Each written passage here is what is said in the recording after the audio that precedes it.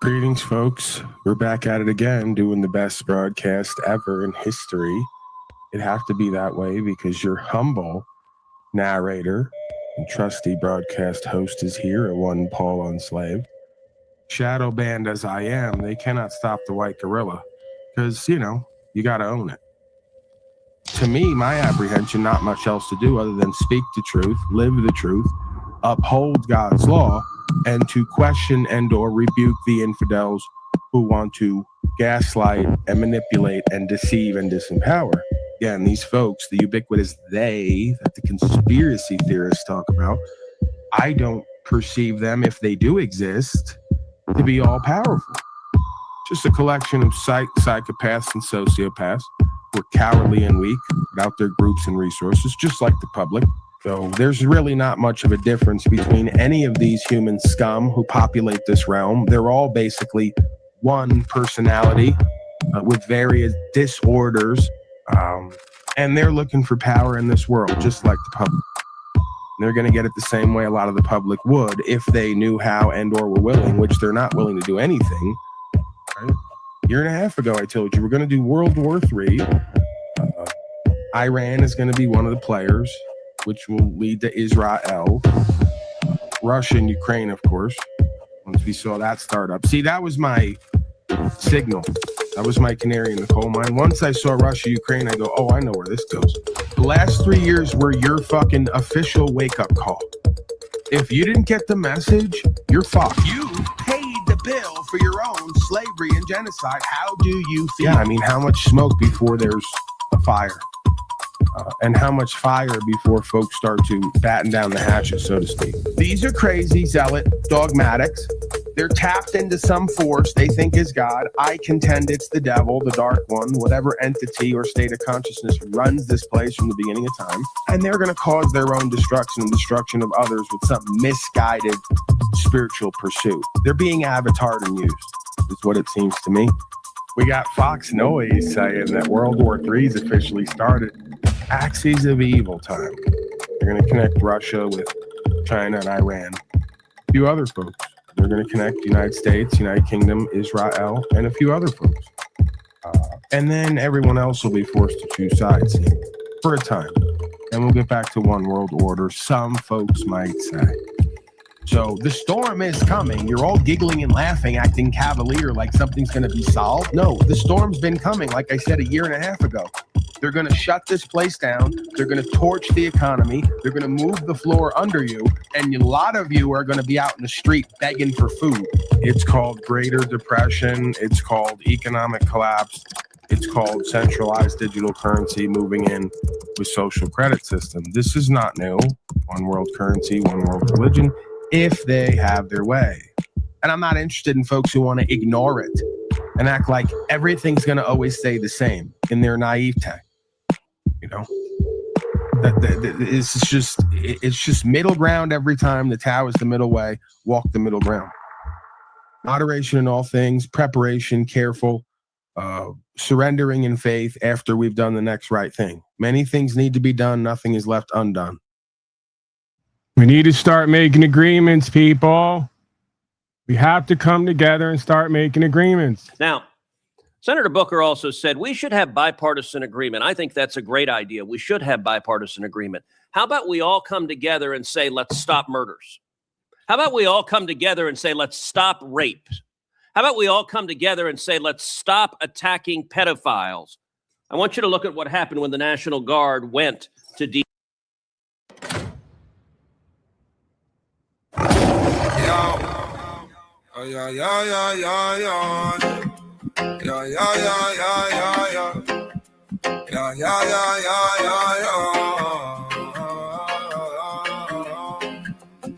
They turn birth right into paperwork. Stamped your spirit with a barcode. But laws written on your heart ain't signed by any court. There's a license for your living, permit just to pray. They rebranded what was given, tried to bill you for your day. But my breath ain't on their balance sheet, so don't fit their frame. When the maker writes the mandate, every tyrant looks the same. They tax your time, then sell it back in smaller screens and quiet apps. But freedom's first a mental map. You everyone out the maze and trace the trap. I was scrolling through the circus, feeling small in every ring, till I realized I'm the lion that forgot he once was king. They condition you to kneel, then call it safety when you stay. But courage is obedience to higher voice than state. Proper instruction, none of this people. Proper instruction, none of this people. Proper instruction, none of this God damn it, people. Paul. Proper instruction, none of this people. Gorilla.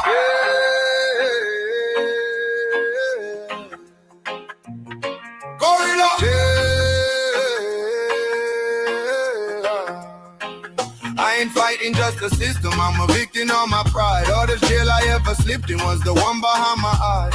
Envy was my warden, comfort was my cage. Had to crucify my ego just to really live this faith. They love you weak, always asking for a favor, hands out. But the blueprint in your bloodstream screams stand up, branch out. I was waiting on the leader, then the silence hit me hard. If I won't lead my own habits, how I'm speaking for my God. So I fast from all the poison that they're piping through the wires. Feed my mind on higher fire, let that scripture lift me higher. If I govern every thought, that's a kingdom in my chest. And no paper crown, no paycheck ever tells me what is best. No proper instruction, no that is people. Proper instruction, no that is gorilla. Proper instruction, no that is people. Proper instruction, no that is gorilla. They can seize your gold, never steal your glow. Chain your body, never cage your soul. Every statute small. Next to one true law written on us all. Proper instruction, no that is people. Proper instruction, no that is gorilla. Proper instruction, no that is people. Proper instruction, no that is gorilla.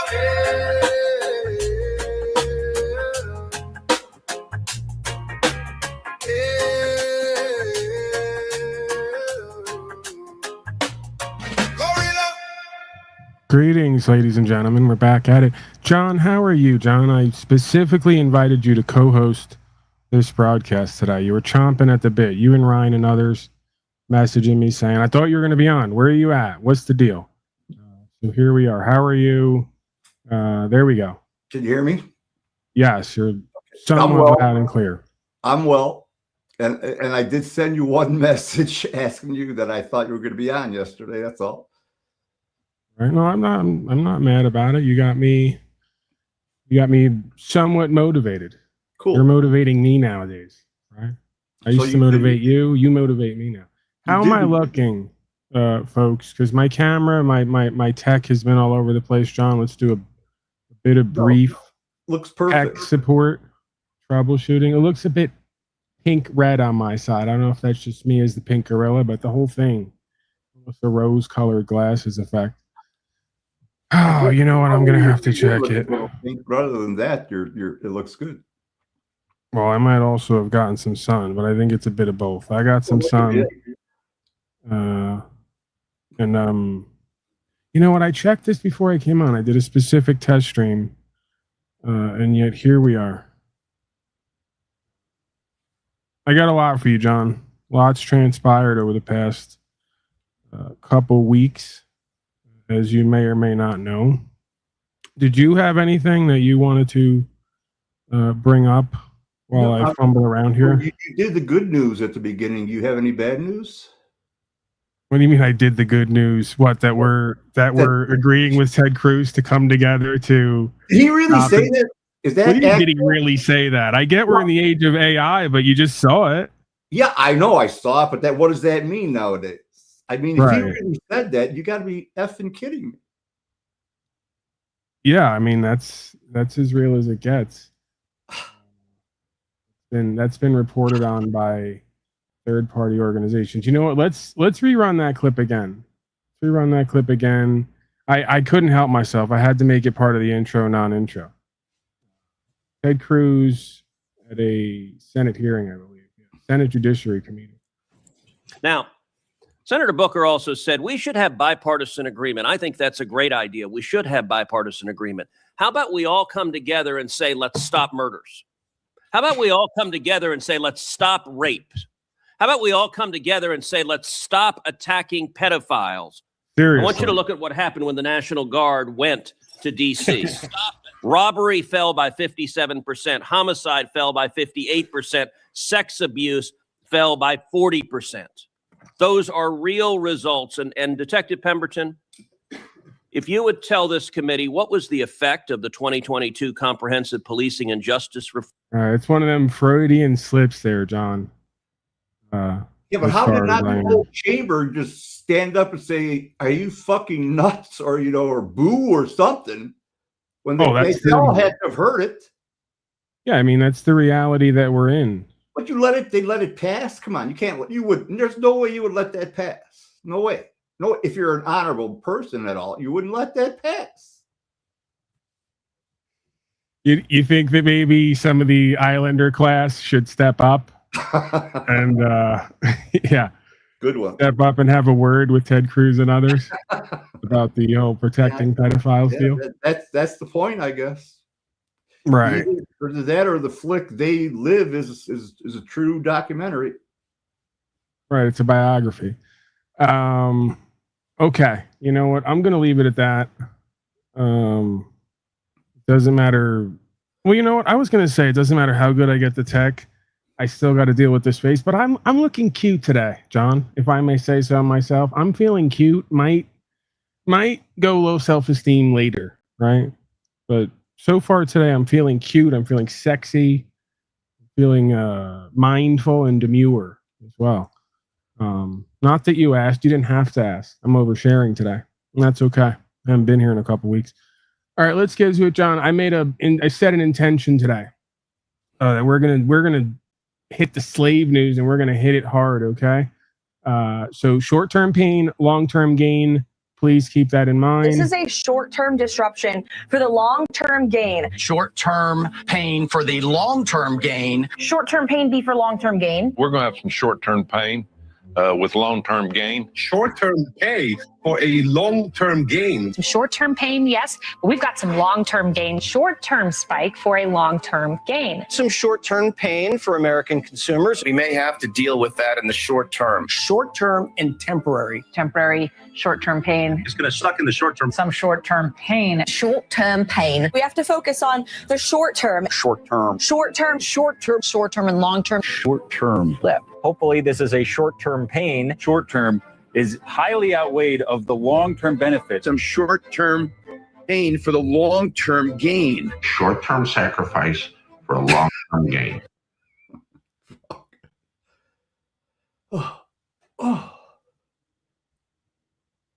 I was muted. There we go. They're doing it again, John. You might have remembered 4 or 5 years ago, we did this loop already. We do this loop. There's a periodic loop. There's a year loop, 2-year loop, 5-year loop, 50-year loop, 100-year loop, and so on and so forth. So we're going to show you here today how that's happening again. Okay. And it's going to be a bit maddening for some of you. You're going to start to feel like you're having a break with reality. You might even ask a couple times to yourself and whoever's in your general vicinity, is this real, man? Is any of this even real? So yeah, you remember the clip last time, the threat to democracy. Can I just bring up a point? When you asked that question, is it real? Did we not just kidnap Venezuela's president, right, to kill some people recently? Wow. Okay. And then we're playing, the USA is playing Venezuela in the World Baseball Classic. It can't be real. John, that was for democracy, women and children, safety, maybe even freedom, okay? What you need to understand is it's not the centralized police forces or the central bankers. It's not the Epstein Island going class, okay, that wants your lifestyle, wants your rights, wants your property, wants your freedom. It's the terrorists, John. We've been over this, okay? It's only been at least a few decades since 2001 and earlier. We can even go back to the 80s, John, okay? So, yeah. Every so often, we got to get boots on the ground. We got to do war non-war, right? And we're going to go over the last couple of weeks how they said this isn't a war, it's a conflict. Okay? We're just bombing certain strategic locations for safety because of nukes. We're not going to do boots on the ground. Okay, we are going to do boots on the ground now. 2 weeks later, after they first said that. Okay, only 4,500 troops, though. This is literally the geopolitical version of just the tip. when it comes to when it comes to starting wars, blowing shit up, blaming it on people to push your narrative. And of course, John, they started the Vietnam War, same kind of shit, same kind of. By the way, the intro today was brought to you by me, as me, for me, and everyone else here. The intro that is officially 2 years old. And in the 2-year-old intro video, I'm referencing a year and a half before. So we now have at least 3.5 years. And it's longer than that. It's like over a decade. So literally imagine being me, where I have intros where me is talking about me and the reality and the law and the world. And I'm laying out how Israel's going to do World War III with Iran. And they're going to start to drag Russia into it and a whole bunch of other folks. And we're now seeing that play out, right? So imagine being me, where I study this stuff, I come to this understanding, I have the documentation back to the 1800s, I'm trying to explain it to people and then even show them, you know, or explain to them what the remedy and the solution is. And all I get back for the most part is, shut up, conspiracy theorist, because we got a great politician this time. He's a billionaire, okay? He's got a few private planes, he's a great businessman, and he's not like all the rest. And yeah, he's in the Epstein files maybe 30,000 times. I think they quoted that last number, something like 30,000 times. But that's because we were doing QAnon white hatism, where we all of a sudden started using what we used to call conspiracy theories as actual conspiracy theories to manipulate everybody and get people on board with fantastical solutions that are most likely never going to happen. Okay? So we went from it's not happening to it is happening, but it's the deep state and Donnie's going to save us from it. Whatever happened to the deep state was a conspiracy theory.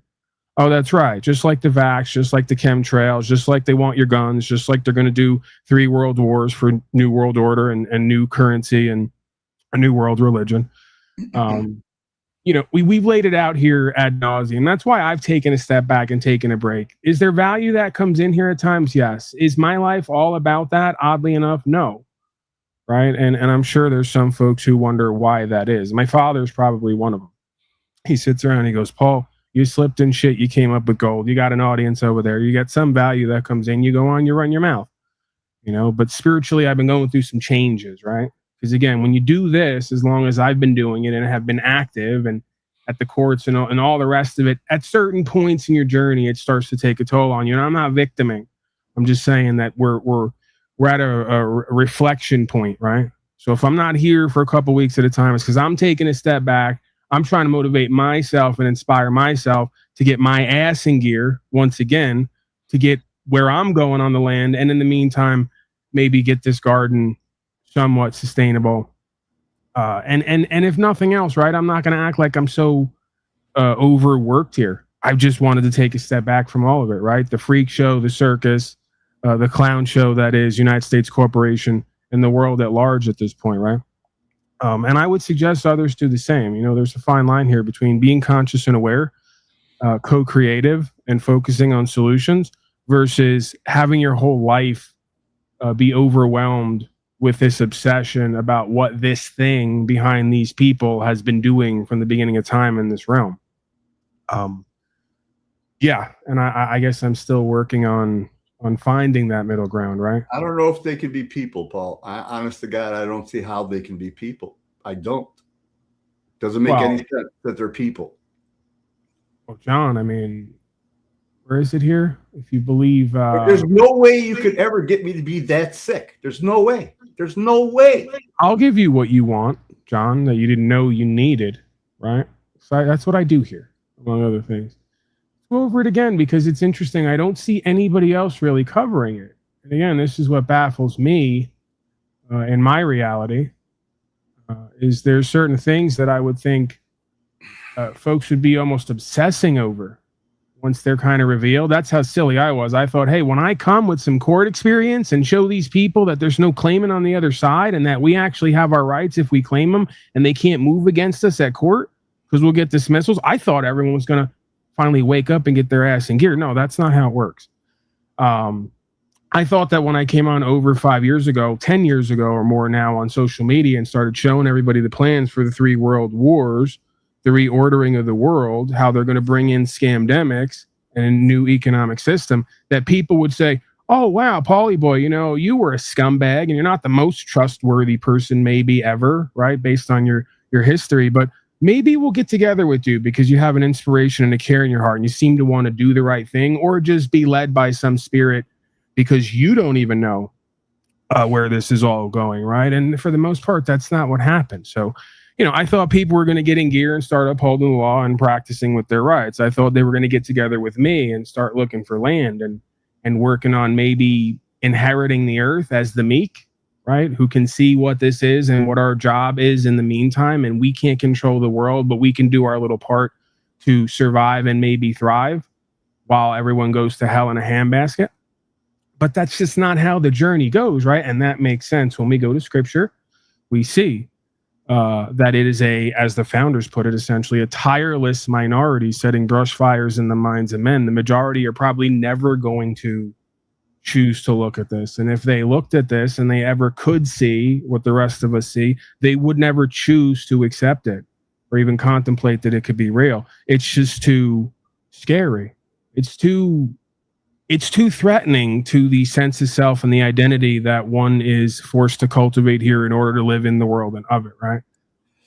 It's too far out. It's too out there. I get it. For me, it's been home territory, home base since day one, right? This shit just came so naturally to me. And that's because I'm so insane, John. But I want to get to this Albert Pike letter because we've covered it a handful of times here. Go ahead. Point.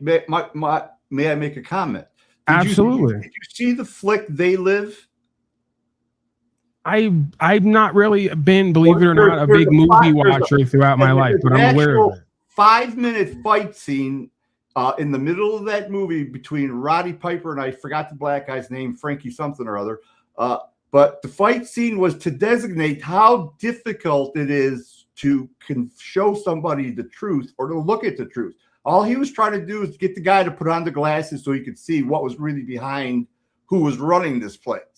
And it took that 5-minute fight scene, which John Carpenter said was used to show the frustration and how difficult it is to get someone to open their eyes. Right. But then we have to take a step back and wonder, this is where the chain of title comes in, right? If this place is created and been given over, and then therefore follows that the individuals have been created and given themselves over, then we have to accept, not only do we seek truth to be set free and at times be challenged by that and almost feel less free because ignorance is bliss, we have to recognize that we are not God. We did not order this place at this time. At best, we could do our little part and we have to surrender the rest, right? Is what it seems to me. So it's kind of paradoxical, and my logical mind can't really get a handle on how we could choose in this place, but also be part of a choice that's not ours. If that makes sense, right? We're all seemingly actors on a world stage. And this goes back to this idea you brought up, and I came to this conclusion long ago, as crazy as it seemed to my logical mind, that we're all essentially being inspired or inhabited by something, right? Someone or something at various times. And I'm sure this has been debated from the beginning of time and goes by various names, right? The demiurge, I believe, is one of them in Gnosticism, if I have that correct. And again, each principle, each practice kind of has its own description of this phenomena. But let's cover this because we covered it a handful of times. It should get more coverage pretty much anywhere and everywhere, but it doesn't. And I'm not quite sure why, when, again, this is still a letter that is being touted as a potential hoax. I don't see how it could be a hoax when the whole letter was published in a newspaper, right? Mainstream media in the early 1900s. So we can find the newspaper early 1900s where the letter is there.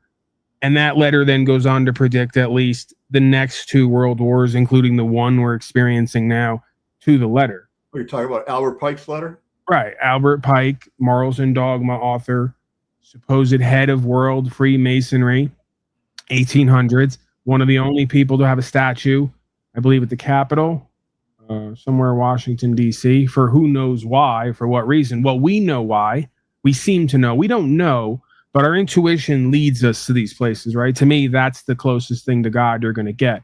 is where there's something in here that kind of goes, something's wrong. This isn't what it seemed. Go deeper, go deeper, go deeper. And then we finally get to the point where, oh, this guy's claiming, like the central bankers were in the diaries of George Washington, that they're all united, whether they know each other or not, by this animating force they call Lucifer, that apparently gives them the program and the plan of how they're going to teach the humanity to enslave itself. And it just happens to work. I don't know if you notice flawlessly. I mean, this guy's a perfect example. He's yelling for Trump 2028 when I believe Trump's already done his 2 terms. This guy, if you give him and everyone else their way, they'll throw out all due process. Fuck the 4 years even. And again, I'm not a federalist. I'm not into the whole corporate structure. I don't think it makes anything better. The only way it could work is if there were checks and balances, and we see how great that's going, right? But you give these people their way with what they've been uploaded with and what they've been taught by the Luciferian Masonic masters. And they'll just say, throw out all the due process, just like Donnie said, right? Who needs the court? Who needs reasonable, articulable suspicion? We just take the guns because it's easy and we go to court later, right? So this is precisely why United States Corporation has presidents, I believe, on a spiritual level, because their whole job is to campaign one generation after the next. And over the course of hundreds of years, teach you all to trick yourself out of your position and give up your rights and property. And we're there, folks. In case you haven't noticed, we're pretty much there. We're at the final scene, the final act. And even in the final scene, the final act, I have folks like this. I was looking for it, but I couldn't find it. Show up to my channel yesterday and tell me I should leave America because I'm the reason why the world is bad. And I'm probably an Iranian terrorist. He literally said that on my channel, on my travel video. Right? That people like me, you think this is a coincidence and an accident that this guy came up with that? No, he's been programmed and uploaded. And they say, Paulie boy, you're so paranoid because you've been saying for years they're going to do all this and they're going to try to teach the people that it's the crazy anarchists and sovereign citizens at one point that have destroyed this country because they won't follow statute, policy, and code. And I believe they're even going to get the left wingers and the right wingers in on it, right? The idea is to demonize all different aspects and sectors of the supposed public and get them all to police each other and fight themselves while they take over your rights and property. And it happens to work. So let's go to, because again, they'll say, well, we're catching schizophrenia here, Paulie boy, like they told me on the panel yesterday, because I'm kind of all over the place. There's a lot that kind of comes up when I'm talking about this and looking at it. Albert Pike letter to Mazzini, August 15th, 1871. The following is a letter that speculation claimed that Albert Pike wrote to Giuseppe Mazzini. It's not speculation. We have it in the newspaper, 1920s.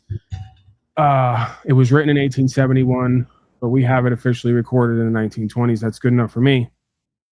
This letter is on display at the British Museum Library in London until 1977. Letter has been claimed by many internet sites to reside in the British Library of London, which denies the letter exists. So again, certain folks denying that this letter ever existed. It's another hoax. Giuseppe Mazzini was an Italian revolutionary leader of the mid-1800s, as well as the director of the Illuminati, in quotes. And again, I don't even like that term because you use that term and all of a sudden it's like everyone starts feeling like we're in a movie, and we kind of are, right? You didn't need that to feel like that because we kind of are, but they go, oh, come on, the Illuminati. But yeah, it's a thing. And again, as far as I'm concerned, this isn't one group by one name. This is a collection of groups who all have one mission, and whether they're aware of each other or not, they're being avatared and uploaded by something that's using them, it would seem to me. So the following are apparently extracts from the letter showing how 3 world wars have been planned for many generations. The First World War must be brought about in order to permit the Illuminati to overthrow the power of the czars in Russia and of making the country a fortress of atheistic communism. The divergences caused by the agents of the Illuminati between the British and Germanic empires will be used to foment this war. At the end of the war, communism will be built and used in order to destroy other governments and in order to weaken the religion. And I have pointed out many times, like the MAGA-tards can't seem to figure out, no one can seem to figure out, it seems, by definition of the words, that's already happened. Because one of the cornerstones of Marxism, communism, you can kind of use them interchangeably. might argue Marxism is a more radicalized version of communism. And one of the tenets for Marxism is the abolition of private property. When you're told that you have to pay to use your own property, if not, the sheriff's going to come and take it and auction it off, you no longer have private property. You no longer have the idea of ownership of property. You now have the state holding an interest and title in everybody's property and willing to take it and redistribute it if tribute is not paid, okay? So that is the antithesis of American fundamentalism and supposed republicanism. So we have a confirmation on that idea. And I could go down the list of other places where that idea has come about. Second World War must be fomented by taking advantage of the differences between the fascists and the political Zionists. We know that that came true. This war must be brought about so that Nazism is destroyed and the political Zionists be strong enough to institute a sovereign state of Israel in Palestine. And we know that that happened 20-something years later after this letter is recorded in the 1920s. 1947, I believe, a year after the CIA was brought into existence in 1946, the state of Israel as a corporation was created on the land known as Palestine. During the Second World War, international communism must be strong enough in order to balance Christendom, which would be then restrained and held back until the time when we would need it for the final cataclysm. And we're now there. You can see how these Christians are all losing their minds and attacking each other, and they're citing dogmatic scripture, but they don't understand truth, life, and way. They don't understand self-governance. They don't understand the law of the land because they're not meant to, right? They're meant to be a part of this three world war, new world order, statist, fascistic, Nazistic, communistic, socialistic, satanistic plan that's being carried out. The Third World War must be fomented by taking advantage of the differences caused by the Illuminati agents between the political Zionists and the leaders of the Islamic world. That sounds familiar.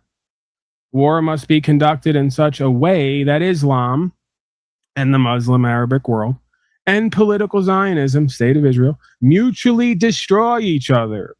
Meanwhile, the other nations, once more divided on this issue, will be constrained to fight to the point of complete physical, moral, spiritual, and economical exhaustion. We shall unleash the nihilists, the atheists. We shall provoke a formidable social cataclysm, which in all its horror will show clearly to the nations the effect of absolute atheism, origin of savagery, and of most bloody turmoil. Then everywhere the citizens obliged to defend themselves against the world minority of revolutionaries will exterminate those destroyers of civilization and the multitude disillusioned with Christianity, whose deistic spirits will from that moment be without compass or direction, anxious for an ideal, but without knowing where to render its adoration, will receive the true light through the universal manifestation of the pure doctrine of Lucifer, brought finally out in the public view. We're here, folks. There's no denying it. Three world wars laid out right there. They're all happening right now as we speak. The third world war is underway. And as it's stated, if they can get it done, because again, with any one of these plans, there's always individual humans at various points in the experience who may alter the plan slightly, 1%, and throw the rest of the timeline off.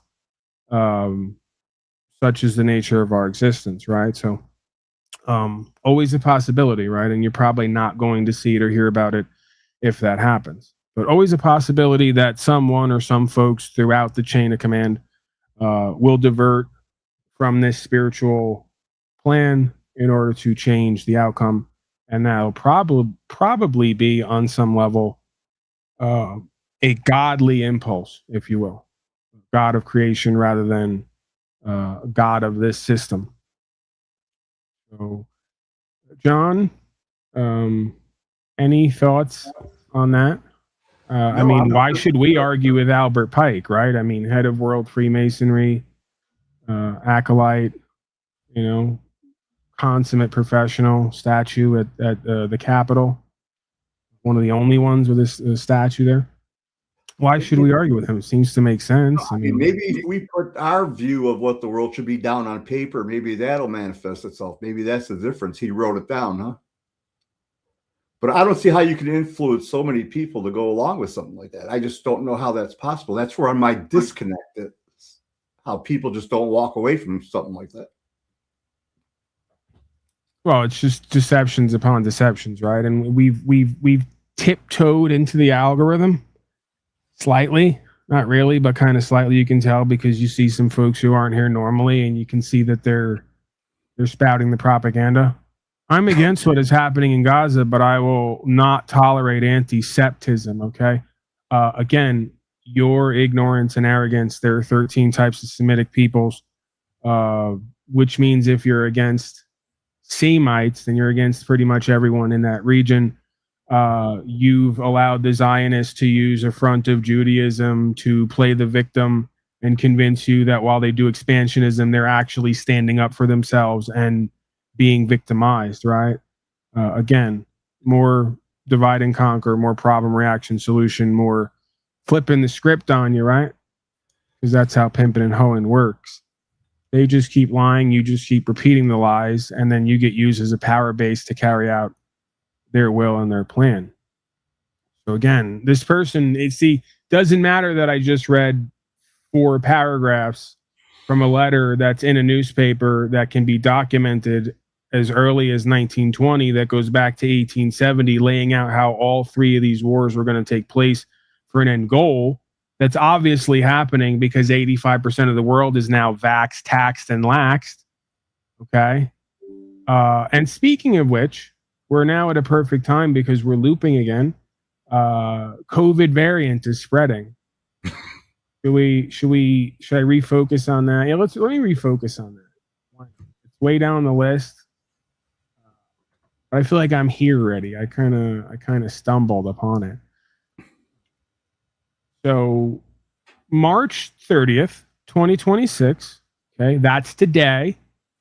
What you need to know about the COVID variant spreading across U.S. this spring, and you remember we played the videos of Bill Gates coming out and admitting that this pandemic we were in 4 years ago is not the only one. This is going to be a new way of life for you folks. You ever look into Albert Pike's lineage, where he came from, whose parents were and stuff like that? No. Sorry to interrupt your thing, but it just came to me. Okay. No, but usually what we find is they're all related back to one king. We did that story on the U.S. presidents, all being related back to one king of England, right? So seems to be that government is a family affair. Seems to be that whatever Lucifer is, picks certain genetic lines to incarnate because it's more sort of readily in alignment, right? It's more compatible, I guess you could say. And that would make sense to me, right? With what we know about dynamics, power dynamics, that certain operating systems are more compatible with certain hardware, right? So it would make sense to me that there is, and the scripture talks about this, that there's a certain line of folks here. I don't tend to separate myself from it because I believe that we all have a potential to be a portal to what we call this deception and this idea of Lucifer, or what we call the experience of God. And I don't think there's a separation between them either. I think you need one to experience the other, as sort of paradoxical and bizarre as that is. So yeah, March 30th, that's today. We got them already, and they've been doing this for a while now, and we've covered it here, but it hasn't kind of taken off. But they've been playing with the idea, seeing if they can get you to latch on to it again. Again, they can't, the ubiquitous they and whatever's behind it can't get everybody to do what it wants them to do unless it can get everybody to do what it wants them to do. Right. And it sounded like I said the same thing twice there. I kind of did.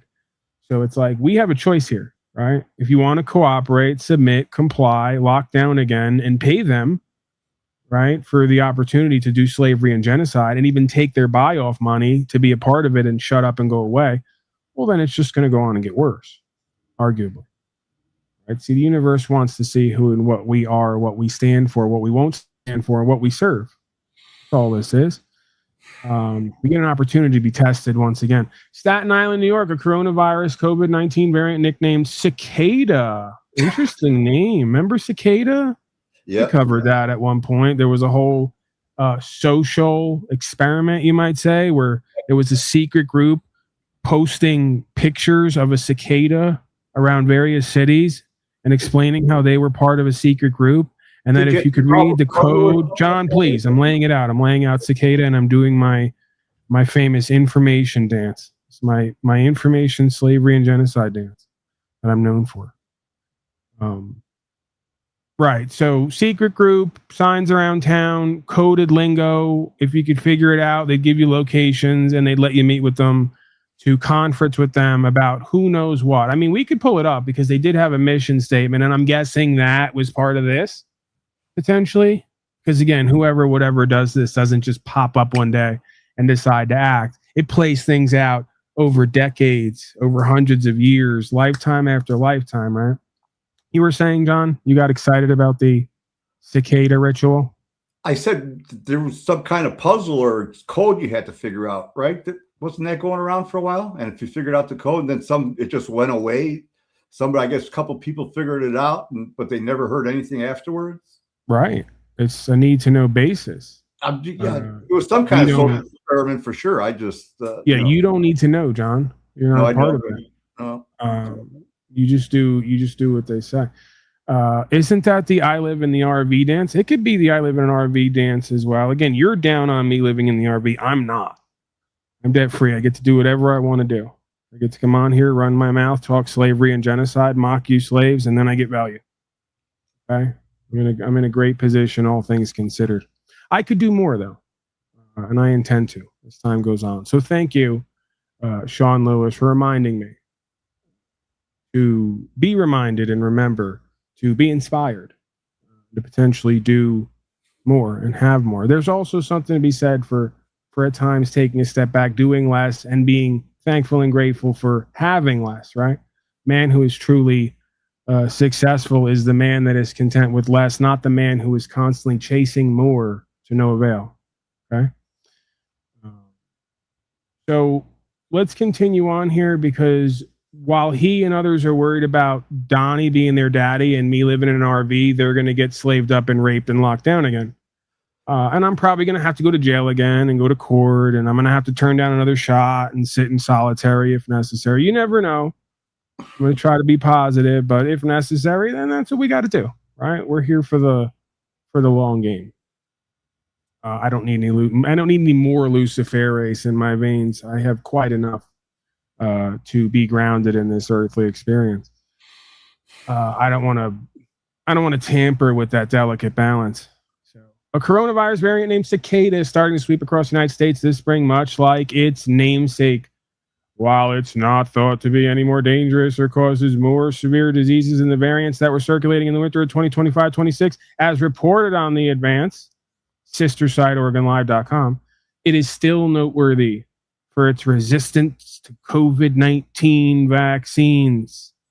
Man, it sounds like we're almost going to need another vax. It's not supposed to be more dangerous. Wasn't the first one supposed to wipe out humanity if we all didn't take the jab? John, please. We've now since then admitted. Where have you been? The NIH and CDC director admitted it was one of their biggest mistakes they'd ever made. And it didn't matter that I was sitting somewhere in an RV saying that and living by that. The experts in their Lamborghinis and their big houses had something important to say. And the slave in chat was watching and listening, don't you know?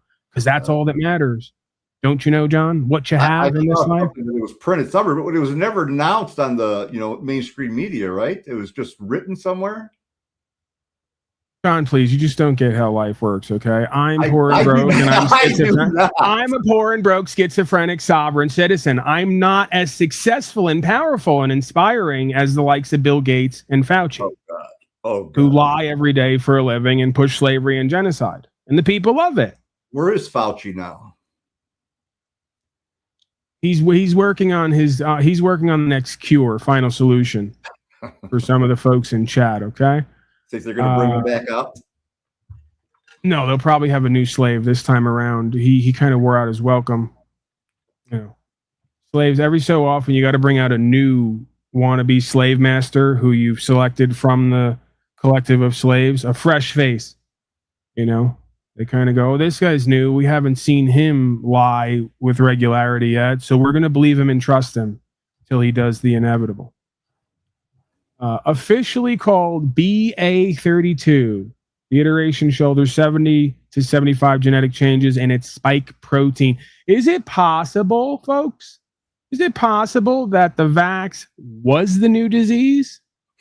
Guys, is it possible that the first time around when we all got sick for 2 weeks with something we never felt before or since, that this was a non-biological event, maybe? By all the microwave towers that they had put up in order to get everybody to take the shots, and now in the shot is going to be something as bad or if not worse that is communicable?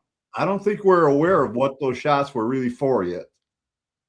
Well, we might have just started an actual pandemic, okay? Because, you know, your corporation you call government would never lie to you or do harm to you and profiteer while doing it, right? Right. We can all agree on that, I'm sure. And if you believe anything else different, you're a crazy, wacky conspiratard. Okay, so spike proteins are akin to a signature. If the signature matches, the vaccine will recognize it and activate the immune system to fight against it. But these spike protein changes are stark compared to JN1 strains. We're now into the jargon. We're now into the scientism, the religion of scientism and all their jargon.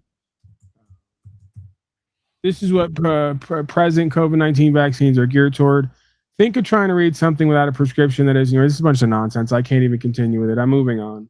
Like I'm sitting here, I'm reading the lies of some dweeb that sat in some room somewhere and just, and either really believes this crap, so he doesn't know he's lying, or is actively lying to everyone. Either way, you're either stupid and duped and deceived and pushing your lies you've been given on me and others, attempting to, right? Or you're willfully doing this while you giggle out the side of your mouth because you know you're going to slave and genocide a whole bunch of people. And that's what sociopaths and psychopaths get off on, is taking power over people and taking their shit and convincing them to do it, right? It's the old 3-card Monty scenario. They go, Paulie boy, why would they do this? Why do people set up shop on the side of the road in New York and take somebody's college fund for their children? Take their life savings with some ridiculous game that you can never win because they get off on it. Kind of like when I do this broadcast and I bring you tards up here and I let you show the world how you're going to vote for your own slavery and genocide again, cheer for it and pay for it. That's my version of kind of getting off on your stupidity and mocking you and humiliating you, right? The only difference is I try not to cause you any loss, injury, or harm. I try not to take anything from you. I try to get into my Luciferian spirit because I've had to deal with you folks from day one, right? So I get into my Luciferian spirit. I marvel at the beast system and how it mocks you and humiliates you and gets you to pay for it and do it on your own and have pride in it, right? And then I try to give you something by the end of it, right? See the difference? So it lives within me. I can see it because I know I'm not completely against it. Spiritually, on some level, I know that this place is perfect in its imperfection, and this is all happening for a reason. And it needs to happen to remind us, to refocus us, right? We're at that point in time in the cycle, in the loop. So this is a necessary evil, right? As we've kind of seen and heard about in the Dark Knight movies when they talk about Bane coming back in to expose all the politicians, right? And then we get the story of Two-Face.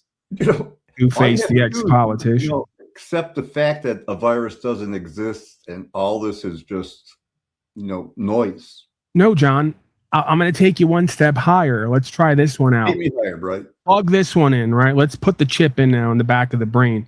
All we have to do is accept that authority has never been a legitimate concept and never will be a legitimate concept, and just remind ourselves that God gave us an ability to think and feel for ourselves, and it doesn't require the likes of Donnie and the Epstein Island goer vacation class and Elon and all the rest to tell us how to think and feel, oddly enough. We don't require the services of psychopaths and sociopaths to tell us how to live better and more rightly. Absolutely. Okay? So that would just do away with all of it overnight, but then we wouldn't have any fun here. We wouldn't have any fun here, John, right? There wouldn't be anything left to learn and to be tested and challenged by. So spiritually, we need the slavery and genocide. It's going to force us to go on record at some point, just one way or the other. Continue the suffering. Suffering is a choice, John, believe it or not. We didn't create this place. We didn't create who and what we are. We get a choice to act in quotes, from now till whenever the end is, if the end comes, if an end even exists, and surrender in faith, everything else in between. Right? So tests, challenges, pain, yes, potentially. Does it have to be suffering? And if it is suffering, is it not formed for us to experience? So then it's meant to be. See? We have to, I mean, that's sort of how I get philosophical with it, to surrender and not drive myself either crazy or drive myself into more self-destruction. Right? So remember I told you, just get this. Remember I told you I had a blown out tire, right? The other day, Friday, I went to Tim Hortons, get my usual breakfast. It's a local coffee shop here. And a new girl was at the cashier and she was being trained. So I paid for my order. You know, she gave me the change. I left. About a quarter mile on the way home, I realized she gave me $2 too much in change. So I said, she's a new girl. She's in training. I don't want her to get in trouble. I made a U-turn, went back, gave her the $2 back, right? I'm leaving the parking lot. I hit something and I blow my tire out. Cost me $200. That'll teach you to be so self-righteous with your $2 John. Who are you kidding? You only went to go give it back because it was $2. No, I just didn't want her to get in trouble. I mean, I don't know if because I get it. Little girl, you know, it's just. But that's again, these things happen potentially for a reason, because it's telling you if you're going to attempt to live righteously and go out of your way to make things right, expect to get a kick in the ass from time to time. This walk ain't free. You not only at times don't get rewarded for this walk, you get hit over the head, because God gives its sort of toughest battles to the ones who can take it, right? So again, newsflash for the folks who come to my channel to tell me all about how the guy decided to wake up one day in his 40s and uphold the law of the land and practice rights and freedoms, and that I got him arrested. You don't take this walk on unless you're literally willing to carry your own cross. Remember that guy? Right? Remember that guy? Yeah, that was what the story was all about. So you're going to do this for the right reasons, not for guarantees. If you're not, don't do it. Right? Because when you do this, you may potentially have to put it all on the line for what's true and what's right. And you know what? Most of us, if not all of us, for most of our lives are not ready for that. I don't know if you're ever really ready for that. Most people don't choose to do that because they're not ready for that, right? And I get it. I've experienced different aspects of that walk. So yeah, I could see that as sort of a micro holographic reflection of a macro idea, that we think we're going to take this walk with God and that our life's going to get easier and better and more comfortable. No, that's not how that works. You take the walk with God and your life gets infinitely more tested and challenged and burdened at times and needing responsibility and accountability. Go ahead, John. You're very interrupty today, but that's okay because I invited you. I invited you here today to interrupt me. And it doesn't matter, John, because I love you. I've been learning more love. Best to hold it in, dude. So, right. Practice patience and self-control, John. That's what this whole life experience is about. I'm learning more and more. I'm being reminded of more and more. Patience and self-governance and faith. But what working in trust. The overall purpose of all these viruses and vaccines, I mean, what's the plan? I mean, we've been through it since 2020. Why is this continuing? We got a question from the audience. Thank you for being here, poor Mac person. Hey, Paul, are all vaccines bad or just the COVID vaccine? Well, my limited understanding, because I'm not an expert, I'm not certified, I'm not graduated, I'm not indoctrinated, I'm not gradually indoctrinated. I haven't graduated from any institution. My limited understanding of vaccines is essentially hacking or cooperating or co-creating with the body's natural process. So I'll give you an example. You take something that the body might be overwhelmed by, you take a little bit of it, you introduce it into the body learns to fight it. So if you get a bigger dose of it down the line, the body is more equipped to handle it because it's used to seeing it, right? It's like part of its background memory program. It's like the cache files, right? The cookies. It's seen this before, it knows how to handle it. I think that's pretty well established. That's intuitively makes sense to me, right? Now, doing that process taking people in a sort of a controlled setting, introducing them to a minute amount of a substance to get their body used to it so it can fight it off later is one thing. Taking a whole bunch of biological amalgamations and abominations, you could say, mixing them all together and introducing that into the human system, I don't think is beneficial. Imagine that I don't think that's no, beneficial. It's not. So. It sucks. No one should get a vaccine. That's it. Right. So like I'm all harmful. All right. All. And again, in this moment, because this could change 5 minutes from now, or if I get some weird disease 5 days from now, I'll be sitting here talking out the side of my mouth going, we could take more vaccines. I don't see that day ever coming, but it's possible. I'm a fan of like letting shit play out the way it's meant to play out, right? I'm very much a fan of the human race needs more faith and needs to stop believing like it's going to outsmart creation. It's not going well, folks. I don't know if you noticed. Not going too well. I'm a big fan of universe learning by watching and experiencing like objectively with nature and then incorporating what it learns versus attempting to try to alter it, change it, control it, override it.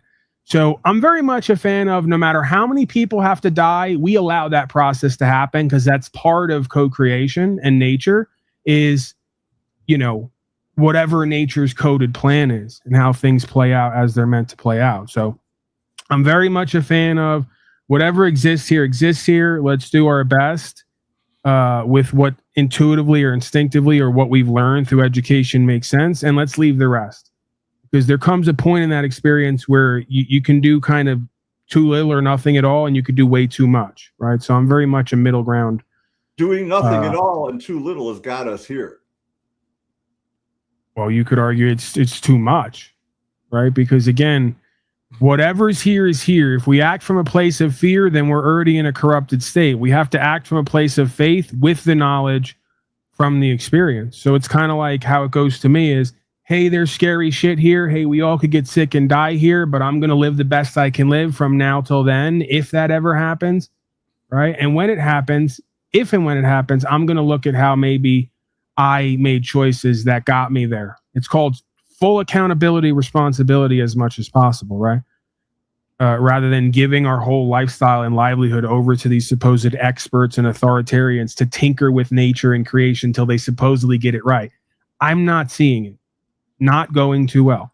So again, that includes me or anybody else. If we all have to die in order for the species to adapt and overcome based on some level of evolution, because I would prefer to say adaptation. I don't really believe in evolution as it's put forth, that a plankton turns into a snail, a sea snail turns into a fish, turns into a human. Maybe that's a thing, but I'm not buying into that. No, I don't. Adaptation. We can see that happens, right? We can experience even firsthand adaptation that we like to call evolution. So, yeah, I believe in observing nature and accepting what nature has to show us and teach us, and then incorporating that into our practice and experience, and then surrendering the rest in faith. Whatever is meant to be is meant to be. Ultimately, we're all out of here at some point. So to sit around and obsess over how we're going to mix all this junk together to supposedly keep people alive for another 5, 10, 15, 20, even 100 years, I'm not into it. To me, that's a clue into who you are and what's important to you, right? You're not interested in the truth, life, and way and co-creating here. You're interested in cheating death, right? And again, that's a very Luciferian archetype. You don't want to accept what God has put here for us as an experience. You want to change that experience and do it better. We're meant to come here and die on some level. That's what we're meant to come here and do. On some level, we're meant to come here and die. For the folks who want to change that experience and supposedly make it better using a whole bunch of pharmaceuticals and manufactured substances, all profiteering while doing it, I don't think that it begins well or ends well. And I don't even care what the intention is. That could be true. Maybe our purpose is here to come and die, and everything they teach us is to be afraid of death. And maybe that's why people don't live their lives. They hide, they make sure they're safe instead of living your life here and die. That's our purpose here. Whatever. That's the way it's going to end. Okay, so Jeep Girl, because I took moderators all the way because I just wanted to see, I wanted a refresher because I was being told things by different people. So Jeep Girl and others, you'll be getting moderator. Please don't go crazy with it with new folks. It's meant mainly for the obsessive tards who can't find something to do after 4 or 5 years. Managing moderator, also capability. Okay, so there we go. I'm not going to name any names, but I'm sure you can look down there and see who or what I'm talking about. Not interested in him scrolling my chat and projecting. If he wants to click the link or call in, he can have an interaction. We're going on 4 or 5 years at this point. A lot of you folks need to find something else to do, okay? So yeah, if you see that scrolling and the projecting and the constant hating in chat, just get rid of it or I'll get rid of it. I got plenty of other stuff that we could talk about and focus on rather than playing these games. So where were we at? Right. You know what? Yeah, I just remembered. We were there and then I stopped because I'm not going to continue to read the lies. Well, so let's go to this. Let's go to this because they want to now tell us all about a new COVID variant.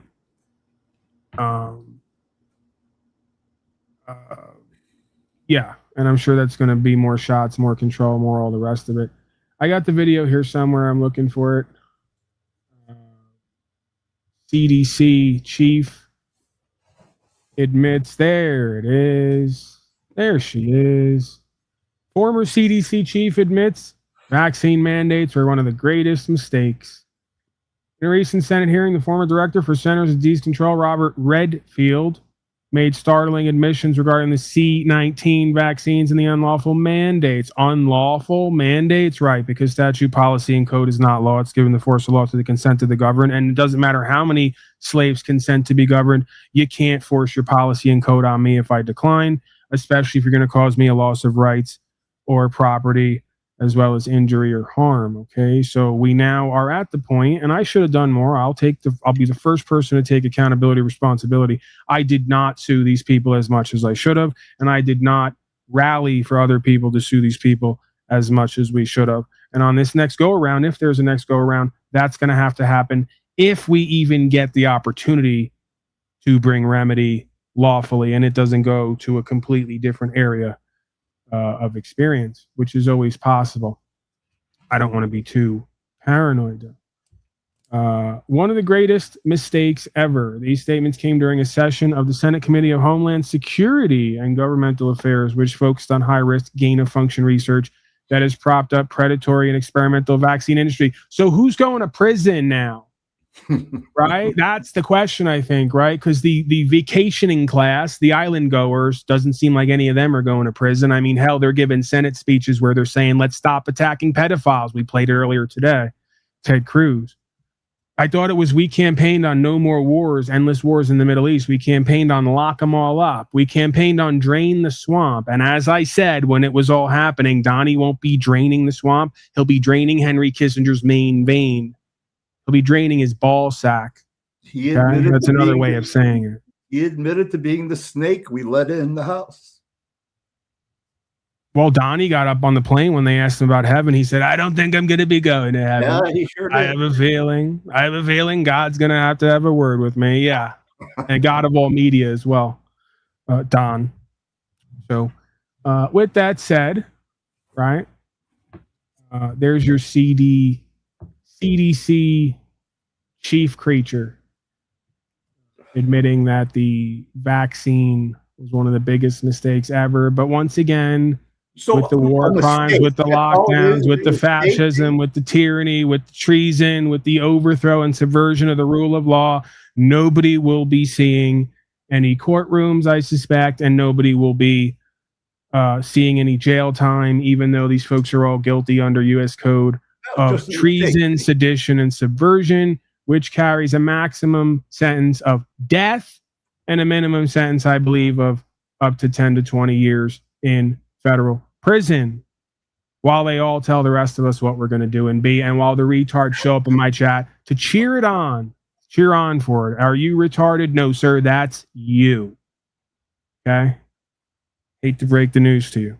A lot of broken dreams that happen after this broadcast goes on air. When it goes on air, once every 2 weeks at this point. A A lot of confused people, a lot of folks lashing out, a lot of broken, delusional dreams. No, sir, that's you and others who are retarded, who keep voting for literal members of a corporation to run your life with statute, policy, and code as they take your rights and property and give you 14 shots for safety because they're doing genocide on you. We're now at the portion of the show, if you study criminology, where they've already raped you. They've already taken your commissary. They've already beat up on you so much that you literally are wearing a wig every day. You're completely emasculated. So they've had their fun with you. They've extracted all they could. They've really kind of humiliated you and mocked you and abused you. And since you won't fight back anymore, and that's on some level what this thing is asking of you and wants from you, and not that I'm claiming we should physically fight, but how the sub-psychology of criminality goes, once you keep getting punched in the face and keep taking it, eventually we just kill you. It's like when a cat stops playing with a mouse, right? And finally decides to just end its life. Because it's boring now, right? It wanted some fight out of you. It wanted to see what you were all about, right? And you guys cucked up and bent over and completely cooperated, complied, submitted, and paid for it. So now they're at the point in the psychological experience where they say, you're no longer needed, you're no longer wanted, you're boring to us, we're just going to eliminate you. We're tired of playing games with you. Okay? That's the public rat class, by and large. Okay, so you get a government that you deserve. See, unfortunately, we have to come here and remind the public that they suck, and that's why they have the government they have, because they're a bunch of cucked out, cowardly, statist, mind-controlled slaves who are hooked on drugs and alcohol, the vast majority of them, whether they're pharmaceutical drugs or otherwise. Okay, so that's what you are. That's how you've been living. That's why your super predator class sees you the way they do, and that's why they're done with you, because you won't even stand for anything in creation anymore worth being here for. Okay, so they're going to help you out quick in a hurry onto your next experience if you let them. Okay, so let's refocus because we have to cover Donnie. We buried the lead. Oh, you know what? Let's go here. We have so many places we can go, John. So many glorious, beautiful, wonderful places we can go. And the snozberries taste like snozberries. I want you to know that. Project Artichoke. All the documents just got released this past month. Declassification. Now you got to wonder, are they declassifying because they want you to know all this so you can form an opinion about it and get reactive? Or is it actually being exposed? Right? Maybe a little bit of both. You could believe that. The CIA mind control drugs and vaccines as of a week or two ago. When declassified documents, no, that's where it picks up. When declassified documents reveal plans to hide mind control drugs and everyday treatments, you realize how far intelligence agencies are willing to go. 70 years before informed consent became standard medical practice, CIA researchers were already plotting to bypass it entirely through surveillance methods. Project Artichoke, running from 1951 to 1956, wasn't just another Cold War intelligence program. It was a systematic effort to weaponize medicine itself. And this is Yahoo News, before you tell me that this is from some conspiracy website and it's not official enough for you. 1952 document outlined theoretical research that would make your neighborhood pharmacy a potential testing ground. You don't say. And this is all out of the Nazi German research and organized plans and systems that were put into play that were then transferred to all the other common law nations after a certain point under the guise of the Germans losing the war. No, they took their show on the road because they were never individually funded or organized. There was something behind the someone, maybe even a group of someones behind the someones, as we see over and over again historically. The smoking gun sits in a declassified memo titled Special Research for Artichoke. According to these documents, CIA scientists proposed researching how to administer mind-altering substances without detection. Their theoretical delivery methods included aerosols. You mean what they might be spraying in the skies, the chemtrails that aren't chemtrails, they're only contrails? Don't look at that. Common medical treatments like vaccines. You mean the 14 they just gave you that are synthesized as the doctor came out? and revealed from a chemical they named luciferase. That's the base chemical. Everyday medications, you mean like all your pharmaceuticals that they now have electronics embedded in? They've all admitted that. Track and trace you, make sure that you're staying safe at home, taking all your meds. You wouldn't have known that if you'd been dosed, but that was the entire point. Human guinea pigs without consent.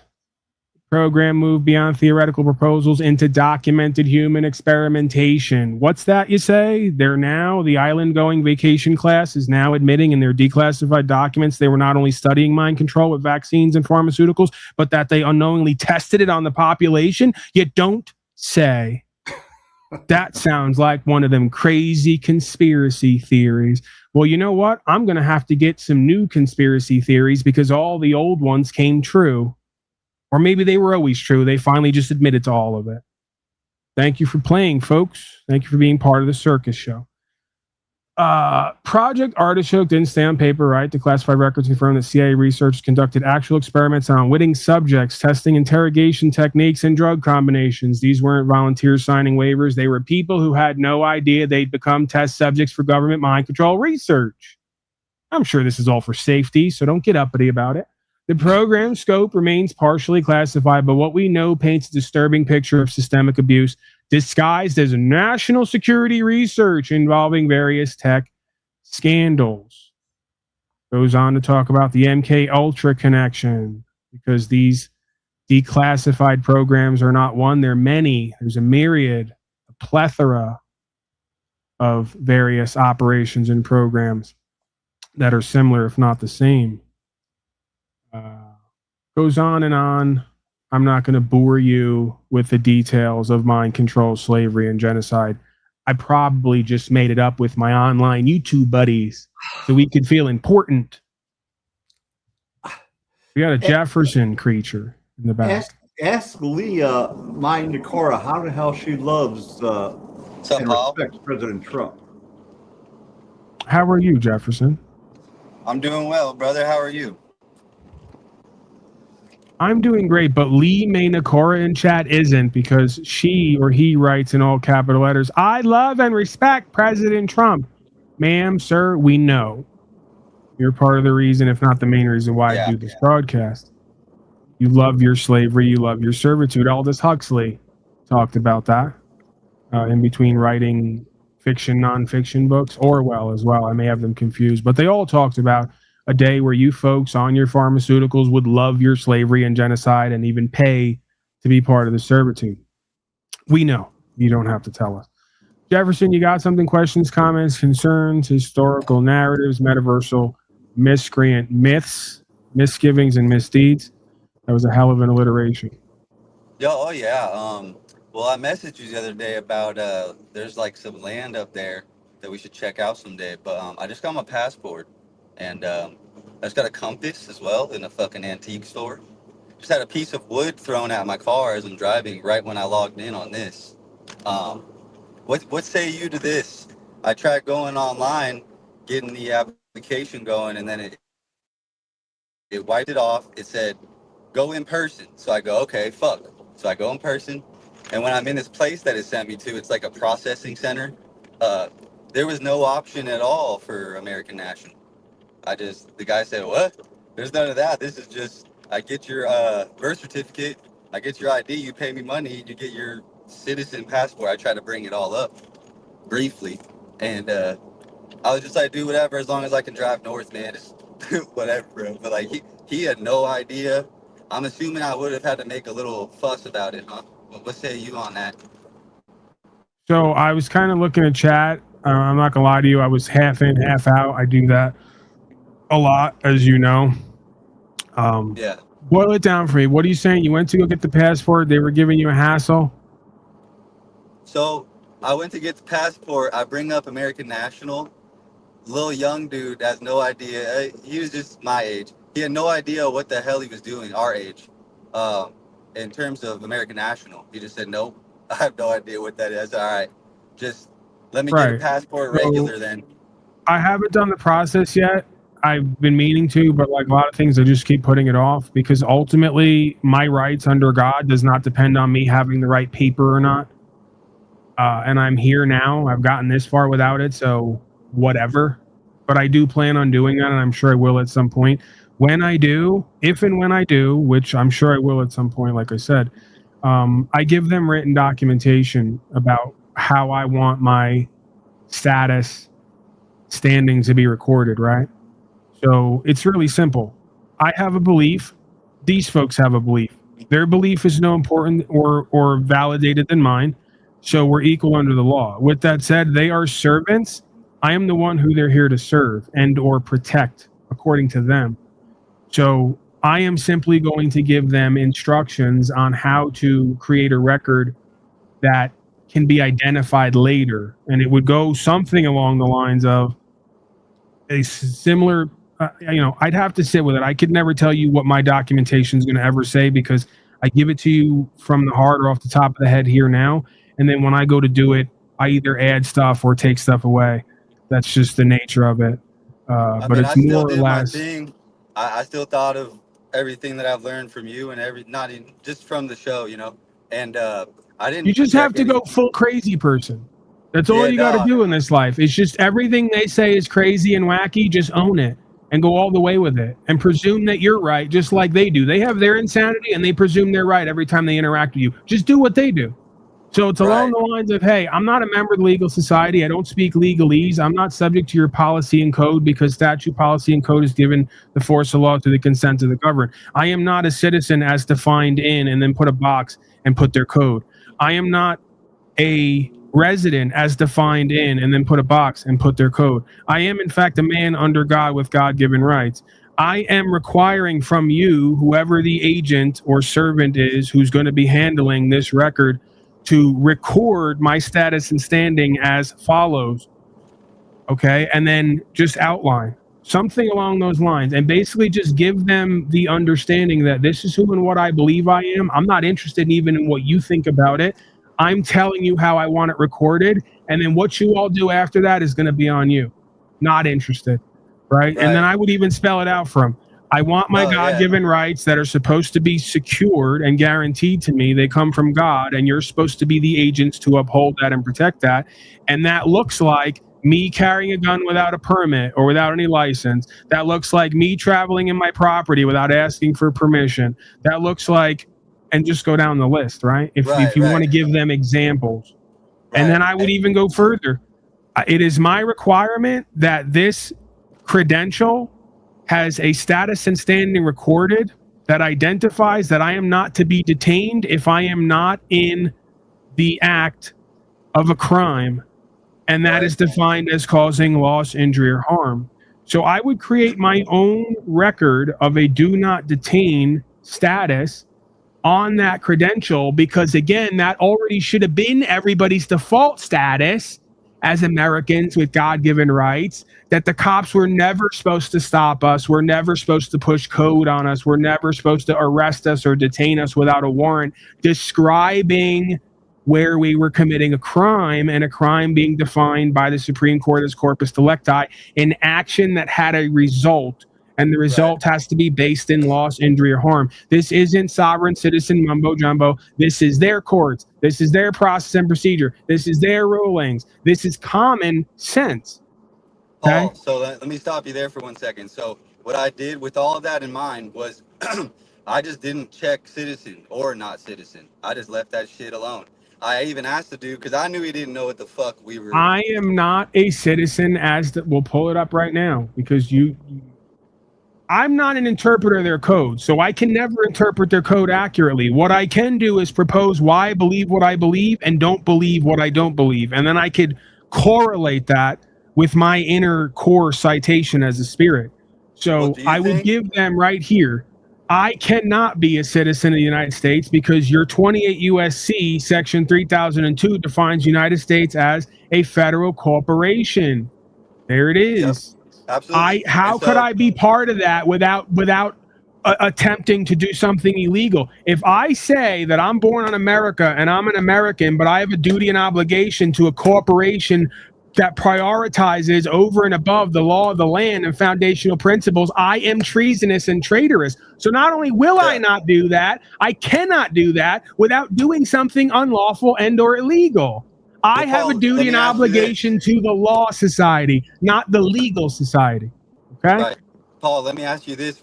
With all that No, in I'm not done yet. I'm not done yet because I have the second one right here. 15 USC 4724. I cannot be a United States citizen, nor can my parents be that, because you all have defined a United States business as a United States citizen and vice versa. So how could I, based on this code right here, be a United States business?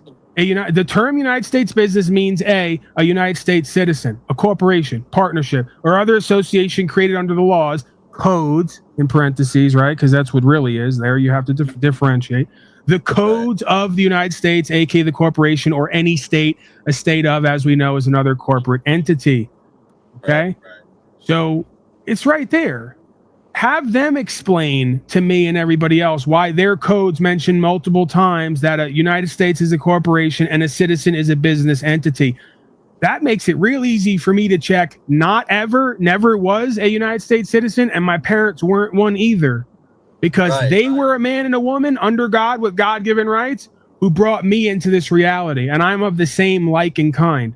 None of us were ever, by being born, by virtue of our supposed birth or being born, part of a business or a corporation, and I'm not giving up my lawful status and standing in my rights for duties and obligations in a corporate capacity for supposed benefits and privileges, right? That's the hack. That's the trick. Yeah, and I had that all in mind because I've learned that from the show and everything. And so when I left that unchecked and I asked this guy who didn't have knowledge of anything about American nationals, I said, did I miss anything on that paper? He goes, yeah, your social security number. So that might be where I may have fucked up a little bit. I put the social security number, right? But okay, so we have to help out Mitchell here because he's still in the chat scrolling and he thinks he's ahead of the game, but doesn't understand that anytime you repeat what someone else wrote down, you're still playing their game. So you can tell me there's no such thing as an American national. Says who? This is all a process of claims. If someone can stand up and claim to be, if someone can stand up and claim to be a woman and go to woman's jail while having a ding dong, you're not going to tell me what I can and cannot claim. So again, does their system have a definition for an American state national? Maybe not. Maybe it does. On the governmenttravel.gov, it just said yesterday, it said you will have a choice once you go in between American national or a normal citizen passport. Pretty much word for word at the top of the page, dude. I don't need the corporation to distinguish and create the definition of an entity that I can identify with in order to get my God-given rights. That's the hack. That's the trick. Why would I take that? Why would I ever identify as something you all sat around and created and defined when I don't know what the implications of identifying as that are? Nor do I need to. I'm a man under God with God-given rights. You are a public servant tasked to uphold the rights of man in his purest form. I don't need any other status and standing outside that. Me neither. But Paul, I want to ask you. So there's no citizen box check. I paid it all. The dude had no idea what the fuck American national was. So I said, let's just get it done. I just want that shit. So when I get to that Canada border, as I'm driving north to where my belief is that I should go and my ancestors were, that, you feel me, that I'm going to end up there. So let me get whatever the fuck you little dunces down here, you're servants of us. Give me whatever it is I need to go across that border, bro, without getting shot, right? And like, that was it, bro. So I don't know. What do you think's going to happen? Do you think that a guy above him... Again, we have supposed common law nations. You should have supposed constitutions, which are contracts that codify the original spirit of the law, which is non-physical, right? And the spirit of that law illuminates to us, elucidates that we all have a right to travel and explore the world, and that nobody can sit around in a costume and draw imaginary lines and tell us all where we can and can't go and have the experience of being born on this planet. Bottom line, Paul, do you think I just gave up rights by doing that then? Again, you have to search your heart and sit with yourself to determine what makes sense to you that couldn't make sense any other way. I think I did everything I could. I have the ability to go north now. I still didn't put down that, oh, I'm a full-time citizen. Because they cannot stop you and question you and take you somewhere or deny you without interfering with your rights. Unless you don't believe that we all being born here have a right to move around as we please. True. I don't see how any other man or woman could make a decision that the lands that we were all born on and or experience or explore or travel to are their property to decide who can come and go.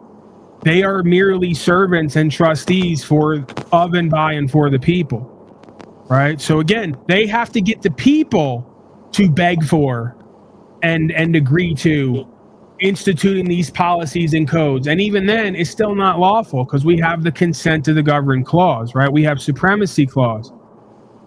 We have a lot of aspects of law, including maxims, that reveal what should happen the majority of the time versus what does happen. So, again, if you don't suspect me of criminal activity, if I'm not causing loss, injury, and harm, if you can't bring a man or woman forth with a claim, all you have is service providers who don't actually want to do the service they've been paid and contracted to provide. You're supposed to uphold my rights. Supreme Court has ruled your main job is to uphold my rights.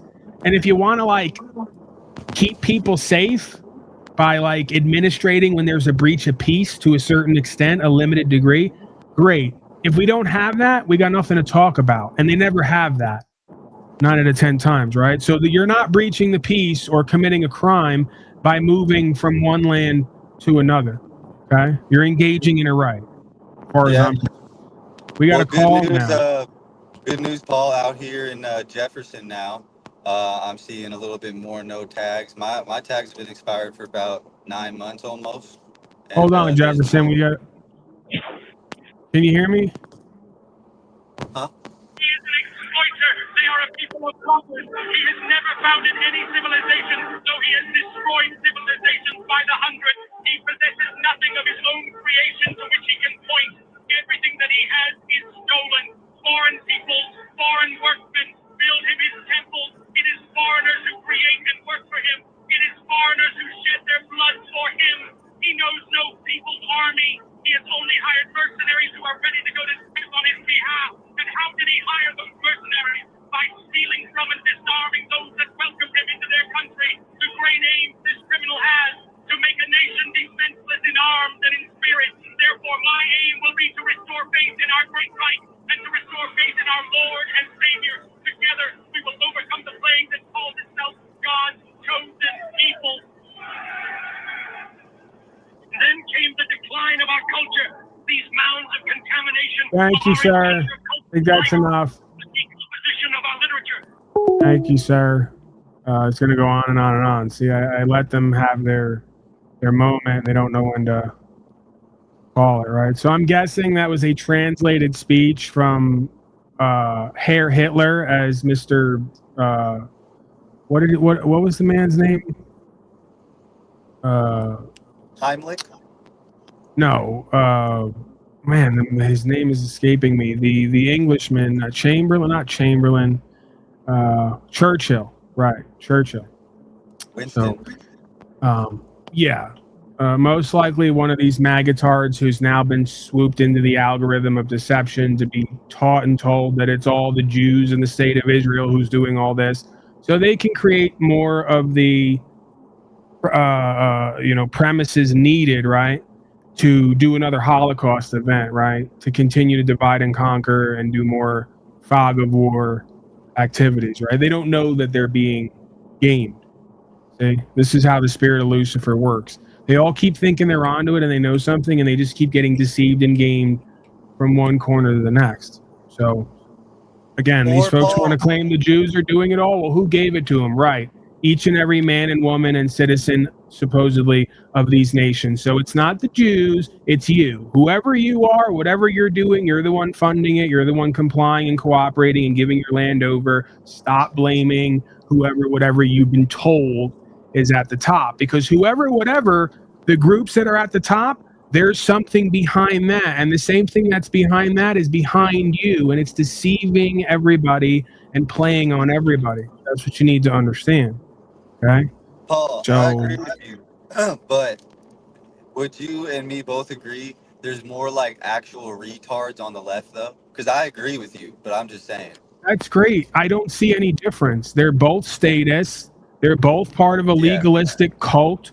They're both involved in fascism, socialism, Satanism, Piccanism. They're both fighting each other and blaming each other, while the vacationing island goer class is literally taking over the whole world and turning it into Earth Inc. Yeah. So you're going to sit here and tell me to make a distinction on who's a little bit more retarded than the next? They're all doing the same shit to the same end. What's the difference? Well, I think it's to put an extra twist in the deception, because straight and narrow is the way. You know what I'm saying? And I'm not interested, Snafu, in you flashing me in the back. I've told you this 1,000 times. You don't control me here. I control you here. Do you Paul, get do you that? get what I'm saying? Paul, do you get what I'm saying? I'm trying to. All right, and so also I'm still agreeing with you. interact with chatters and help creatures in the back govern themselves. I just want to say to everybody, I think that what they're doing is they're both wrong, and then I think they're making the left a little bit more blatantly retarded, just to have that extra confusion in the game. Because you're right, I'm not disagreeing with you. I'm not saying to actually distinct between them, because they are both the same. But I'm just trying to highlight that, so that the people that are kind of on the right, because they are just conservative, like, still take a step back, bro, and look at the whole thing. Like, listen to Paul. Paul's correct. And I'm not just saying that because I'm on with you right now. Right, but you're not listening to me. I'm presenting the works and the understandings that have always been here that make more sense than anything else we've been shown and told. No one needs to listen to me. We got another call because here. you say all that I say that. It's because you do talk truth. So you're breaking up, Jefferson. Unknown, are you there?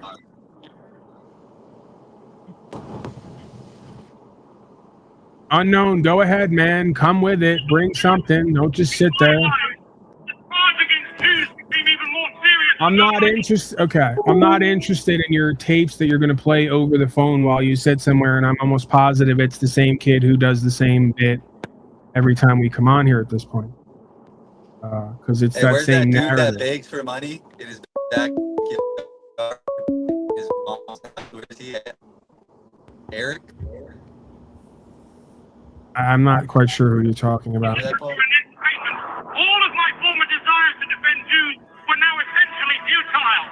One needed only to look at the posters announcing the most degenerate and monstrous productions of the cinema and theater, and notice the Jewish names of the authors who were so highly praised there in order. Okay, I'm going to let you go. And if you keep spamming me with phone calls, I'm just going to take the phone line down like we have the last few times. Don't need it. Perfectly capable of monologuing or just covering the news. Plenty to cover and go to. So again, a lot of historical tapes, a lot of dramatics, a lot of propaganda, and you guys are going to fall for it again like you always do, right?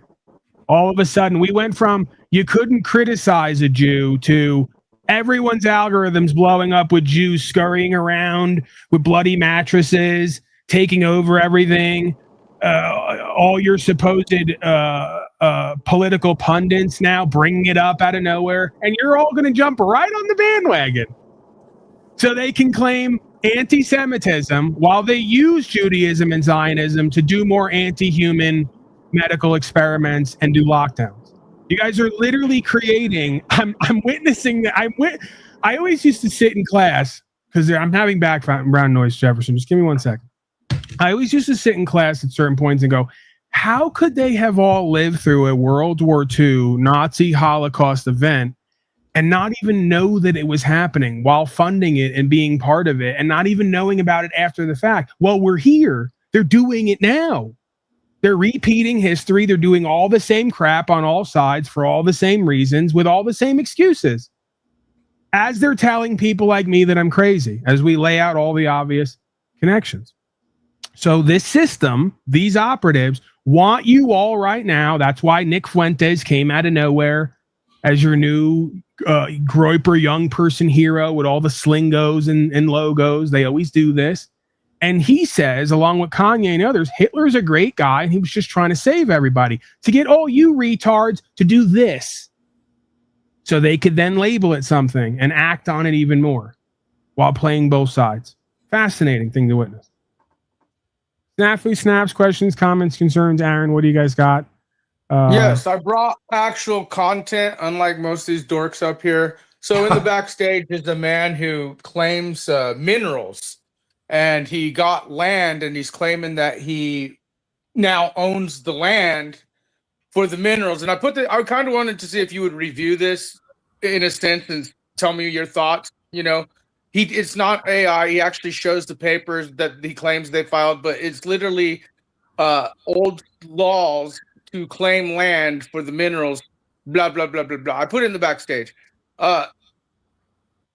Because, you know, I know that we've talked about 45 minutes, Snafu. And you know I'm going to get copyrighted. Okay, we could talk about fucking, do you think fucking JD Vance pumps more than Trump on fucking, you know, election day? I mean, we always talk about land, this, that. I think these mineral deals is a big thing, Paul.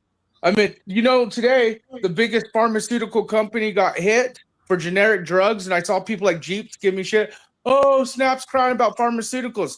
No, they are literally doing transition of powers, folks, and then that includes big tech, big pharma, big everything. And that just means that they're implementing more probably pharmaceuticals that are already more tainted, or more big tech AI, like Sana, that big AI fucking company. They just took it away from the citizens yesterday. It's like the old Metal Gear Solid game where they talk about we give the AI to the community, and then it creates all this fucking discourse and propaganda to where then we could take it away and say, now we have to do censorship because we control media. I'm telling you, they're doing all this big shit. Most of these people don't even care. But the land thing, I'm just curious what your thoughts on it was, Paul, because you always talk about taking land. And I know there has to be something with gold and mineral and silver.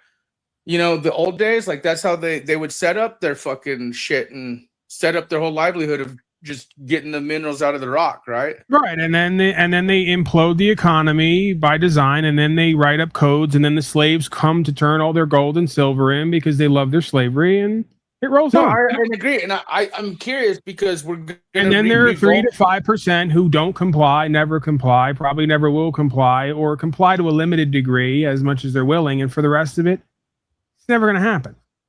So well, it's the policy enforcement. Like now, they charge you for rainwater. Like you could get tickets for collecting rainwater. You could get. So my question is. I love it. I say give everybody more. I want to see to what level these slaves will go to, quite frankly. You all want it and love it. I want to see I get how it. much code they can get the slaves to follow all day, every day in their life. I want to see it. And that's why I wanted you to review, that 45-minute, or go over it on your private time and then come back and talk about it like in the future. Because I'm just curious. There's going to be a lot of people going back to these days to lay claims on, because I meant mineral rights on land. People don't even think about that.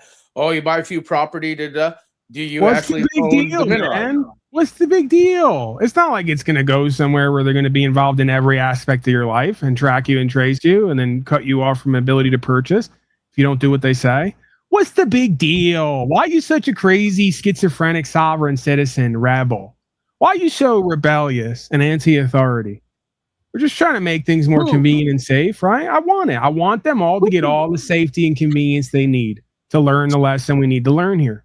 Get it all while you're here. Make it quick, too. We're witnessing an implementation to where it's going to be enforced in more of a nature that, quote unquote, I don't care. I'm at the point I don't care. I'm going to do what I want to do. I'll comply with what makes sense to me, what doesn't. I guess you'll have to kill me or put me in a box again. Well, I know, but you can't deny you're witnessing. I've only been doing this for thousands of years in different incarnations. Oh, we're here again. Oh, some low-life pedophile in a costume is going to dictate to us. Okay, I'll go along with this, but not with that. Okay, time to die or go to the box. We looped this for thousands of years. I get it. Well, that's what I'm saying is I just think that we're witnessing the implementation be greenlit. It's not a think. We are. We get it. That's what's happening. It needs to happen. We've been over it. Cause and effect. This is what everybody paid for and begged for and envisioned, and what they scream about me or scream to me about. the majority, right? Go look at my channel. Every day I get another moron who comes in and tells me I should leave. The world is a bad place because of people like me. This guy did. We need more policy and codes, and we need to be kept safe. And how do you just saw the person here just left? They said, now that I heard you, I'm leaving, because if you were allowed to run all of society, untold amounts of children would be dead because we didn't shoot them up with 40 shots in the first 6 months. So I don't know, to give the audience a fair, like, the video I posted in Paul's Backstage is this guy who says that he found gold or silver and he did some kind of process to where now he owns that land. But you know the reason why these folks masters are so eager to destroy them and genocide them now is because they realize they won't even stand up for themselves and their own people. You know how much of a threat that type of person is? Right? Like the controllers have decided the average slug slave is so pathetic, selfish, and cowardly. They'll literally sell out themselves and their own family to just get another day on the farm and the reservation, right? Nowhere left to go in the story. That's what's going to be told about this race. 200, 500 years from now, you'll hear about the stories of the time where everybody willfully begged and submitted to be part of a grand genocide reservation slave program. Right? Like you used to hear stories about the Indians who would scalp and run and do wars and not comply, right? And even rob the encampments to try to resist. We don't have that now. We have mask on, 14 shots, give up all your property. It's almost complete for the most part, right? That's where we are. Again. It's coming again. It's going to keep coming. It's a cyclical cycle of creation here, right? It's never going away. The light age, dark age cycle of humanity is never going away. It's part of the experience here. But I also think that we're witnessing the implementation of whether you want to be prophetic. I get that. You just said that. I not only agree, it's obvious. It can't be denied. Only the delusional who live in denial will seek to try to deny what's self-evident and obvious to the rest of us. And this is precisely why it doesn't matter. You can write up 10 constitutions. You can have 10 Jesuses. You can have 10, 100, 1,000 of everything. It's only as good as the participants who upkeep the practice and the process. If not, it's a republic if you can keep it. You gave it away. So we know where we're at now. Either you lovingly, caringly, peacefully stop cooperating or complying, or they're going to take everything over the course of time, right? That's what it's always been, and it's what it's always will be. That is the human story. That is the human experience. Fattening the sheep for the I think it's beautiful in its ugliness. It's fattening the sheep up for the sacrifice, man. I mean, that's really what it because look at even they want it. Why are you against what they want? See, this is where you become. I'm not against evolution your own way. They want to sign up to be blown up into bits and call it patriotism. They want to take 14 shots for safety and call it health. They want the McDonald's and the Burger King and the glyphosate from Taco Bell. They love it. They want it. They'll tell you to shut up and they'll crack you over the head to get it. Let them have it. Look, this is where my give them the world and everything in it. Let them have it. So enjoy it. Okay, so do you think most of these people are ignorant or they want it? I think most of these people are just like you. They're obsessed, they're selfish, and they just can't let go and be. That's you. Maybe it is. I'm willing to call it out in myself, to call it out in others. Might be right. As a matter of fact, I'm sure you're right to an extent. I couldn't know that it lives within you if I didn't recognize it lives within me to an extent.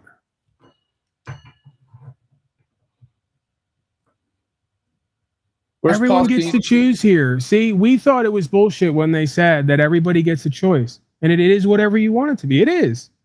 You simultaneously get to go with Lucifer and the devil and go with God.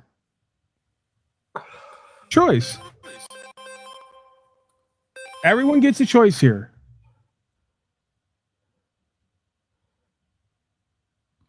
Thoughts on that, Snafu and others? All of a sudden, you're very quiet. Did you finally find a place of letting go? Did you find the place of peace and acceptance for what is unacceptable? Can you hear me? Yes, I can hear you. Go ahead, Aaron. that video that he's talking about, I think I saw the same one, and it's basically a guy, he goes and it's about staking claims in the West, and it's like a 157-year-old law that says that if you find minerals on a plot of land and essentially it's worth it, then you can stake that plot of land, take it through the BLM, which is not Black Lives Matter, it's Bureau of Land Management. And so you can put paperwork in, stake that claim, and then you can work the land to find those minerals. That's what he's talking about, but it is pretty slow. Right, and that's a takeoff of an original act, and an act is a play on an original law and concept naturally. And it all started off with this idea of being a steward of the land. If you staked out a claim and you worked the land for X amount of years, then you had a lawful or legal claim to it. That reality never went away. Just the slaves all got indoctrinated out of it. And they'll sit there and go, but Paul, that was Homestead Act, 1865. Because they need to build a code and act in order to know what's real from what's not. And even with that, they can't figure out what's real and what's not. And guess what? What's essentially real is whatever you believe and what you accept. And that's whatever they tell you. So if it existed at one point, it was founded in some reality. If it's founded in some reality, it always has to exist, or it never existed. If it always exists, then you always have a claim. Eternal life in the truth, life, and way, right? It's right there. Unless you believe that some guy in a costume can convince you that that was just an act and a play, and we put that away now. That scene's over with. We're on to New World Order, slavery, and genocide. Didn't you get the memo? Right, but I'm not a part of that play in that act. See? It's just that simple. It's just that complicated. Because imagine how difficult it is for generations of beings who systemically been mind controlled and indoctrinated to put their mind control down all in one moment and say, I'm not going to let you gaslight me. I'm not going to let you convince me that something existed and now it doesn't. And I used to have a right to claim land and I have to pay for it. Now I have to pay you just to use my own property. Ridiculous. They will do, again, your founders all laid this out. What level will they go to? Thomas Jefferson, I believe it was. I always get him confused. What level will they go to with the tyranny? Whatever level you let them. Pretty simple. And you will continue to let them if you believe the legal society is making laws for all men and women on this land. They're not. They're a corporation who writes up codes for you all to consent or not consent, and they create revenue and income and value off of that process. And you know what? Even though it has to be voluntary to be lawful, we're going to go more and more into a process where there'll pretty much be no choice, and it'll just be accepted that that is law, that we are the law, and what we don't even make the law. We just follow it and push it, and there is no exemption. We're getting potentially to that point. I don't know if it could ever get done historically, though, because God, whoever, whatever that is. It seems to me that whoever, whatever God is, allows this thing to play out till it gets to a certain point and doesn't let it go beyond that point, right? Gives us just enough of the experience and then pulls everyone back to start over again. Timmy, how are you? Greetings, Timothy. Timmy the Jew. It's been a while. Hey, Timmy, how you doing? Yeah, yo. It's all good to be here. Thanks for having me. Yeah, man. I mean, I don't know. Seems like the land of the free, maybe some folks are gonna maintain it, but on other countries, like it's pretty much, it's like been bred out of people. So I don't know. Like you said, though, maybe there's a breaking point for everyone on some level. I don't know. Sure. So Void writes, owning land is a trap. We are only stewards of the land. I get that. I get that understanding, and I'm probably inclined to agree with that philosophically and even logically, that you can never really own anything. You can only transfer supposed possession of what you're using and upkeeping and maintaining. Call it what you want. I call it a claim to use and upkeep and maintain that property as I wish, right? Without anybody else dictating how that's going to go, right? So again, you can argue that that was never really a thing, but essentially that was one of the things that made America supposedly great, was this idea that a man or a woman could stake out X amount of feet or acres of what God gave us and use it in trust to develop and live on, upkeep and maintain it freely, right? And that we would have a claim to use that property and pass it down through the generations, and that the state of and the corporations didn't have a primary claim on the property that we use, right? So But again, how do you ownership limit that from land barons starting to take over thousands and thousands of acres, with just one family? I mean, you don't, because this is the problem: is everything that we're given, we have to find how it's going to go bad and wrong, right? And start operating from fear. Till you have a claim that the land baron and the big rich guy did some loss, injury, or harm to you, it's not any of your business. See, this is part of our Karen culture. What if it's stopping others from laying a claim to a piece of land? Now you have a claim, right? I'm just wondering if it could be very unfair if somebody just took over thousands of acres while other families are stuck. Got yeah, 10 but John, you're so ready all the time to be like, well, what about, it's so unfair. Like, how many fucking times have you called a fucking landowner and be like, hey, this fucking tiny 0.1%, I want to make a fucking pig farm, or I want to fucking make candles, or I want to fucking do something that's not part of the digital slave matrix for the next 5 years. I bet the fucking answer is 0 times, John. Right? True. 0 times. Okay, right. That's the fucking right. Instead of us figuring how we're going to get something taken or take from others, we should start trying to work in trust, in good faith, and honorability if possible. If not, then I guess that's I'm the whole looking at point it of from the course. creator's point of view, the original creator's point of view, and what this land was here for. It was here for all, not for one. Right. I don't think that anybody could completely know, or even at all, really, to a certain extent, know the mind or the intent of the supposed creator of this place. What we can establish is claims, and then supposedly work them out with our fellow man through a courting process. I get that. By interpreting that. Totally makes sense, for sure. Sure. So guess what? You want to have 1 billion acres? Great. Have 1,000,000,001. The moment that you're causing a loss, injury, or harm, or impeding someone else's rights or abilities beyond a certain point to what's reasonable is a word people are going to use, then we're going to have the conversation, right? That's when a claim is going to come up. But again, as Timmy brings up, why couldn't we just ask said land baron who has 1 billion acres if we can just upkeep and maintain like 1% of that? Yeah. And live there and have a claim to it if we do the work and then write up a contract. It's probably beneficial to all parties involved, right? He needs somebody to help take care of his 1 billion acres. You need some place to have something to do and to exist. As long as it's a fair and equal exchange, I have no problem with it. And both parties agree. I have no problem with it. Right. I mean, again, the being is almost limited by their own accountability and responsibility. You want 1 billion acres, now you have to take care of it. That one is going to start taking advantage of the others. There's really no advantage. You have to upkeep it and maintain it. It's just more accountability and responsibility, right? Yeah. So the more you want, the more you get, the more you have to upkeep and maintain. Sounds like more work to me. Is it the more you need, though? Is it needed? That should be the question. I mean, again, then you come into subjective determinations. Who's going to be the third party who's going to determine what John or I needs, right? So I'm going to let you decide that for yourself until your needs interfere with mine. Right? I think it's the best way to go about it. Because if not, some guy in a costume is going to tell us both what we need, and guess what that's going to amount to? Him getting more and us both getting less. Exactly. Be real simple. Be real simple to decide that. That's what I was gonna say. I'm always doing that. Well, I'm just gonna play small, and I don't need so much. And then all the pedophiles and psychopaths fucking own and run everything.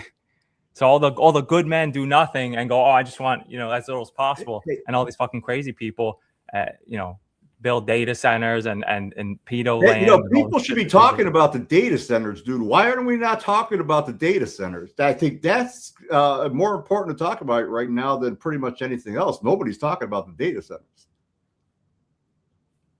What do you want to talk about concerning the data centers? Well, Tom? I mean, the purpose behind them, and you got a creature flashing in the back too. He can't look at him. I just caught you.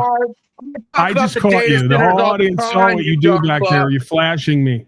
How dare you? I talk about the data centers all the time, you dumb fuck, John. I know. What do you think We get what do you it. think? There you go. If you want to talk data centers, Snafu has a live broadcast with 6 regular live viewers. You can go over there and get data center all day, every day. Matter of fact, that's all you get over there. Yeah, data center slavery agenda. Just think of the DEWs that were so interestingly, burning everything but trees and certain blue roofs. But they got those data centers in Hawaii. They got those data centers in Australia, and certain projects funded by certain entities were able to go forward. But John thinks no one's looking or talking about this dumb shit. I didn't say no. I said we should be talking about it. I don't hear many people. Oh my God. Snafu, you take it overboard. I swear to God. No. Let's get back to something we all can unite over. Data centers. Let's get back to something we all can unite over, okay? We need to. I can unite that Timmy looked well without his raincoat this season. Now, Senator Booker also said we should have bipartisan agreement. I think that's a great idea. We should have bipartisan agreement. How about we all come together and say, let's stop murders?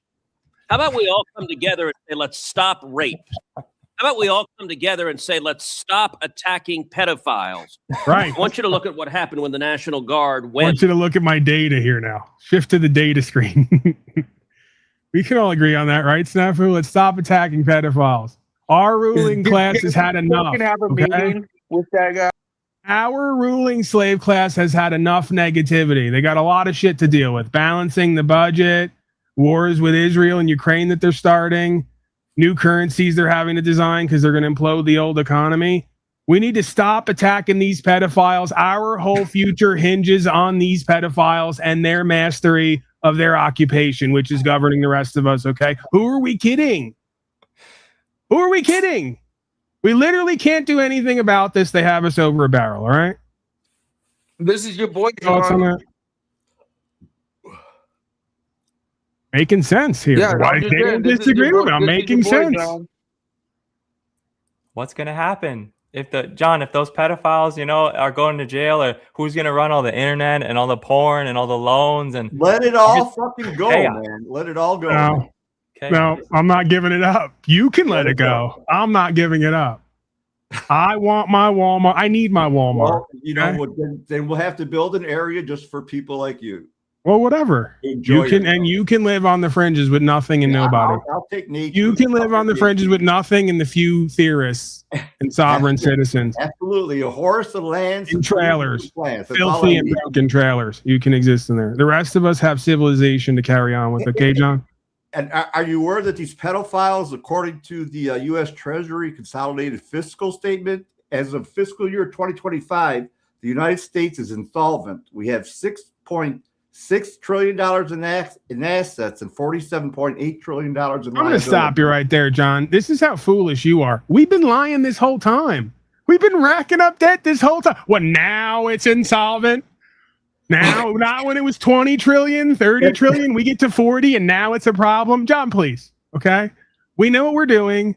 We're robbing everyone blind. We're creating something out of nothing. Literally. This is black magic we're doing here. We're looting everyone and everything. And then we're going to go off and do it all over again and convince you all to rebuild it, by the way.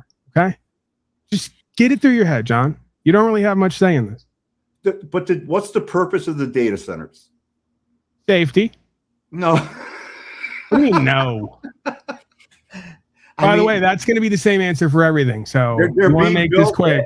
At a pretty quick rate here. At the same time, all these robots are being generated. I'm just wondering, are they there to control the robots? No, they're there to replace all the humans that we're going to genocide because they're no longer necessary or functional. I mean, look at them. You want this guy taking your order at McDonald's? I didn't think so. I'm just now imagine this. Hang out in the back. Imagine this. Friendly robot, right? Comes waddling up, right? It's got like a bright, happy digital face on it. Hey, John, nice to see you. You're an amazing guy. Can I take your order today? Would you like to try a new McDouble? You know, having a thought makes me as bad as snafu and sounding like a tin hat. I mean, would you like to try our new? I'm shocked that's coming from Jeeps. You know, I thought she was a little more together with that. I'm sorry. I don't think I got an order there. Would you like to try our new slave McDouble made with real slave meat, John? With cheese, with or without cheese? I haven't been to McDonald's and I can't even remember when. We're getting back to American fundamentalism where the customer meant something, right? Service with a smile. We can't get the slaves to smile anymore. They're too depressed in their slavery and genocide, okay? That we created. We got to get rid of them now, okay? We need someone or something that can replace all these obsolete, miserable, depressed slaves. We can't pump out the antidepressant medication fast enough to get them to do their jobs, okay? So we got to get rid of them. We're going to replace them, and you're going to get a quicker, more efficient McDouble, slave McDouble made of actual people, and you're going to get service with a smile. I don't see the problem. I'm failing to see a problem. I think it's a good idea. If it doesn't have a bone in it, don't eat it. I tried to tell all these slaves for decades. They didn't want to listen. They insulted me. Now they get genocided. I tried. I did my best. Timmy tried. He did his best. Okay? What are we going to do? Snafu, your thoughts on any of that? Fucking doomed. We made it, though. Right? We could argue that we're the ultimate winners in this loser story because we made it till the end, right?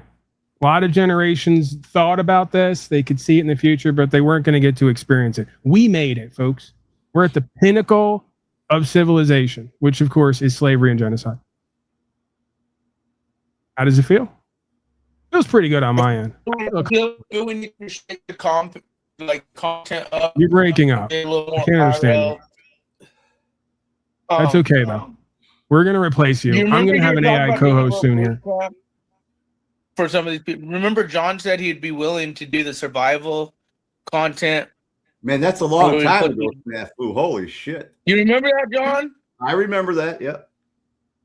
So why don't we start getting some content going? What? You don't remember when we were talking about getting some of these guys IRL, survival for 2 days out in the desert, since you're out in the desert? All right, yeah, we'll do that then. Let's get that going. We're going to drop you off and leave you somewhere, and then you let us know how that went. Got to sign non-disclosure so no one he still hasn't figured out that was me trying to get rid of him. Oh, he can hear me. Yeah. We'll get the content thing going. Get a hold of my one of my on the ground people, Landry. I think you know him. Get a hold of him. Yeah, he's gonna be your driver. Ezra. Well, yeah. I mean, the kids. You know what? No comment on that. I'm gonna go comment on this one. Yeah, I'm going high road. Most folks wouldn't expect it, but I'm renewed in my Christianity lately, so I'm gonna go high road on him fucking a vaxxed out. Whoa! You're going Christian now? What? That's big. You wait. Good. Paul just said it in his Christianity. Yeah. Wow. I need some dogma to cling to make sense of what can't be made sense of. Will you sing us I a need good my Christian own personal song? Jesus. Will you sing us a Christian song like Jesus loves me? Personal Jesus loves Where me. are we going with this, Snafu? This is what happens every time you get up here. I want you to be a Christian. I want you to sing Christian songs. I want you to worship. I can't do it, Snafu. I got to go with winners, and Luciferians and Satanists are obviously running the world. So I don't want to be seen with you cowardly loser Christians who keep voting for masters. I got to go with the winning team. Which I didn't is want to. Luciferians and Satanists. So you're selling out, but you're telling us you're selling out. No, I'm not even selling. I'm doing it for free, actually. Okay. Yeah. I got nothing. We had a good run, though. We had a good run. All right. You and I. It's not going to last long. Well, I'll be comfortable from now till then in the kingdom of Shaitan. That's what's important. My comfort is more important to me nowadays. Okay? I need a position in and of the world. What else you got, Snafu? You're boring me. You're taking us off into to nothingness. I wanted to know about the land thing, honestly, because we're done with the land thing. You have brought up many different We're not going into the land thing. Claim land and property. Go look for some land, Snafu, and when you find it, we'll do the content where we leave you there and don't deal with you, and then we'll work on the land deal. What is he saying? Timmy, help me. Someone help me.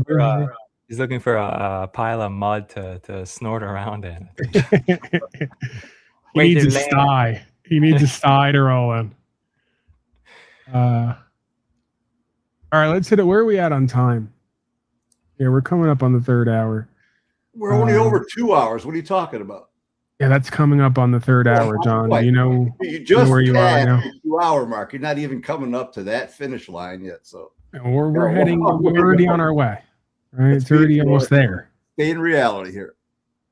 Yeah, and the more I have Snafu up here, the quicker I want it to come. Come on, Snafu. Well, then let's do something. Stop flashing me in the back. Stop bothering me. You're annoying me. You're bothering me.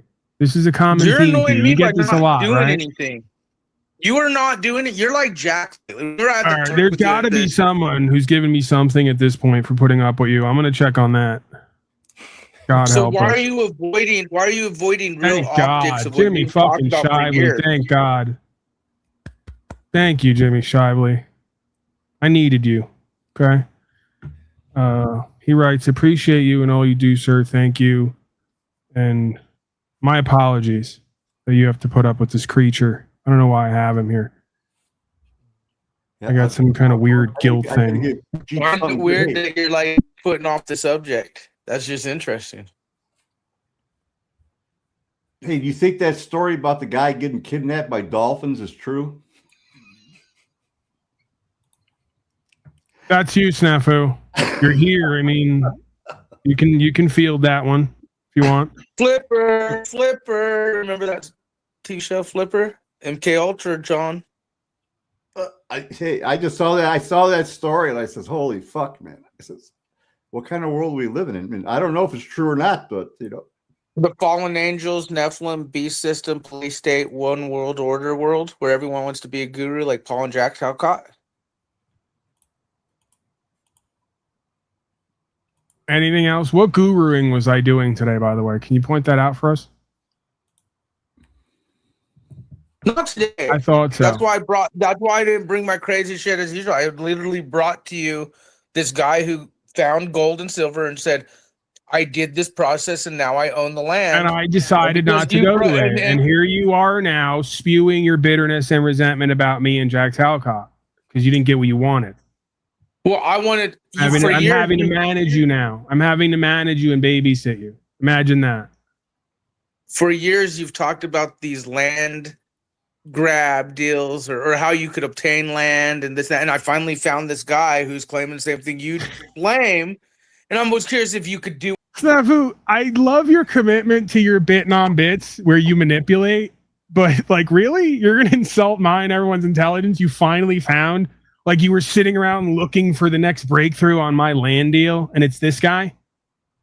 Like, yeah. Cut it out, man. No, yeah. It's not happening. Yeah. All right? It's not happening. You have nothing to do with land and me and land deals. I'm not doing any content with you other than the thing we discussed that you brought up where I leave you somewhere and don't come back. That's the content. I hate to break it to you. There wasn't. I made you believe.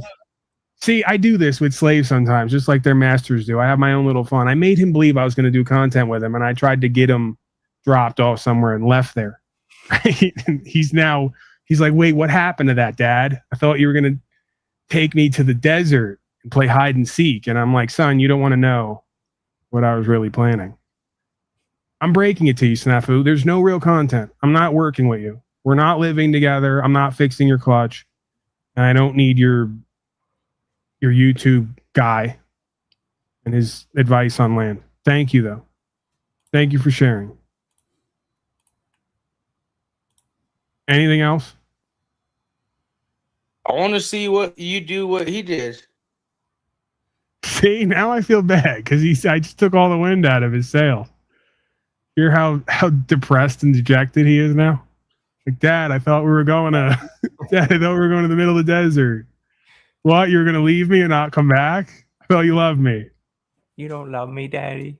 Right now I have to come to this juncture every time where I either have to admit to the kid I don't love him as much as I'm supposed to, right? Or I love him, but I just can't deal with him. Right? It's one or the other. I love you, but I don't like you. Right. Snafu, what can I do for you? How can I help you today? Feel better about whatever just happened. Watch my 67-minute video. Right. All right, you know what? We'll take the last 67 minutes of the broadcast to go over this video. No. I feel bad.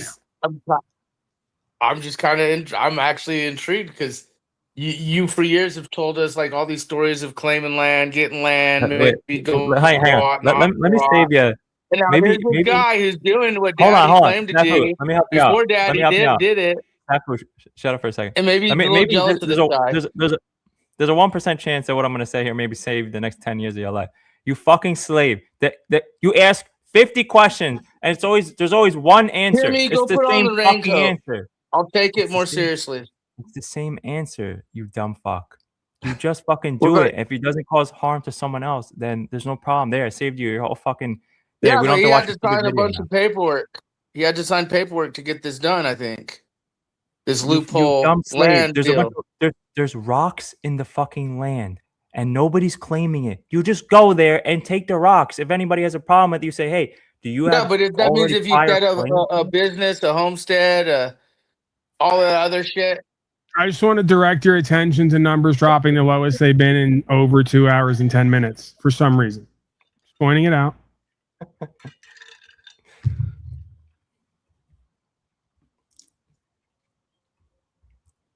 Scott B, thank God. For your patience is second to none. Blessings, brother. Thank you, Scott B.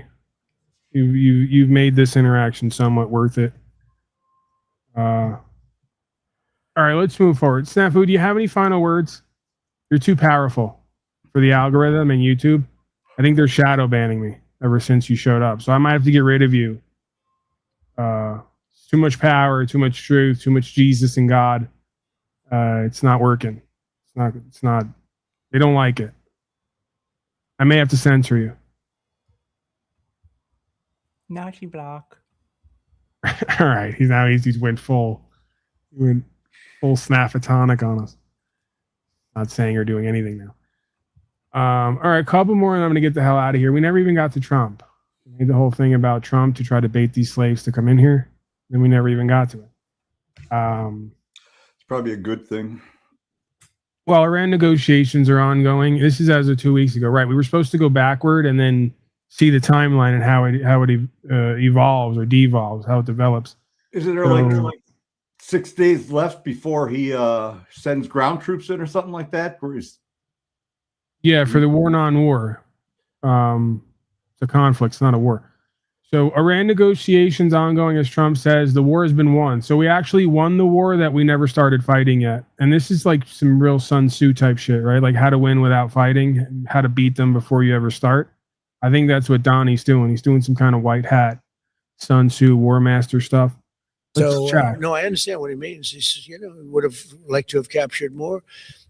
I'm not capturing so much as removing. We're removing thousands of people, and many are self-deporting because we're going after them so these are bad people. These aren't good self-deporting. people. Tom, going back, I think that's one of the big unkept secrets. We have thousands and thousands of people, and they're self-deporting. They're going back to where they came from. But what we want really is the criminals. We're really focused on those criminals, getting them out. Look in the mirror, asshole. Democrats and also to Americans that are stuck in airports is really devastating watching it online because Democrats won't fund DHS. What's devastating? Americans right now stuck at airports as we speak because Democrats won't. Well, they just don't. They won't. Look, this is a deal that was done in the Great Big Beautiful Deal, which gave you the biggest tax cuts ever, including no tax on tips and no tax on Social Security for the seniors. Think of it, no tax on overtime, tax deductions when you buy a car, you take money, pay interest on the money, you deduct it. We've never had that for people buying cars, if it's an American car, only if it's an American car. But they are just they're They stick together, the Democrats. I tell you, I give them great credit for that. We have some that they're not good stickers. We have guys like Tom Massey in Congress, who's terrible. He's just terrible person. I call him Rand Paul Jr., but they don't vote. So imagine that, right? And I guess we're going to get to Iran here because the clip said Iran, we already won, but we're doing, sounds like illegal immigration. It's interesting how Trump points out that Tom Massey and Rand Paul are the two worst people in Congress, and they might be the two only people in Congress who aren't completely bought off statist fascists who are lobbying for New World Order. Is that maybe why there are 2 out of 300 and something who are the worst of the worst? I'm thinking so. So Donnie right there, for all of you, you missed it. Any of you slaves missed it, like this person up there. We love our president, Daddy. Your daddy just admitted that the 1 or 2 people in Congress he doesn't like because they're for rights, freedom, principles, spiritual faith, and due process. He and his central banker cult and cartel are for the absence of that. They want to overthrow that and undo that, right? So, oops, they showed themselves, but nobody saw it. Rand Paul, rarely votes for stuff. Likes me, says I'm a great president. He said the other day, I'm a great president, one of the greatest presidents. But I said, do me a favor, vote for us and don't call me a great. I'd rather have the vote than the statement. But we have people that don't stick together, and those people hopefully will someday be gone. The thing I most respect about the Democrats, even on horrible policy, they stick together. What they do have, though, is horrible policy. Transgender for everyone, open borders, men and women's sports. They have the worst policy that you can imagine. And so whether they stick together or not, they have just this terrible policy. We have great policy. Republicans have great policy. We have common sense policy, but it's great policy. That's our biggest advantage, is our policy is correct. Yeah, please. President, are you encouraging our allies in the Gulf to be... Yeah, those leftists, they're doing crazy stuff like transgenderism. We're over here doing fascism and lockdowns and merging with Bill Gates and Fauci. We have great policy over here on the right wing, right? When are we going to get to the point where both sides realize both sides are fucking everybody, including themselves, and everybody in the middle? That's the story here. That's the main story that should be being told over and over again from one corner of the world to the next. That's what social media should be flooded with right now, is either you all repeating what I'm putting down here or clipping this and sharing it. So we can get to that critical mass point, right? Of like ultimate realization. Donnie's the daddy of lockdowns. He even said it. Don't forget it. He loves warp speed. He loves the Epsteins, but he's not like them. He's for the state of Israel and Ukraine being funded to do New World Order. He's for all that because they have great policy, right? And the leftists are running the other branch of New World Order, which is the chopping off your genitals and merging with the machines, right? So left wing has their agenda for New World Order. Right wing has their agenda for New World Order. See, the issue is they're both doing New World Order. They're just taking a different approach at the same holistic idea, right? Because they're going to get it done by you electing one side after the other. One side gets in, they shore up this half of the New World Order. You get the other side in because you're tired of the other side, they shore up that half of the New World Order. And by the end of this, both sides literally create the New World Order for you while you blame yourselves and each other for what you keep begging for, voting for, and paying for. That's how this works. more involved in the Iran? That's why Rand Paul and Thomas Massey are the worst people in Congress, according to a Republican, when they're the most Republican people in Congress. Operation. Say it. Are you encouraging our allies in the Gulf to be more involved in the Iran operation? Yeah, a little bit, but more NATO. I think our Gulf allies have been pretty good, to be honest with you. UAE's been hit so hard. He got hit by 1,400 rockets, shot them all out of the air with our great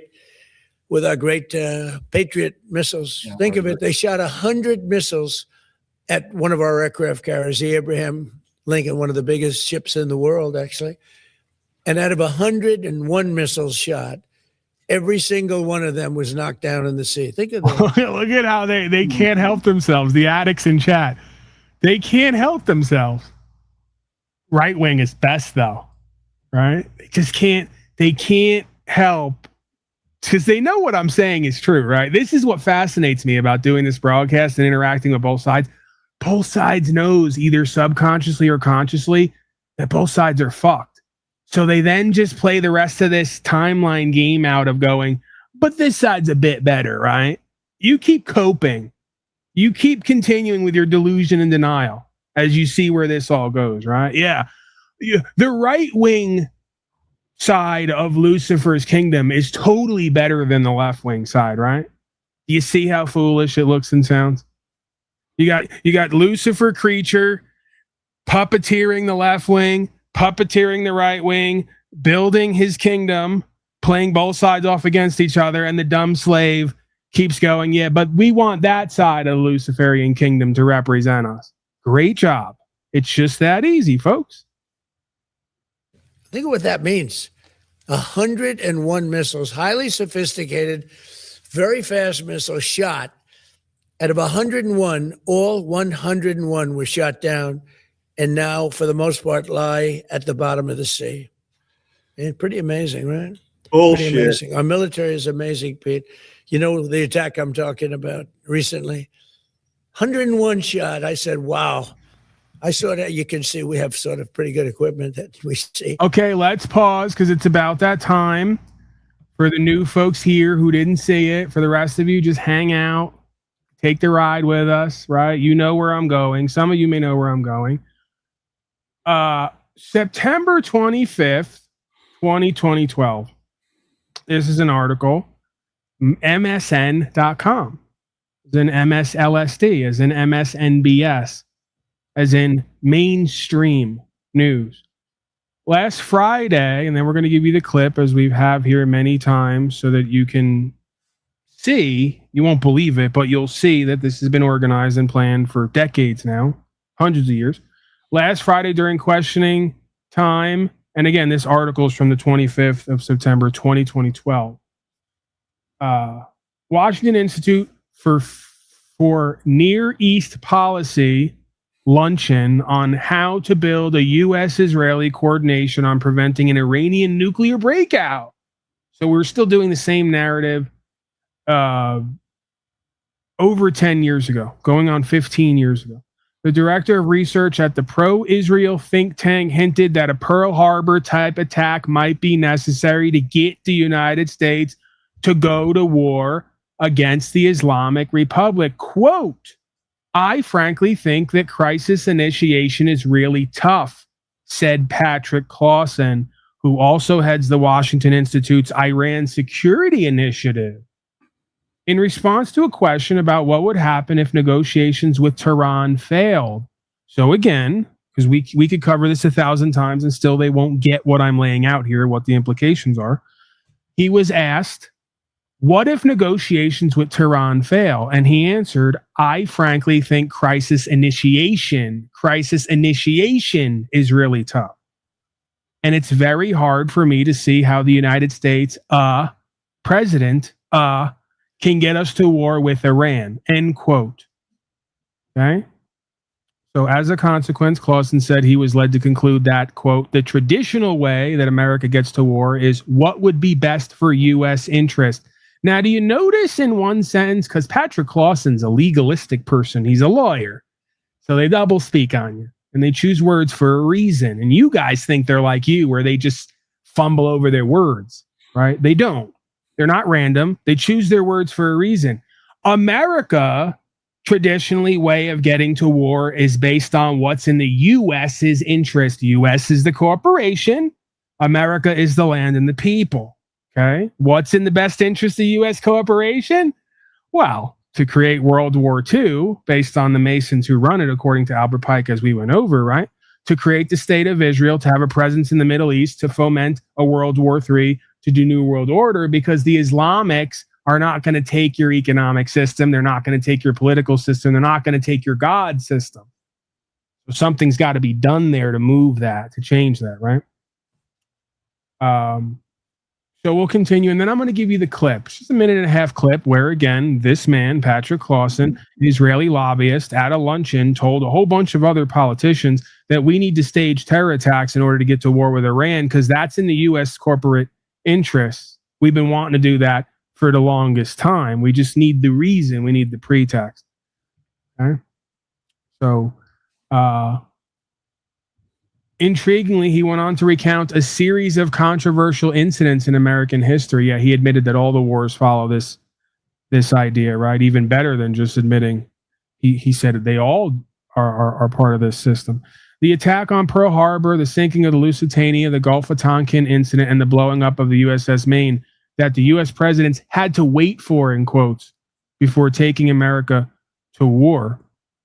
And may I point out that Mr. Lincoln did not feel he could call out the federal army until Fort Sumter was attacked, Clausen continued, which is why he ordered the commander at Fort Sumter to do exactly that thing which the South Carolinians had said would cause an attack. So he's admitting in this clip that all these wars, back to even Lincoln, are allowed to happen to get somewhere or made to happen to get somewhere. They attack themselves and each other, or they hire other people and allow the attack so they can then broadcast the attack and get all you slaves to sign on to doing what they wanted to do all along, right? And we know we have the mainstream history that Hitler did the same thing with Poland and Marinus Vanderloo. This is a playbook, right? They take retarded people or degenerates, they fund them, they give them weapons, they even encourage them to attack. Then they attack, they broadcast it and say something's got to be done, right? Problem, reaction, solution, Hegelian dialectic. We know that's how these people work. We have CIA directors and chiefs who admitted once they left their position that this is the whole reason for the foundation and formulation of the CIA and FBI is the overthrow of other governments and their peoples and lands through media and propaganda arms. So he goes on to say, so if in fact the Iranians aren't going to compromise, the Israeli lobbyist concluded with a smirk on his face, it would be best if somebody else started the war. So let's go to that clip because I played it here many times. And again, I was playing this clip more than 5 years ago on the broadcast here and on my social media because I knew they were going to do another world war. I knew they were going to use that war as a pretext to round people up on homelands who were enemies of the state. I knew they were going to use this as a pretext to shut the Strait of Hormuz and create an economic crisis when they were drilling for it with the boats circling the harbors. Remember under Biden, they wouldn't let the boats land? These are all beta test drills. They told you what they were going to do. I knew they were going to do an energy crisis at some point that's going to include the electrical grid and oil. Why? Because they got to get big energy into the picture with their new solar solution for everybody. See? Their new green programs that Donnie has been giving the funding to, even after he said he was going to lock Hillary and the leftists up. Nope, he's been approving the funding and meeting with Bill Gates, right? And moving forward with their green programs on the back of a lockdown and the shots and all the rest of it. We know he's in bed with them. We know he's one of them. He always has been. Back to the days of him saying, hey, the Republicans are so stupid. I'm a Democrat, but if I ever ran for president, I would just pretend to be a Republican. And I just know everything to tell them that would make them believe me. Right? He was running game back to those days where he was on a talk show and admitted what he was going to do if he ever found himself in the position. And it's worked perfectly for the most part. So let's go to that. Let's go to Clausen, Israeli lobbyists over 15, coming up on 15 years ago, sitting with a bunch of politicians while they all get laugh and giggle, admitting that all the wars we've seen have been allowed to happen or manufactured so that we could go and do the U.S. corporate interests, right? And even going so far as to say, how are we going to blow up submarines and blame it on people to get to our next war with Iran? Okay, and why is this all happening as well? Some might say, well, because as it's reported, there are 8 or 9 countries as of 2000, before 9/11, you may remember where a lot of this kicked off. It started before that, but it really kicked into high gear with the tracking, the tracing, the Patriot Act, the searching everybody in order to travel, the needing papers, please, in order to move around your homeland, right? Really kicked into high gear. So we have Iran, we have Libya, Sudan, Venezuela, Afghanistan, North Korea, Syria, Cuba, Iraq. We got like one left on the list, folks. I don't know if you're keeping score, but Libya, Gaddafi, been there, done that, right? Remember Hillary? What difference does it make as they were surrounding the compound and killing people and mobbing because they had funded the rebels, right? Once again, and Hillary famously said, well, there's good Taliban and bad Taliban, but what difference does it really make? Let's not go into it, right? Of course she doesn't want to go into it because she doesn't want it to come out that they're all in the background making money off funding the side that's going to do war so they can stand up and pretend to play the hero. Okay, so Venezuela, we just kidnapped that guy. By we, I mean them. I'm not a part of any of this. I'm just talking about it and what it seems to be. Okay, so Venezuela, recent development there. Cross that one off the list. Afghanistan, we know that after the supposed terror attacks where Larry Silverstein, Larry the Lizard as I called him at the time, and many others profiteered off supposed terror attacks, made a boatload of money instead of having to spend money to replace those buildings, as we know, and a bunch of other facts we could go over. Syria, yep, been there, done that. Cuba, yep, been there, done that, and they're now in a blackout as of last week and this week.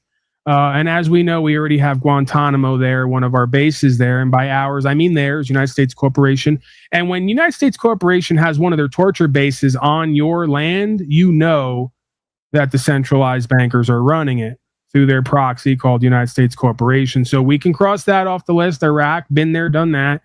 And Iran, working on it now. Our best people are working on it, right? So we got one left, folks. North Korea.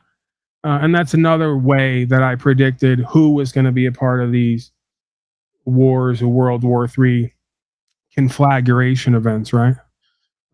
Essentially a wild brush fire that's been set, some might say, by certain folks. By the way, at the same time, we have wildfires all across the globe. We can pull up the wildfire map because that's an interesting development. We can overlay the wildfire map with all the projected plans for the superhighways, right? That came out in the early 2000s that they say are going to be set up by the 2030 to 2050 mark.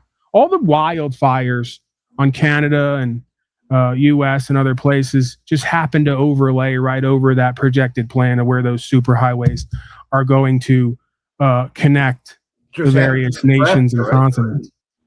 Excuse me? I said Nebraska just got hit with a big fire, right?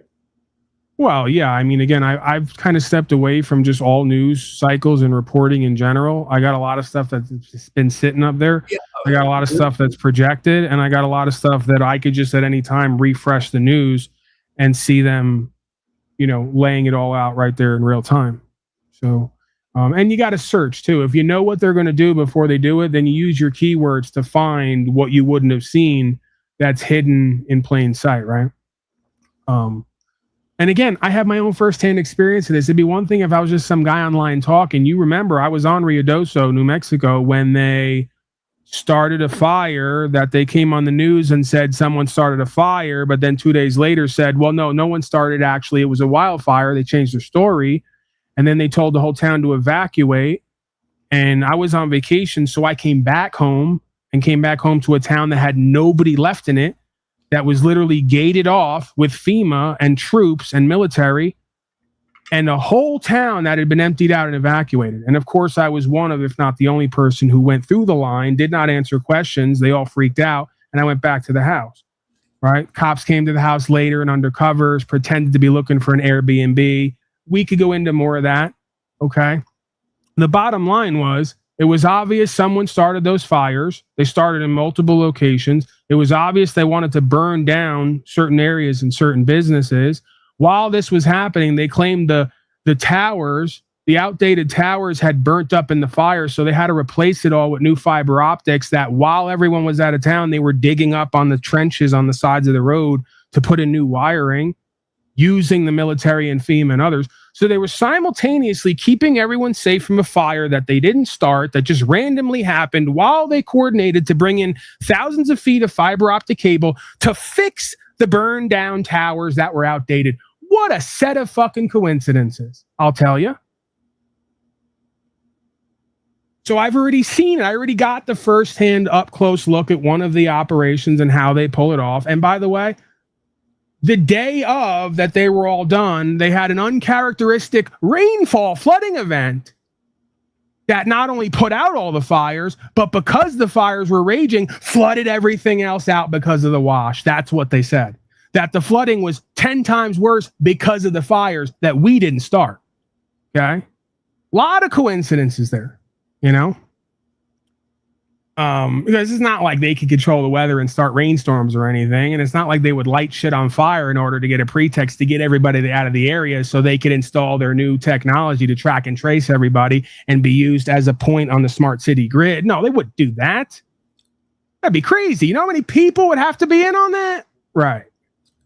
Or just given the same bullshit phony story that they'll all repeat to each other and never give a second look at. And for the ones who can intuit and have instincts, they'll just shut up and comply because they don't want to risk their job. They don't want to risk their pension with little shit like what's true and what's right and loss, injury, and harm, right? Problem, reaction, solution. This isn't anything new, folks. Firefighters have long been setting fires in order to show up and put them out to claim to be the hero. This is not a new phenomenon. Literally, this is the thing. Okay, let's go to the clip, John. I'm ranting and rambling. We're coming up on that third hour quick. No one can rant and ramble like I do. There's no denying that. No one can loop like I loop, okay? Nobody knows looping more than I do, okay? Well, you know, some of your loops are really good to listen to, I'll say. Some I can not hear. But most of them are very informative, for sure. That's usually what I see. On the legal, especially on your stuff on the legal stuff, I can listen to you all day on that stuff. All right, let's go Clausen, where he says we're going to stage a war with Iran, giggles and laughs about it, then admits all the wars for the last however many hundred years are all set up and made to happen so that the corporation can use legalism, policy, and code to take everybody's rights and property. And you fucking love it, and you're going to get more of it. I frankly think that crisis initiation is really tough. And it's very hard for me to see how the United States president can get us to war with Iran. Which leads me to conclude that if, in fact, compromise is not coming, that the traditional way of America gets to war is what would be best for U.S. interests. Some people might think that Mr. Roosevelt wanted to get us into World War II, as David mentioned. You may recall we had to wait for Pearl Harbor. Some people might think Mr. Wilson wanted to get us into World War I. You may recall he had to wait for the Lusitania episode. Some people might think that Mr. Johnson wanted to send troops to Vietnam. You may recall he had to wait for the Gulf of Tonkin episode. We didn't go to war with Spain until the until the Maine exploded. And may I point out that Mr. Lincoln did not feel he could call out the Federal Army until Fort Sumter was attacked, which is why he ordered the commander at Fort Sumter to do exactly that thing which the South Carolinians had said would cause an attack. So if, in fact, the Iranians aren't going to compromise, it would be best if somebody else started the war. One can combine other means of pressure with sanctions. I mentioned that explosion on August 17th. We could step up the pressure. I mean, look, people, Iranian submarines periodically go down. Someday one of them might not come up. Who would know why? We can do a variety of things if we wish to increase the pressure. I'm not advocating that, but I'm just suggesting that this is not a either-or proposition. Of, it's just sanctions has to succeed or other things. We are in the game of using covert means against the Iranians. We could get nastier at that. It's almost like that was the guy and the group that Eisenhower and JFK were talking about before they blew JFK's head off at high noon and convinced you it was just some random guy who they later killed. Right? Almost like when that guy literally says, we operate on covert means, we could get nastier. JFK is known for that famous speech where he says, this is a military industrial complex who operates off of covert means. By guerrillas by night instead of armies by day, right? And he goes on to lay out how they're doing slavery and genocide. So JFK was one of your first presidential conspiracy theorists.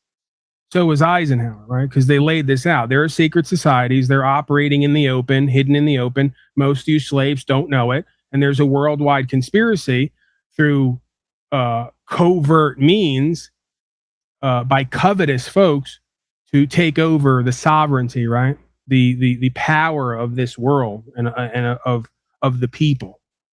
essentially, because that's what that's what it all amounts to, is this idea of the power of God working through the people, this idea of a free will God gave us, versus this matrix, so to speak. So yeah, for all you Republitards and others, you may want to go back in history and look at how many times your own presidents of the corporation stood up and gave speeches and then gave their life for it, because they were revealing what I and many others have been continuing to show and reveal and make the connections of. Hell, it's not even showing and revealing. I just got to play you the Clausen clip like once every couple weeks or so to remind everybody you can't get past that. You can't explain that. Just the Clausen clip puts this all to bed. That's what's so fascinating. If I really sat with it, I could pull up 50 things that put this to bed completely and just spell out exactly what it is. And again, the majority will most likely, I'll never say never again, because I've said it before and I've been wrong.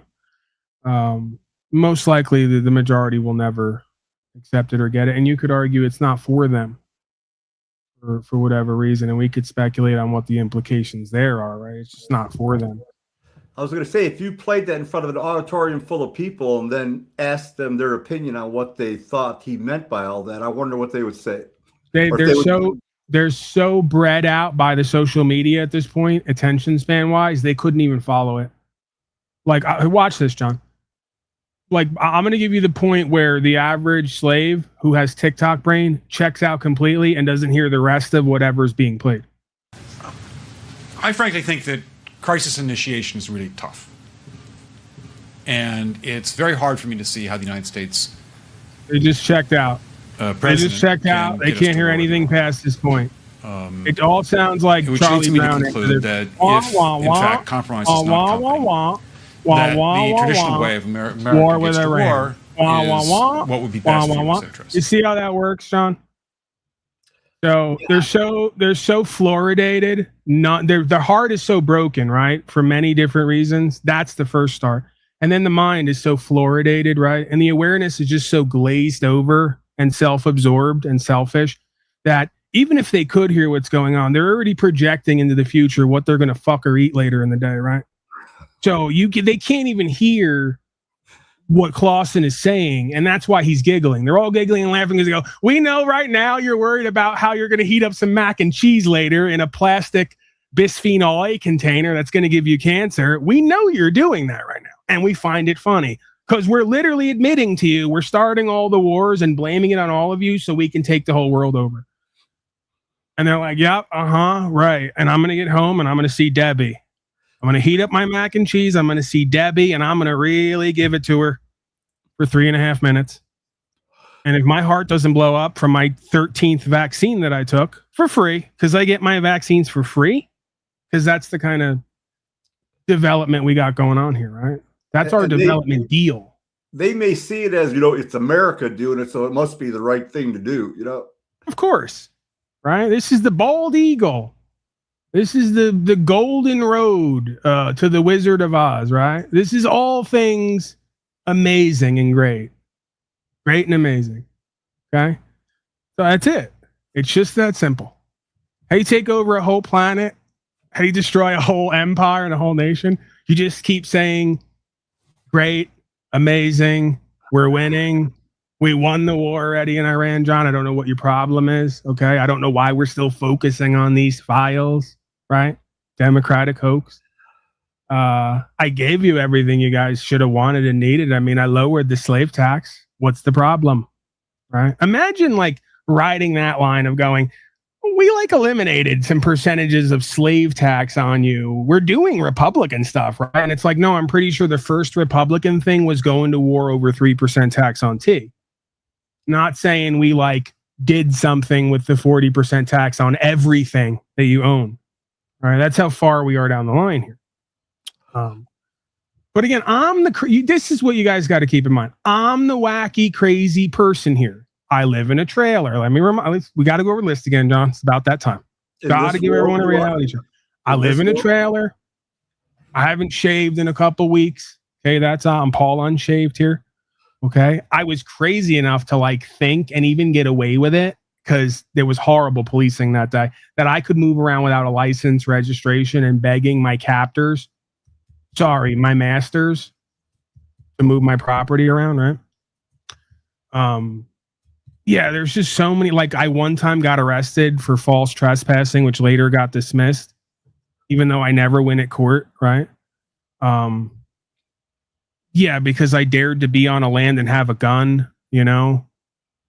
I've done so many crazy, wild, scary things and been a part of so much nonsense here.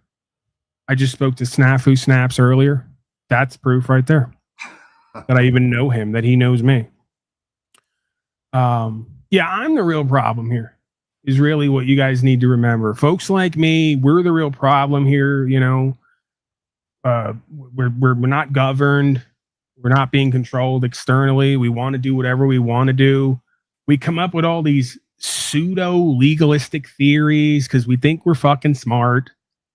You know, we're not institutionalized. We didn't go to the institutions where they make you smart. How dare we try to formulate our own ideas and opinions and make our own claims? So yeah, there's a new wave, people, of terrorists. There's a new wave of terrorists. There's a new wave of anti-American scum. Okay? And they need to be stopped. They think that this place is about rights and freedom and principles. It's not. They think they could do whatever they want to do and be free and have God's will to be free. They can't. Okay? Hell, I mean, they even think they can, like, use plants and herbs and own guns and stuff. We're arguing about that right now in the Supreme Court, too. You know? Another conspiracy theory that just came true. Paranoid Paulie on another one of his rants when he said that they're going to legalize weed and get you all to sign up and contract with it so they can turn around and use the contract to take your rights to bear arms. They're never going to do that, Paulie boy. They just care about our right and our freedom to smoke dope. Oops. They're now at the Supreme Court arguing how you're not going to have any more of your rights because you dared to use the legal plant and herb. Do you see why lobbying and running for president and paying for it never works and never gets you out? Because now you're deeper in. You know, the military just dropped weed arrests for recruits. So they're not even. Well, John, that's because there's a Cold War going on right now on our land. How can the Supreme Court go one way and the military go the other? And John, it's the perfect time for a real or faked false flag or real actual terror attack, by the way. Because right now we're destabilized. The economy is fucked. We're on the edge of an energy crisis. We're spread thin with our resources around the world. The people at home, many of them, don't want to pay tax anymore. They hired 80,000 IRS agents, okay? Because we're in a cold civil war right now. And it just might be the perfect time to allow or to stage a fucking terror attack so we can focus everybody on our next solutions-oriented endeavor.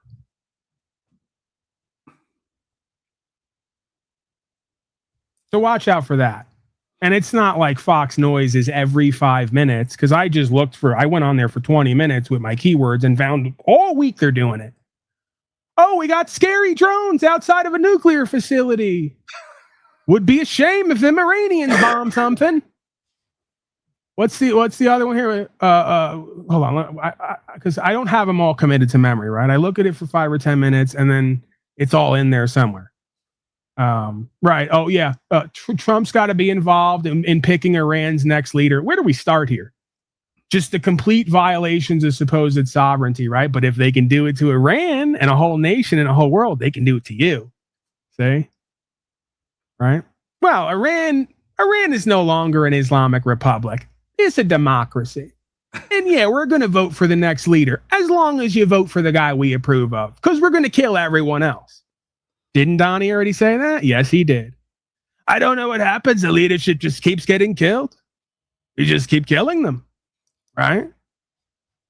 And then he even goes on to say, well, at some point, the leadership's getting a bit better now. He and the others, whoever he works for, might be okay with the ones that are left over, right? So we went from an Islamic republic to a democracy like that, and a democracy in which you got to vote for the guy the central banker puppet likes, or maybe they just die. And then the people do it admitted on the news. And the dumb slaves at home are telling me I'm the problem.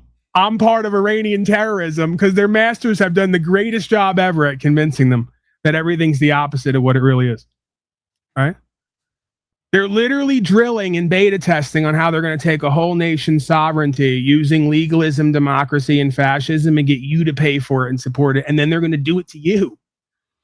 That's the thing. See, that's always the way it works.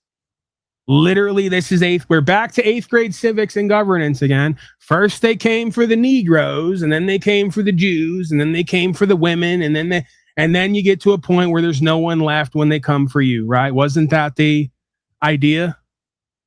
We didn't learn from that, I guess. So yeah, keep supporting that. And by the way, we voted to end the endless wars, and we voted for cheaper gas, and now we're furthering the endless wars, and we're going to put gas up between $5 and $10 a gallon at some point.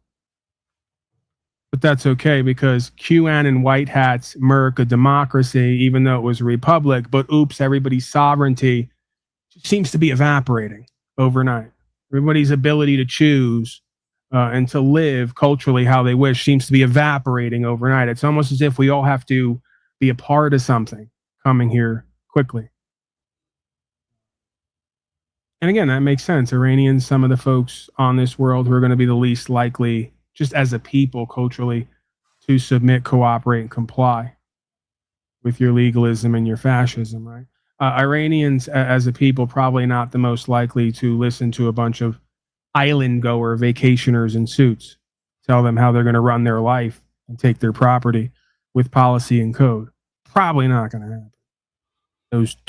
We even got brown sovereign citizens on Earth Inc.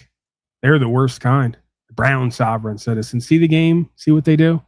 Any group of people, any individual, any land that doesn't want to give up their sovereignty, their republic, their rights, their process, their due process, their system, for this system's going to be deemed something and then dealt with. And you're all going to support it. They already did it with my channel. You already saw the beta test there. Vice came out, said I was part of a long line of bigoted, racist, hateful terrorists. Remember that whole ordeal, right? Then YouTube came in with Google, shadow banned me. Still can't get more. I had to fight them to keep the channel because they were going to just completely delete all record of it. It's still there, but can't get more than 10 live viewers on it. They demonetized me after I'd already stopped posting, came in later, demonetized me. There's your new world order. Paulie not only isn't going to make a living, he's not going to be able to talk the truth, and he can talk it all day because we're not going to let anybody see it and hear it for the most part. Right? While they're calling me a sovereign citizen, they're instituting ways to lock YouTube up. They now want identifications in order to even post. So you got to fight the legal team in order to continue to exist. But nobody sees that. Nobody knows that. That's not existing. It's not real. See? Perception isn't reality, but it may as well be reality if these folks creating the reality for everyone can alter your perception. Paul, you reading that comment? What comment is that? Oh, there you go. Yeah. Yeah, that one. Well, listen, I mean, once you tiptoe into the algorithm somewhat, you're bound to get these. It's like they create these people in a factory somewhere. It's like they create them on another planet and they just let them loose here, right? They bring them over. They create them on that planet. They shuffle them into the shuttle, then they drop them off here. There's another voter from planet Zetard. Another voter from planet Zetard. Let's read the comment because I didn't even read it yet. I just saw Trump in all caps, and I'm pretty sure I already know what I'm going to get. But let's dive into this. Yeshua chosen Trump for the job in this spiritual war. Yeshua, God supports, and I loves our president. Wait, what? Hold on, it's too small on my screen. I got to make sure that this guy's talking an actual slave And speech. loves our president. Oh, okay. I thought he was doing the whole, I loves my president, boss. Whoa, oh boy, I loves my president. Mr. Benny. This is essentially our Rochester. For those of you old enough to remember the Jack Benny show, radio show. Sponsored by Lucky Strike means fine tobacco. John, Lucky Strike means fine tobacco. The doctor's choice for cigarette. Jeshua, you got to read it with this accent because this is 9 out of 10 times, this is going to be some Bible Belt tard who just cracked open a natural ice, right? Or a Bud Light, sitting on their easy chair. You know, they still got the old TV there with the ears so they can get their ball game when necessary, right? For free. They're thrifty. These are thrifty, logical people, very logical, thrifty people. They got common sense, these folks. Jeshua chosen Trump for the job in this spiritual war. Jeshua God supports and loves our president. Trump follows Jeshua direction. Divine is in charge. Let me break this down for you, okay? Because I'm going to show you who you are, right? I'm going to show you who you are. You're the guy, and I'm going to reveal to everyone what the story of Jesus actually is, okay? I'm going to reveal it right here, right now. Never been done before. The story of Jesus, and I'm going to sum this all up. They tell us about Mary and Joseph together. Mary may or may not be a prostitute. We don't know, okay? She gets pregnant one day, but not by Joseph. And of course, it's not by anyone else, because she wouldn't do that. God did it. And when this child was born, guess what the baby looked like? He had skin of bronze and kinky hair. Folks, the story of Jesus was the first story of a wife who cheated with a black guy on their husband, and instead of just admit to it and be accountable, blamed it on God. Okay? And you folks have been running with the story ever since. Not only is Jesus not the only son of God and a son of God, he's a son of a black man who the wife didn't want to take ownership of and with, okay? And we all know this story. This is a story that's playing out all across the world at this time right now, all across America, okay? And the only difference is that for some reason, if Debbie was to come to you today, although many of you people, as credulous and retarded as you are, might just believe it, you might be one of the people we see on Maury arguing over this shit. You're not quite sure. Was it the black guy from down the street who impregnated my wife, or did God do it? You know? So this is what we're dealing with here, folks. This is the level of conscious and awareness we're dealing with in this realm. Right? It was just that easy. You know, Mary came to Joseph and said, I don't know what happened, but I'm pregnant and I wouldn't be sleeping around. God did it. And the baby came out black, and the rest is history. And then they got together 100 years later, wrote up a story, and made the black kid everybody's only God on earth to mock you and humiliate you. Right? You guys just haven't stopped running with it ever since. So tell me all about it. Jesus coming back any day now to save you from what you and everyone else has created here that got him killed in his day. Right? And of course, he chose Donald Trump and everyone else along the way who you agree with to do this work that he's doing, to give out all them vaccines, to do World War III with the plan of the Mason who said that they're going to bring about the religion of Lucifer, right? Is it possible that in that book you just didn't read enough of it and cognize what was there because the book was given to you by a king, one of your slave masters, and in there's one line, because you guys love to take one line and make it the whole book. How about this one? The line where Jesus says, I am the morning star, aka Lucifer. Does that ring a bell? Is it possible maybe that was the revelation, that this idea of Jesus being the only son for you to wait on while they take the whole world with Shaitan's kingdom through your actions and inactions? Right? Is it possible that was all one big deception? Again? Because that's what the deceiver does? No, you guys are too smart for that, right? You would never be deceived by billions of books that were written up and printed up and distributed to all corners of the world, right? You're not that stupid. It's got to be the word of God. The same people who literally say, Lucifer is our king, we're making New World Order to serve him, and you're all going to build it and pay for it, gave you the book in which in there they say, without saying, by the way, because it never really says it in there, but you're going to worship this guy. He's your middleman to God, and he's going to come back one day and save you all from what we're all doing here to you and with you. Yeah, just wait for that. It's exactly what the devil or Lucifer would do and say, is give the whole world 3 main religions where all they did was serve him indirectly, worship him indirectly, and wait for someone to come back to save them for what they're creating. Wow. Bravo. Bravo, Lucifere creature. You deserve it. See? That's what God understood and allowed Lucifer to do this. Does he understand? Lucifer deserves this world. See? You slaves are willing to believe all this crap and buy into it and repeat it and fight with your own fellow countryman who's making sense and is involved. Then yeah, you don't deserve truth, life, and way here. You don't deserve the benefits and privileges of a free, prosperous society. You deserve exactly what the fuck you're getting and gonna get.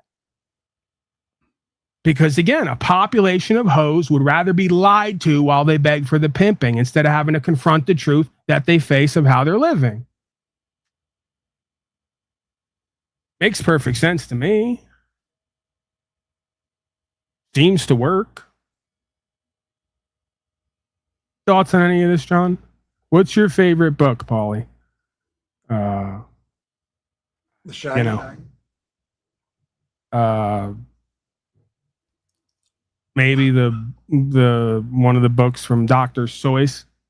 It looks like Dr. Seuss, but I've learned it's Dr. Seuss.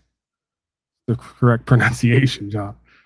I don't know, fucking Green Eggs and Ham or some shit. I don't know. Written for us, though, Paul. What? What if that book wasn't written for us? Again, you get to receive what you receive here.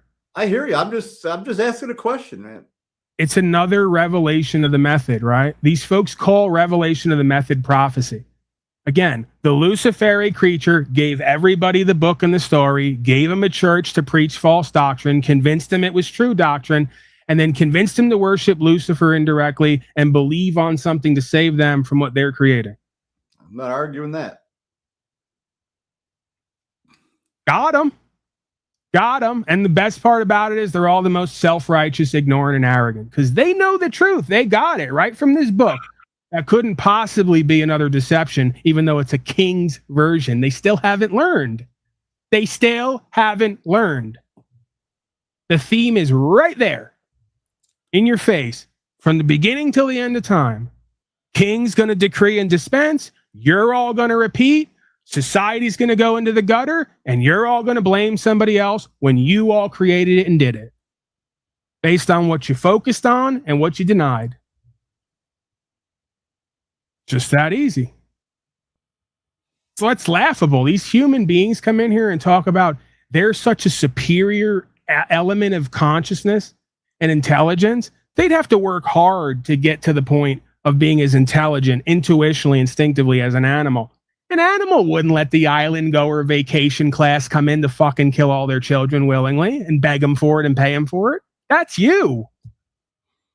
Animal knows better. Animal growls at the front of the hole, says this far and no further. You ain't coming in here. You ain't getting your hands on who and what I am and the future of our beingness. No, you're not.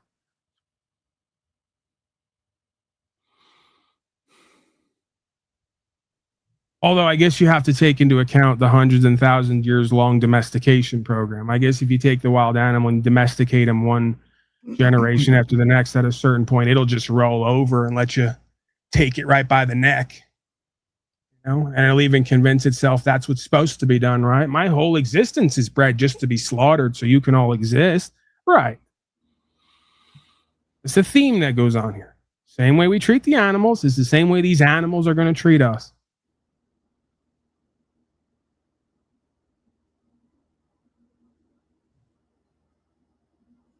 Thoughts on any of that, John? I got contributions here. Non-taxable events because I don't get income and revenue. I don't have any contracts. Grifta, the Grifta salutes. This is his message.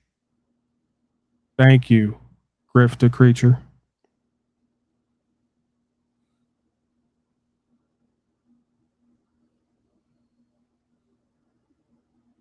The king's version of God's going to save me, John. Don't you know?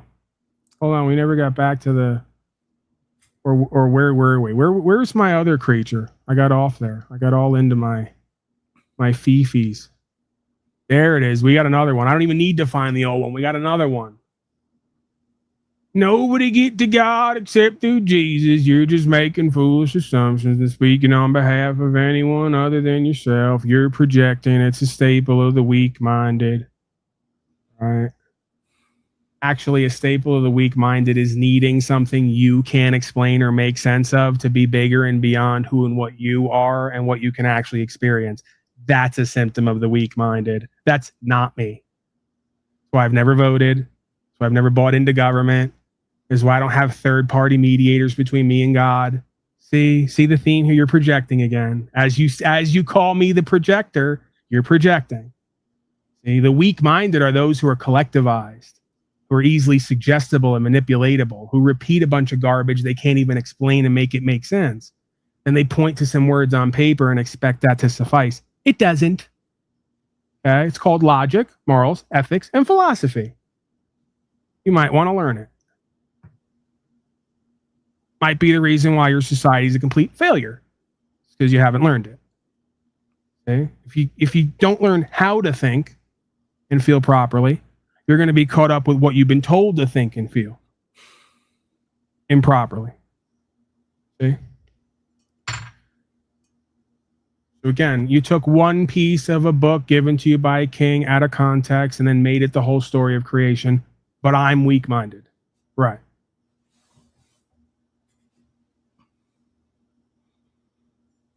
I'm going to throw a link, because why not? Let me give all you strong-minded, powerful people in chat the opportunity to come up here and interact with the weak-minded. See how that goes. I'm guessing you won't be joining us. You're so strong and powerful that you're going to keep that in the chat box where it belongs, right? Why waste it all on the weak-minded and weak-hearted like me, of course? Delusion, denial land. Yeah, folks, we've crossed over into delusion, denial land again. I love it every time I'm here. Always feels so good. Safe in delusion, denial land. There is no God. You're a nut. Maybe, maybe not. What we do know is you don't know the difference between your and your. Okay? That always sums it up for us. See? They make these people out of a factory. We can come here 1,000 days in a row. I've already did that simulation. We come here 1,000 days in a row, and it's the same. I don't care if you have 100 people here or 1,000 live viewers. It's the same types of people saying the same types of things, the same types of ways, while convincing themselves and each other they're all so unique and special and different, don't you know? Right. That's a fun loop. The I'm special, unique, and different loop. That's a great one. Try that one on. Actually, you know what? Don't try that at home. Okay? Results may vary. This version of that loop contains 10% more ignorance and arrogance, by the way, per survey. Just to be clear. All right, let's hit a couple more. You're an amazing co-host today, by the way, John. Amazing co-host. You're great, man. You're doing a lot for these people. Doing a lot for this country, a lot for these people, but they don't appreciate you. These aren't good people, John. Not good people. These people. Did you know, I can't remember what it was back in the 50s or 60s. NASA, I'm not giving any credit to NASA, but they did a study with children to determine how many children are at genius level thinking. And at 5 years old, 80 to 85% of the children were tested at genius level. And they followed these kids through till they finished school. When they finished school, it was down to like 25 or 30% were at genius level. Well, this is a good point. The tribe creature points out. And yes, I have seen that, and I can agree with that to an extent. And I think there's different aspects and levels to intelligence. I think there's a mindful intelligence and a mindless intelligence, if that makes sense. I think children are more of the mindless intelligence. They're more able, even without the experience, to look at something and just see it for what it is. Exactly. Rather than see it for what they want it to be or what they're told that it is, right? That's that one story where, you know, mother's out with her child walking around, and the child sees a bird for the first time flying through the trees, and he's so fascinated by it. And then the mother says, well, it's just a bird. And it takes the fascination is gone after that. Every time they see that now, oh, it's just a bird. Instead of being fascinated by what the bird truly is. Well, that's the game of this race, is labeling and defining so they can control. Yeah. Yeah. And by labeling and defining and struggling for control, they completely take the peace and the power out of the spontaneous experience of just being alive and living, right? The wonder, you know, the revelation. And again, that's exactly why, if you want to fast forward from that idea to why before we did the bit non-bit about a whole society that no longer really wants to even live or pursue anything. Everything's already been tracked and traced and accounted for and labeled and controlled, and there's only these many roads and there's nothing after that, and if you take one of the other roads, you're this, that, and the third. They've beaten the whole humanity into submission, essentially. Right? Or drugged them out of an active experience, right? Numbed and drugged them out of a living experience, an experience that's alive, right? That's spontaneous, that is co-created. Initial vaccinations as a child do play a big role in that. Well, that's all part of the process. We have Duck, can you show yourself? I want to make sure that it's you. Greetings, Mr. Duck. Questions, comments, concerns? We're on our way to wrapping up here. You're a bit late, but better late than never. Some would argue you're right on time, right? Yeah. So do you actually think that we should be teaching kids that we should be? So not only are we telling kids to wake up, but you're telling them Donald Trump's evil too. I don't remember telling anybody that specifically. I think I've talked around it a lot, but I'm willing to come right out and say that if that's what you're wanting from me, or that's what you're intimating. I mean, the presumption there wouldn't be that I also, to some extent, either am or have evil within me. So I could make that statement as well, that anything that I, according to you, am proclaiming about him and others is probably true for me to some extent as well, because that's part of the human condition, right? It's not the Paulie, the Donnie, the Ducky condition. It's the human condition, and there's just varying degrees to that experience. So, but again, I think there's plenty of evidence on record showing that Donald Trump is in fact evil. If you want to just look at the word and see that evil is just live spelled backward, right? It's completely ass backward, unnatural, anti-life, anti-human, anti-Christed agenda, you could argue, on every level. So anti-American as well, because all those things kind of coincide, right? So, and again, I don't know where we get into this telling children thing. Like, this isn't a broadcast directly geared toward children. I'm not going to stop anybody from coming here, right? Whoever's free to witness here is free to witness here. But yeah, I don't know how we got to specifically telling children X, Y, Z. It's more the responsibility and accountability of the parents who are creating this world that we're experiencing, either directly or indirectly. Okay, so that's what I was thinking. But and yeah, I'm not trying to like diss you guys or anything either. But so when I joined the stream initially, I heard you guys sharing that there's a false gospel going around. I heard you talking that people aren't awake necessarily, we're asleep to stuff. But you're talking now about Donald Trump, and Donald Trump's asked us to celebrate the coal industry. He's asked us to do all these types of things that I don't think you actually have an American reason to maybe reject those things. I just did like 2.5 hours, give or take, on all the ways that a republic has been converted unlawfully to a democracy. We're literally in Marxism, fascism, socialism, different elements of these isms kind of amalgamated into one. You're saying I'm a Marxist. You're saying I'm a Marxist for liking Donald Trump. That's the problem we have. What I'm pointing out, because it's not about what I'm saying and not saying, I'm pointing to the reality we're experiencing. One of the tenets of Marxism or communism would be the abolition of private property. If you have to pay the state to use your own property at the whim of them coming to take it, if you don't, then you no longer have private property. You have state interested or state sponsored property that you pay tribute to use. That is one of the cornerstones. Land, right? It's your land, right? That's called a property right. So if you don't like that Uncle Sam planted a flag, that still doesn't mean that you have the right to say that it's actually government that it's actually the government that planned to how to protect our land from the United States over to the other places, and so the government planned it, and it is as a result of this that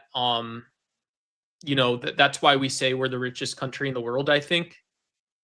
You have the majority of self-described citizens signing up to give 40% of what they create in value yearly over to a corporation to redistribute the wealth of. That's literally a socialist or Marxist tenet, is the redistribution of wealth. What else would you call taxation, where they redistribute what you make to others who claim to be in need?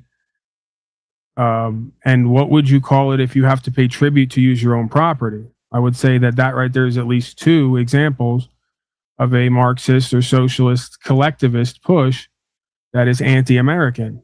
Okay, but I'm not a Marxist, right? I'm not like, okay, so just as an example. I'm not saying that you are a proclaimed Marxist. I'm saying you're in Marxism and don't know it, like the majority of folks who are claiming one side or the other of a political dynamic that is meant to bring everyone into Marxism, collectivism, socialism, and fascism. I know all that. Okay, so, but I'm not like, I'm not like a red tide kind of guy though, right?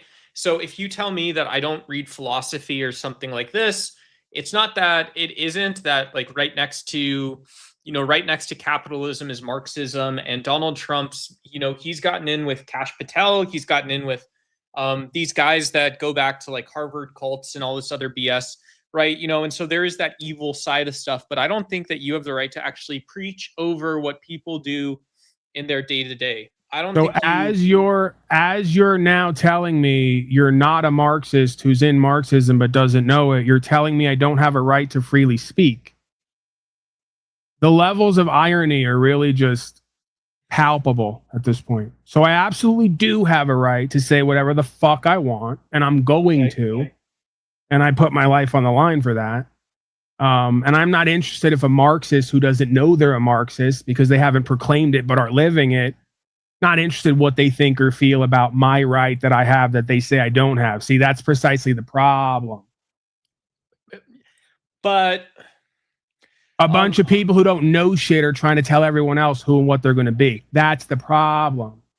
And I got a solution for it. It's right behind me in the corner here if you want to see it. Yeah, that's a freaking...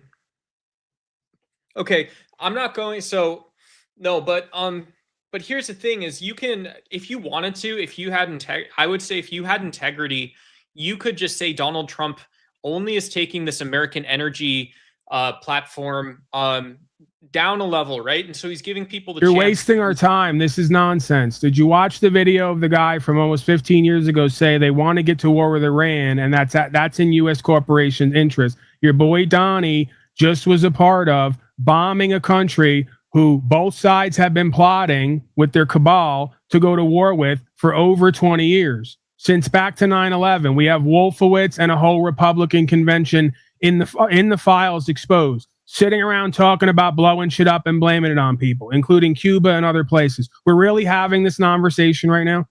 You don't know what you need to know. You haven't studied the history. You have zero intuition and instinct when it comes to being gamed and pimped. It's obvious. So I really, sorry, I guess, for you and others. Maybe you're better off because you don't know what's actually going on, and they say ignorance is bliss. No, because you're closing the conversation off, and you don't. This isn't about Donald Trump. This isn't about Joe Biden. It's about sadism. It's about authoritarianism. It's about mind and heart control. It's about a hundreds and thousands of year old agenda that's playing out as completely described and planned. And you want to sit here and argue over the minutia of supposed random details like these people are all their own people. They're not. No, my detail work is saying that, well, you can actually trace this back to the 1990s. And so if you want to talk about authoritarianism, like I can trace this back 2,000 years or more. So again, false statement. You're very limited in your conscious and awareness. I'm not. Okay. So I can trace this back. That's exactly what this is. Me getting talked down to for no, this is you being told the truth that you're likely not told anywhere else by anyone else in your life because most people are full of shit. Presuming they even know, they'd still be full of shit. So I can trace this back thousands of years, not just to the 1990s. Because the human condition is the human condition. The struggle for the human spirit to be known and seen and experienced here in freedom and free will from God is the experience. The control, domination, labeling, and judging of that by humans who are doing way worse than the person they're judging has always been the experience. So I can trace this back to our first moments here in creation, because that's the dynamic of being a spirit in the flesh. Yeah, but I think I could equally accuse you of using so I won't say a false gospel, and I'm sorry, but I would say a false prophetic message, or a messianic sense of maybe Judaism and Christianity spreading out to the Western world, and you're using this to neglect Donald Trump's position and argument about culture, about Islam, about capitalism, and about who benefits from these systems. What's the conversation about Islam specifically? Islam hasn't been an overwhelming threat to me in my life. It hasn't come from my lifestyle, my property, my rights. The State Department releases. You haven't followed the Abraham Accords. No, I don't study the releases of other men. I don't study other men's releases. I'm sure you do, but I don't. So I'm not interested in what the State Department of Propaganda puts out for you and others to suck up and repeat back to other people who can think as if they're official narratives, as if they're reality, right? It's beyond absurd. You're telling me to take literal propagandist word for why they're doing what they're doing. So again, I'm not interested in other men's releases and hearsay. I'm interested in my firsthand experience, as you should be. So we just woke up in reality today. My biggest issue, problem, threat, test, and challenge isn't Iranians and Muslims, okay? They're not around every corner looking for my rights, property, and freedom. But I bet you can guess who is. All the folks who are supposed to serve me and protect me. Right. So let's cut the bullshit. Let's stop lying to ourselves and each other. Let's stop living from other men's releases and hearsay. And let's go by our own experience. Because you were there the last 5 years when they shut down everyone's businesses and they quadrupled their profits while they put everyone out of business, claiming that we all had to stay home, be locked down because we had to be scared about what they admitted they released into the air from the wet lab and exacerbated with the 5G towers. Okay. So let's get a clue. Do you see how easy it is? Do you see how easy it is to get confused? Because now you're making like a coherent argument, where before I think you were trying to depend on chat to make a case that what Donald Trump is actually asking for is for the government to control your life. And I don't think that actually exists anywhere in the calculation. Or it doesn't. Okay. At all. He's a part of an endeavor called legalism and corporatism, and that endeavor can only continue if they generate revenue, and they can only generate revenue if you all keep choosing it and paying for it. So I don't know why you're acting like this is one guy just on his own path, establishing himself. None of that is real to me, as far as I'm concerned. Right? Yeah. So this is part of a long line of events that are meant to go somewhere, and the somewhere is not great for you and everyone else, regardless of what you believe or have been told. Right? So there's literally zero evidence that Donnie Trump is doing anything for the Republic, for men and women, for rights, freedom, principles, spiritual faith. He even said, I don't think I'm going to be going to heaven. Famous quote now at this point. He even knows and is willing to tell all of you that if heaven or hell exists, he'll be in hell because he's not serving God and God's country. He's not upholding the law of this land. He is furthering a centralized banker agenda that has been revealed through the likes of Lucifer, as we covered earlier in this broadcast. I don't know how many more facts I need directly from them in their own mouth, admitting to who and what they are and what they're a part of. I could give you 100 more. I could bring you back to the original Rockefellers and the original founders of America. We can go back before then to every nation. We can go back to those diaries and those revelations of these folks admitting they sit in the room, they summon Lucifer, and it gives them the program and the plan. It's the same creature that the Nazis were talking to. They admitted in their own files. It's the same creature showing up as different creatures over and over again. I ask you a question though? As a very stupid person, if we go back to 2016, the first time Donald Trump signed the Abraham Accords, if I'm an idiot, I'm the idiot. Wouldn't you say Donald Trump is breaking down those first religious barriers in the first place? Could you give me more context on what the Abrahamic Accord consists of and why it's relevant or why it needs to happen? So it would, at that point in time, it would consist of an assemblage. It would consist of an assemblage of people that hold religious beliefs that are dedicated in theory to not bombing each other and instead having conversations about not bombing each other. Yeah, New World Order. And then he went and bombed everybody because he was told to do so because they have an agenda here. You really believe the Abrahamic Accord is some group endeavor to get everybody to kumbaya together? No, it's a Sicilian message, an offer you can't refuse. You're going to do what we say and be part of our group. If you try to go into business on your own, we're going to break your windows out and break your kneecaps. But do you think it's like if I ask you classic question, Iran is not bombing anyone, sir. They've not been to war since the 1700s. Your corporation, your daddy's corporation, has been to war 50 times in the last 150 years. And you're sitting here arguing this with me about Iranians and a caliphate? Somebody has to justify the violence. That's what's left. That's what's so scary about this reality. You could literally look at the reality and see what's happening and still deny what your eyes will tell you. The guy who's attacking every other nation's the good guy. The guy who is being attacked or hasn't fought a war in 200 years is the terrorist. And you're going to sit there and repeat it. And you'll do it with me too. You'll do it with me too. Because they already deem people like me terrorists in their documentation. And a scum like you is going to sit in a court with 1,000 other scum one day and say, Paulie should be bombed. He should be drone attacked. He should be put in a box and tortured with the food thing up his nose in Guantanamo because he's the fucking terrorist. But Paulie hadn't been to war since he was in his 20s. Paulie repented on all that. Paulie tried to do the right thing, put down his addictions, try to serve the community and society. Paulie tried to uphold the law of the land. But he's a fucking terrorist because he wants his sovereignty and he wants it for other people. Don't you get it?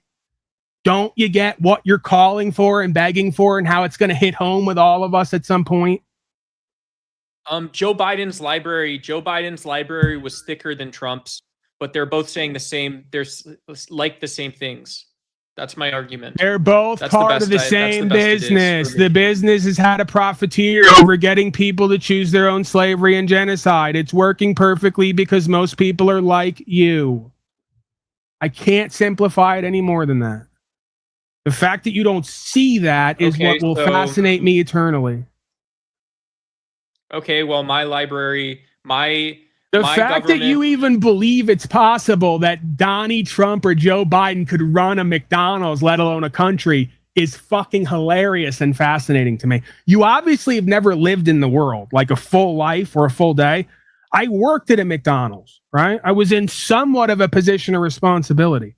I don't think Joe Biden or Donald Trump could run a food line at a McDonald's, let alone the free world. I think that even just that idea is a revelation of how childish most folks are and easily manipulatable, okay? It's beyond embarrassing. Can I apologize real quick? I don't need you to apologize. I'm sorry for you and many others. And maybe you should be sorry for me, but you don't owe me an apology. You didn't do any wrong to me, and I will not accept an apology from you. I'm being stern with you, and some might say rude with you and a bit aggressive. So this is where I'm supposed to apologize to you. And if I'm not going to do it to you, I definitely don't expect you to apologize to me. Because on some level, this is what this broadcast is about. Whether I'm frustrated with it, like it or not, I come into it knowing this is the moment I'm doing this for. Go try to figure that out. How bizarre that is. I'm looking to find Western virtues in the middle of what you call authoritarianism, and not just Western virtues, but the levers and the mechanisms of peace that actually do come from Western liberalism. Western liberalism is original conservatism. It's not neoliberalism, nor is it neoconservatism. That's me, by the way. Neoconservatism. Right, right, but I'm saying I'm a classical liberal. I'm a classical liberal in the sense of I believe in free, more free, dangerous free, rather than comfortable, safe slave. See? So then why are we disagreeing right now then? What we're disagreeing, it would seem, because one of the usual issues I have with most folks is they believe the same mechanism that took their rights and freedom is somehow going to get them more rights and freedom. And I think that is a deception. I don't think authoritarianism, statism, and corporatism is going to undo what it has created. You're way into this deep state space, and I think you're getting confused even about your own liberal values at this point in time. I don't even necessarily. So I think you're saying it. Go ahead. I might be. Can you explain? Yeah, I think you're forgetting that what Lockean liberalism actually produces is the authoritarian system where the government owns your land. It's the authoritarian system where you're forced to think about property first before everything else. And so you have someone who says that it can be different, and that person's name was Alex Hormozzi, but it's also Donald Trump. Again, I don't even care what you call it. I would prefer we just, I'm very Taoistic in that sense. I prefer we do away with all this crap. We talk about it so we can identify it, to speak about it, but ultimately it has no relevance to who I am, how I'm created to be, and how I live, right? So I don't care about Republicans. I don't care about Democrats. I don't care about politicians. America's great because we have the law of the land. The law of the land is we can do whatever we want without causing law. You don't think Disney's educating kids? You don't. There's all these topics that I can't talk about. Anytime I bring up an argument that's right, because I'm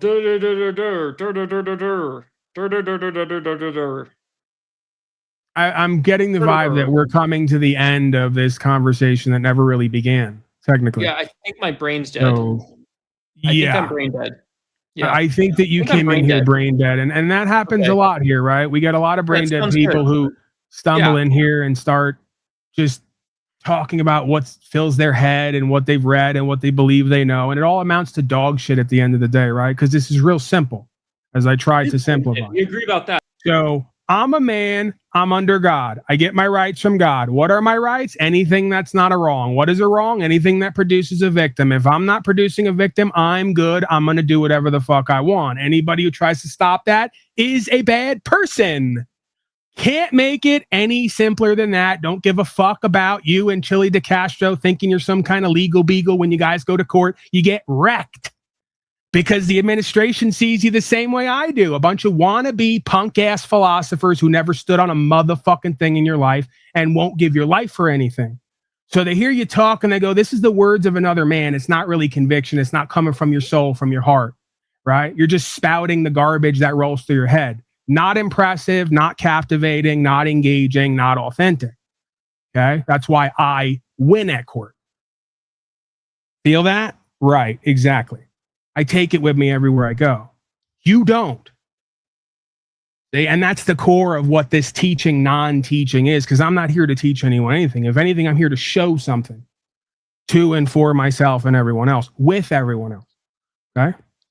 So that's what this idea is about. I'm not interested in what you sit around and read about Lockean liberalism. And first of all, most of you, I found, if I was to press you on what you put forth, you can't even explain or describe the differences between these ideas and how they all fit together and how they're distinct. So let's abandon all the pseudo-intellectualism and the need to look smart and have all these words and terms, because it doesn't mean jack shit at the beginning and the end of the day.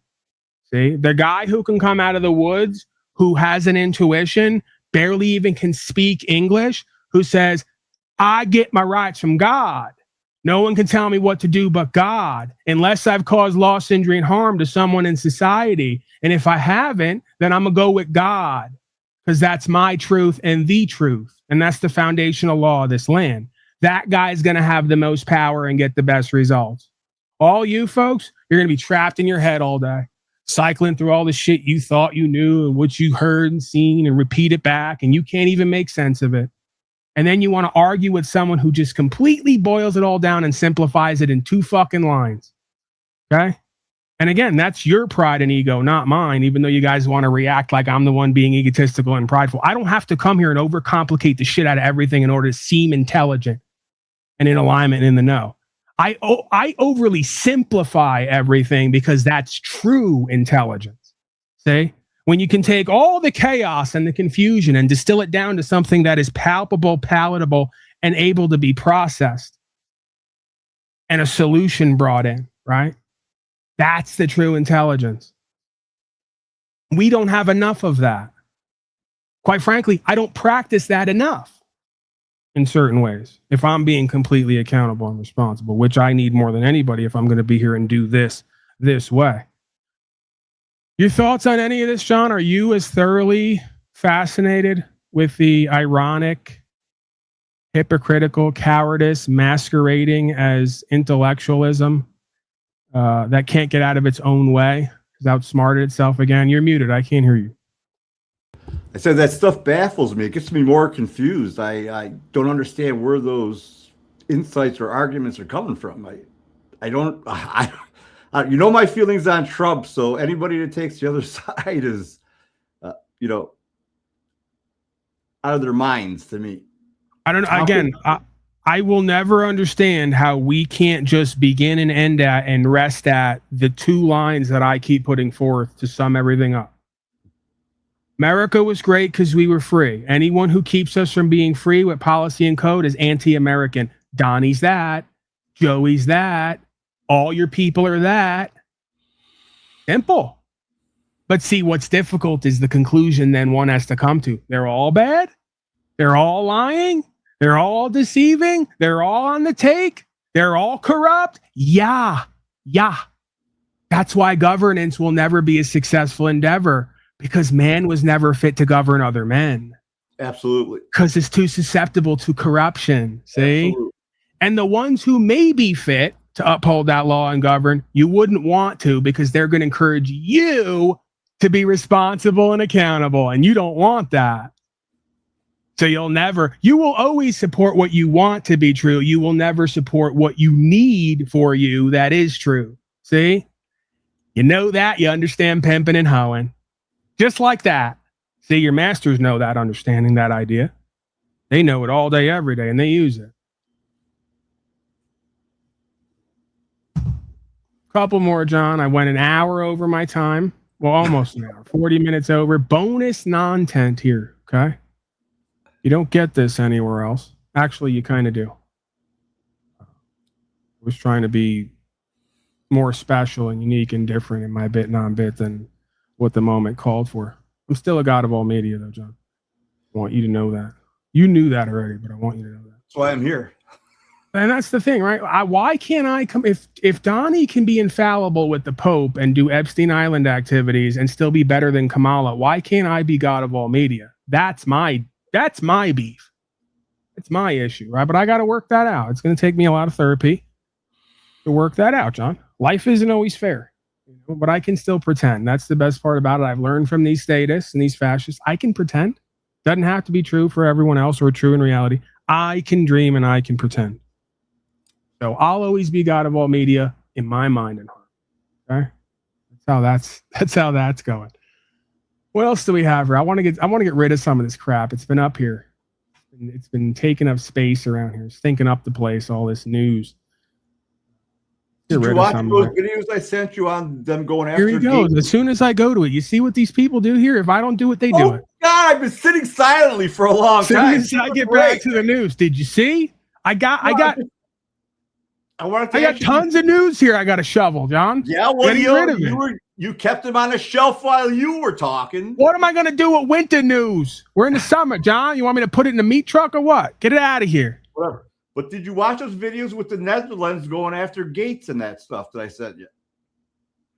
In court. Netherlands are going after the Gateses? Well, they're going after the vaccine program and all that. What if I told you, John? Now we're really going to go, because I never go down this road, but I'm feeling feisty and frisky tonight. Sun's going down, okay? It's just us here now. I can do whatever I want, right? That's the reality. I do whatever I want. I got my own island here of sorts, right? Make yourself comfortable. I forgot what the fuck I was going to say. I got so excited about the fact that, see, that's why Duck and others are right. I got so excited about the fact that I could do whatever I want, even island activities here, that I don't even know what I want to do now. Completely forgot. Oh, yeah.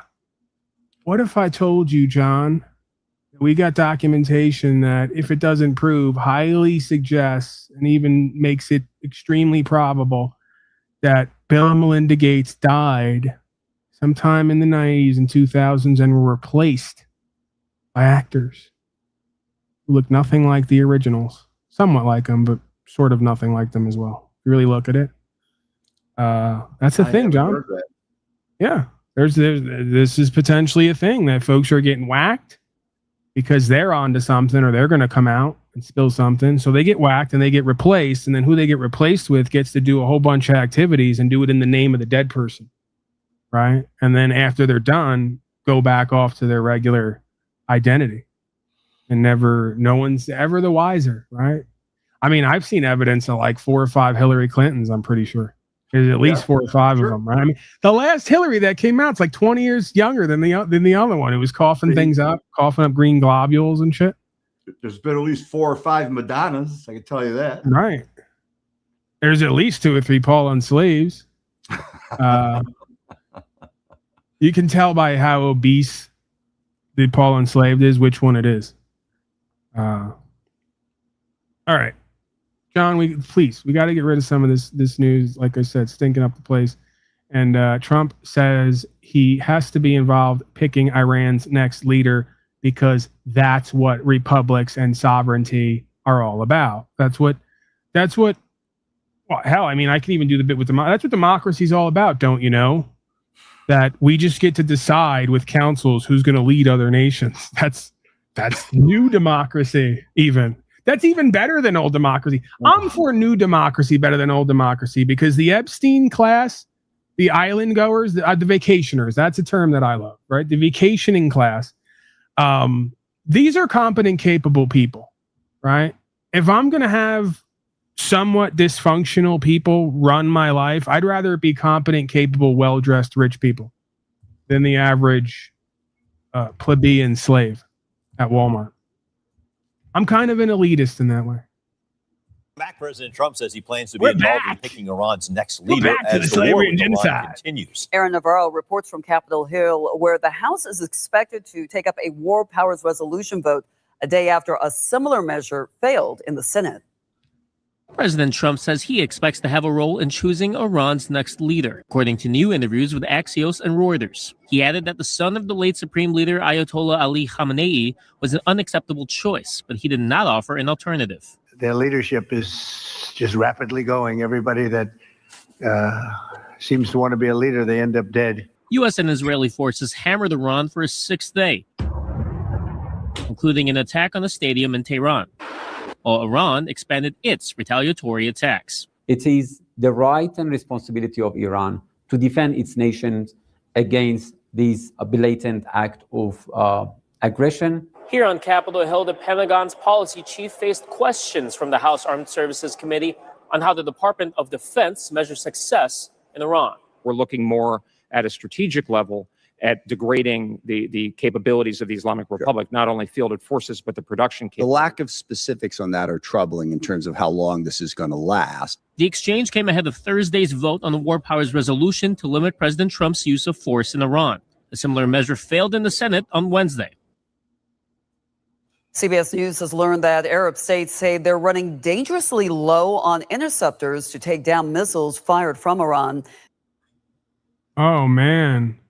One You of the heard missiles about- is going to get through one day and blow You something heard about up, they're and then we're hitting going to. them with the drones, though, right?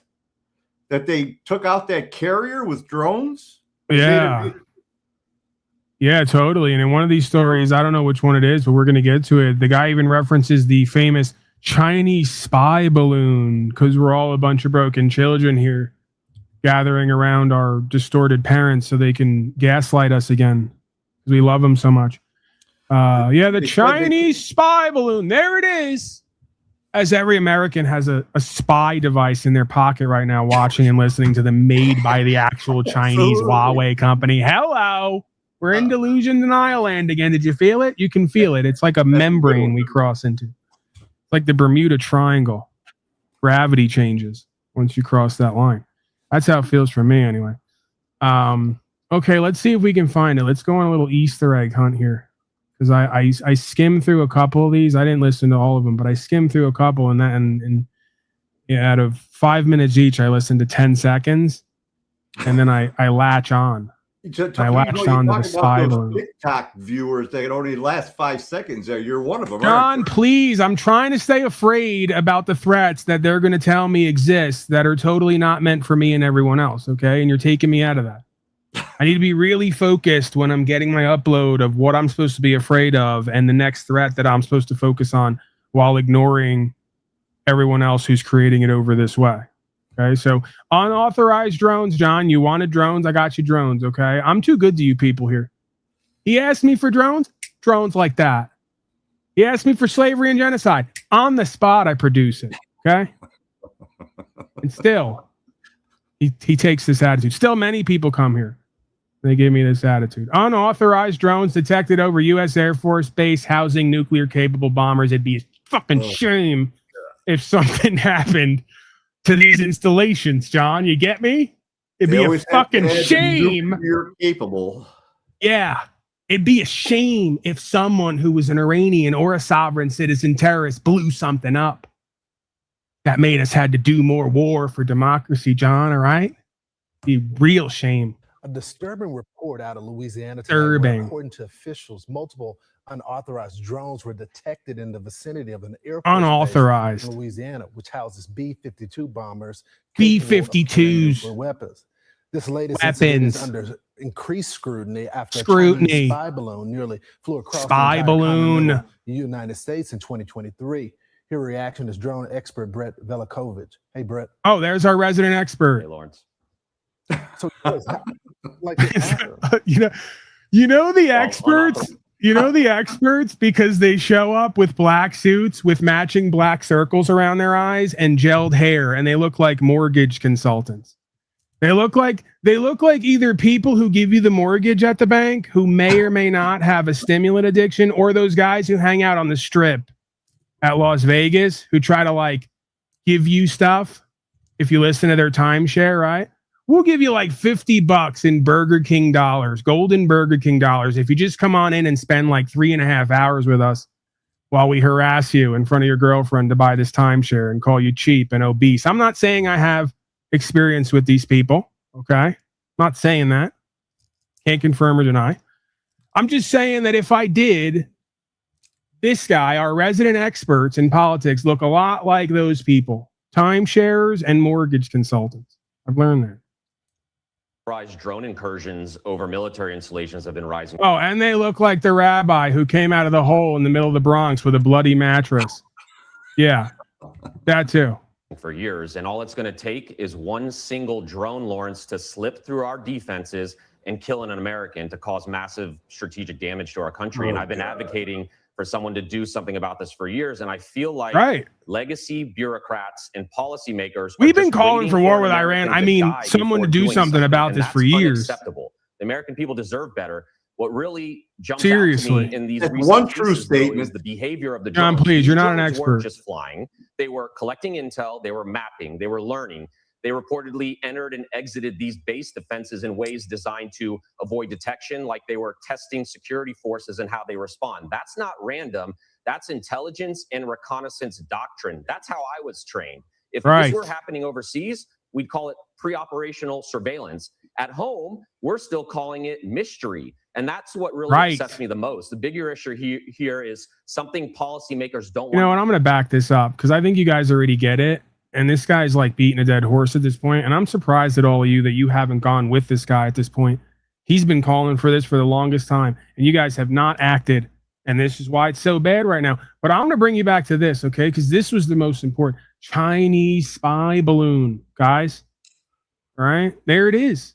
See, these theorists, they'll deny everything and anything. You can't deny the balloon when it's right there, spying on you. After a Chinese spy balloon nearly flew across the entire continental United States in 2023. Here, reaction is drone expert Brett Velicone. Drone expert, right. We already heard from the expert. Okay. So, John, your thoughts on the obvious couldn't be faked. Couldn't lead us to believe. Low flying NASA satellite that there he goes again. There he goes. Obviously, a Chinese spy balloon spying on everybody because they hate our rights and freedoms and they want our lifestyle. They don't need spy balloons to spy on us. I'll tell you that. Listen, sovereign citizens keep saying it's the police, it's the legislators, it's the legalists, it's the corporatists, the Satanists, the Luciferians. They want your rights and freedoms. It's not. It's the Chinamen and the brown people, okay? I want you to know that. I want everyone to know that. Tired of everyone getting... John, please, because next you're going to bring up some files. I already know you're going to go to the files. We talked about that already. Democratic hoax. I need you and everyone else here to seriously stay focused and engaged on the fact that we have brown people this way and yellow slanty-eyed people this way, and neither of them are doing good democratic American type shit. They're doing bad shit, John. Evil shit. And it needs to be stopped now. And we are just the people to do it. But we're going to need more money. Okay. And Pete Hegseth gave a great speech the other night. And he told all of us, I'm now lapsing into my Hillary Clinton voice. This is how I get things done, John. He told us the other night, we need $200 billion more because it takes money to fight bad guys. Okay. He actually said this. He came out. It was a special, specific speech. Pardon the alliteration. Even though I love those, I did it on purpose. He came out. He gave a special, specific speech, John. And he said, guys, I get it. We're deep in debt here, but we're doing good shit against bad people. And it takes money to fight bad guys. We need like $200 billion more. Just $200 billion more. And we got this. All right. I'm for it. I'm for it. That's just a keystroke. I mean, what the fuck they asking for? It's just a keystroke. Whatever. I got the head of the economics department for the last 5 administrations. Do you want me to play it? We played it before. He even says, I don't know how this shit works. No one does. I remember None of us do. The Jews print up paper. They call it money. The rest of us trade it, and the world goes on, okay? Let's stop overcomplicating this shit. Yeah. Some guy came a while ago to point out how it's the synagogue of Shaitan and it's all a deception and they're trading in the souls and even bodies of men and women, maybe even children. Whatever. Why would the Jews allow... Let's get in the now. Oh my God, Paul. Why would the Jews allow Trump's signature on their property? Well, because then he gets to... John, see, you just don't get it. Wow. A signatory generates liability as a surety. So why not give ownership to the one you want to take the liability when you still have the control of the property? Genius. I get all the control of the asset, none of the obligations and the liability. He signed it. I didn't. Duh.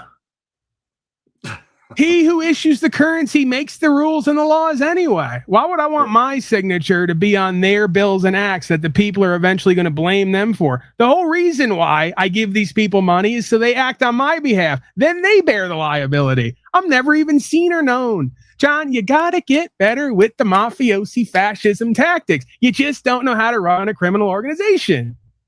And by criminal organization, some folks have said, I mean an organization that's about principles and safety. Okay? You get it? You get it. You're going to get it. If you don't get it, you're going to get it. Okay? We're going to make sure. Is that? What organization runs on principles and safety? This corporation that we call United States. You want me to bring up Mad Dog Mattis when he just because within the last 2 years, Mad Dog Mattis came into court and literally said the words, "I am the general for this corporation we call the United States," and he did that so that he didn't have liability for what the corporation does in a corporate capacity, right? See, it's a limited liability LLC position. That's the reason these people love it. They get to do whatever they want, and all the crimes are now commercial. And if it's commercial, well, we pay a fine, but we never have to go to prison or get shot in firing squad. Oh, yeah. And, you know, if you make $10 billion and you pay $1 billion in fines, did you really lose? Or is everyone else who can't figure it out just a fucking loser? I'll let you figure that out. I can't figure it out. Yeah. I mean, technically things are illegal, but anything's legal for a price. If all crimes are commercial, if you're in a commercial capacity, you have a limited liability, well, then you could pretty much pay to do anything you want. You could do anything you want and pay to have it overlooked. So at this point, the police departments must know that they're getting their orders from pedophiles, right? They must. Well, that's an interesting. I mean, that's kind of interesting because I was going to call local police and just see if I could make a deal with them, right?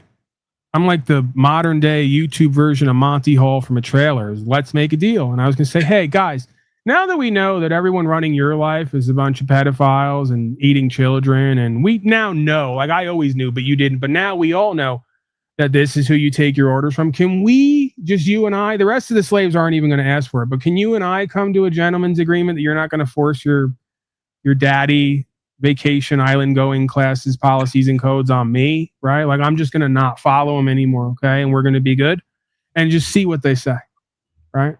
I'm curious because you would think, I mean, at this point, I get it. We don't want to give up our jobs. They're very important to us, right? So we're going to lie to ourselves and each other and keep up appearances. But then we should at least be able to come to an agreement, you know, that this is probably not legitimate. It's probably not real. It's probably not in everybody's best interest. So why like force it on those of us who decide to opt out? The time is coming, John. See? A lot like Fight Club, right? You know, these people cook their meals, they tow their cars, they uphold their policies as supposed laws. There's going to come a point in the story where the crazy guy, you know, who's out of his mind, who's on to some weird plan, right, is going to be the guy who makes the most sense in the equation. Right. And they're going to start kind of doing the will of something else here instead of following those policies and codes and procedures. So it's already underway, I suspect. Right. That's when you really know you're in an end times of a civilization where even the people under the people giving the decrees don't follow it anymore because we all know it's all nonsense, insanity, and corruption. Right. We just kind of keep up appearances as the empire just decays and rots from the inside out, right? Oh yeah, it's already happening. I mean, don't kid yourself. You know how many people, you know how many of the Republitards didn't want to give up their job and actually cultivate a skill or get into truth, who falsified and did illegal vaccine cards so they didn't have to get the shot but could still keep their job? Yeah, I see you. Shout out to all of you illegal slaves, right? We're all illegal now, huh? Yeah. That's the time we're in where you're going to have to learn what's lawful and unlawful because everybody's illegal now. Everybody's illegal now. Everybody's breaking code now to try to get away from what they've all funded and created. Oh, well, we're going to have some fun, aren't we?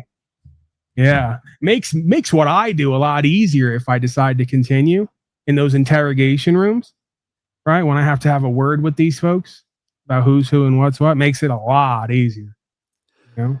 You know, the government always uses these false events to get people to agree to go to war. What kind of event could we produce to get people to go against the government?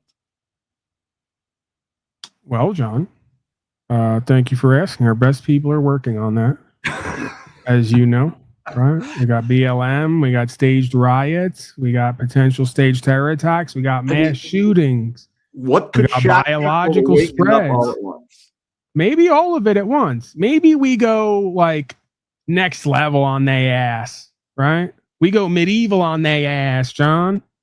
New age, new world order style. We hit them with biological, COVID microwaves, lockdowns, economic engineered collapse through inflation and bills and acts and debt. At the same time that we foment civil war, at the same time we do world war.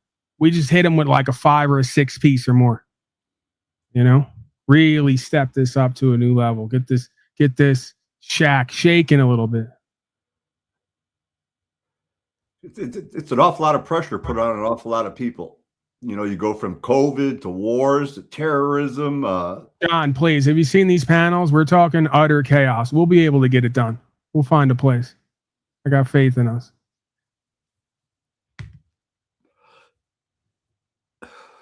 I was considering. See, this is how the universe works, right, John? The one thing that they were all doing corruption to try to get away from is the one thing that's now going to manifest to show that they couldn't control reality, right? They could only learn and understand reality and comport themselves to it. They can't remake it.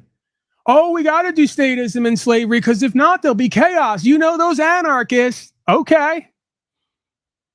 Let's see how that works out, right? So the one thing that if you talk to all the slaves, the one thing they have in common is they need their slavery and genocide government because without that, there would be chaos, slavery, and genocide. Great.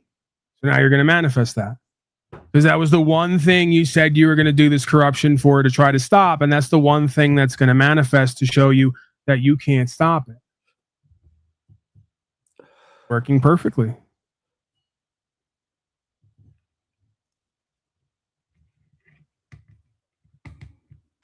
Imagine living your whole life rejecting co-creation in order to supposedly stop corruption while you ignore co-creation and become the corruption. It's perfect in its imperfection. Okay, we got the guy with the dark circles around his eyes and the gelled hair and the suit without a tie. You know, he's doing pretty good at keeping up appearances. He doesn't look completely like the living dead. Shout out to him. What else do we have here? Fox 5 alert. Coming up on a 6 o'clock hour. Central. Fox News alert. Pay attention. John, please. Did you watch that? Forecasting more false flag attacks that the slaves are never going to see coming. It's going to be a total shock to them, and they're going to immediately comply for patriotism, for women, for children, for the flag. What's that, John? Go ahead. I said, did you watch that short 3-minute video with Bibi over the last 45 years saying Iran's going to have a nuclear bomb within the next few months? Not only did I watch it, I aired it here 2 months ago, John. You got it from me. That happens a lot. You guys bring me the shit I gave you and then go, did you see this? And I go, I'm the one who gave it to you. You know how many times that happens? But I'm glad you saw it. I showcased it. It was just like those other things with those commercials where everybody's saying the same thing in every city, you know? Right. Exactly the same thing. Well, that makes sense because as they're all going, cut to each newscaster at every city going, this is a danger to our democracy. We're doing the same thing on our side, right? Everything is a bit reflective here. It would seem. This is my version of danger to our democracy. Democracy is a danger to our republic. We're both working overtime. I've been slacking lately. The news is working overtime, right? Hard to beat the devil at its own game. But yeah, they're sitting there going, republicanism or sovereignty is a danger to our democracy. And I'm over here going, democracy is a danger to our sovereignty. So yeah, I mean, hey, you know, it makes for an interesting duality, reflective, holographic simulation, right? Gives us something to do. Pay attention in quotes. The headline actually says, pay attention in large letters. FBI expert issues chilling warning about terror attacks. Man, I really missed my calling when it comes to mocking and humiliating the slaves and even generating propaganda. Like someone would have paid me $1 million this year to just sit around and come up with headlines and use the AI to script it, how to convince a slave to support its own slavery. Like I could have been right there, John, you know, writing up headlines and articles, cashing checks, going out in the street. No one would even know me, but I could listen to the slaves repeat my propaganda and go, I did that. That's my work. Right? Oh, well, I can dream. I turned away from my wickedness at one point, John, but I can still dream. So authorities across the country are on a high alert after 2 crime-rocked the U.S. starting in This guy can't even read. An ROTC students taking down a suspect who opened fire. Can we run that back? We're now getting so bad in this simulation, we can't even get the news propagandists to like be literate and even be able to read. So authorities across the country on a high alert after 2 crime rocked the U.S. starting in Virginia. An ROTC. Is he even real, man? Taking down a suspect. Doesn't sound like he's reading it as real. Classroom, killing 1 person. The FBI revealing sources said that the suspect said "Allahu Akbar" before the shooting. Oh, right, hours later, a suspect rammed into a mission synagogue before exiting with a rifle. What agents are calling a targeted attack. Security shot and killed him. Joining us now is James Galliano, Fox News contributor and retired FBI supervisor. All right, go ahead. Let's take some bets. Who's got Quran at the scene? Anybody got Quran at the scene? $5 is the starting bet. You can up it, but 5 is the minimum. I think I'm going trifecta on this one. I'm going Quran at the scene. I'm going dropped a gun that he carved some of his which I don't know why you're laughing. Okay, this is serious business. We're doing terrorism false flags here. Okay, now what is it again? I got see, John, you fucked me up now, man. That gun was something. Okay, we got yelled Allahu Akbar. I got Quran dropped at the scene, accidentally out of his back pocket. I got gun that he carved his manifesto in, maybe like half a paragraph, into the side of the gun. And I need something else. To really hit on this one.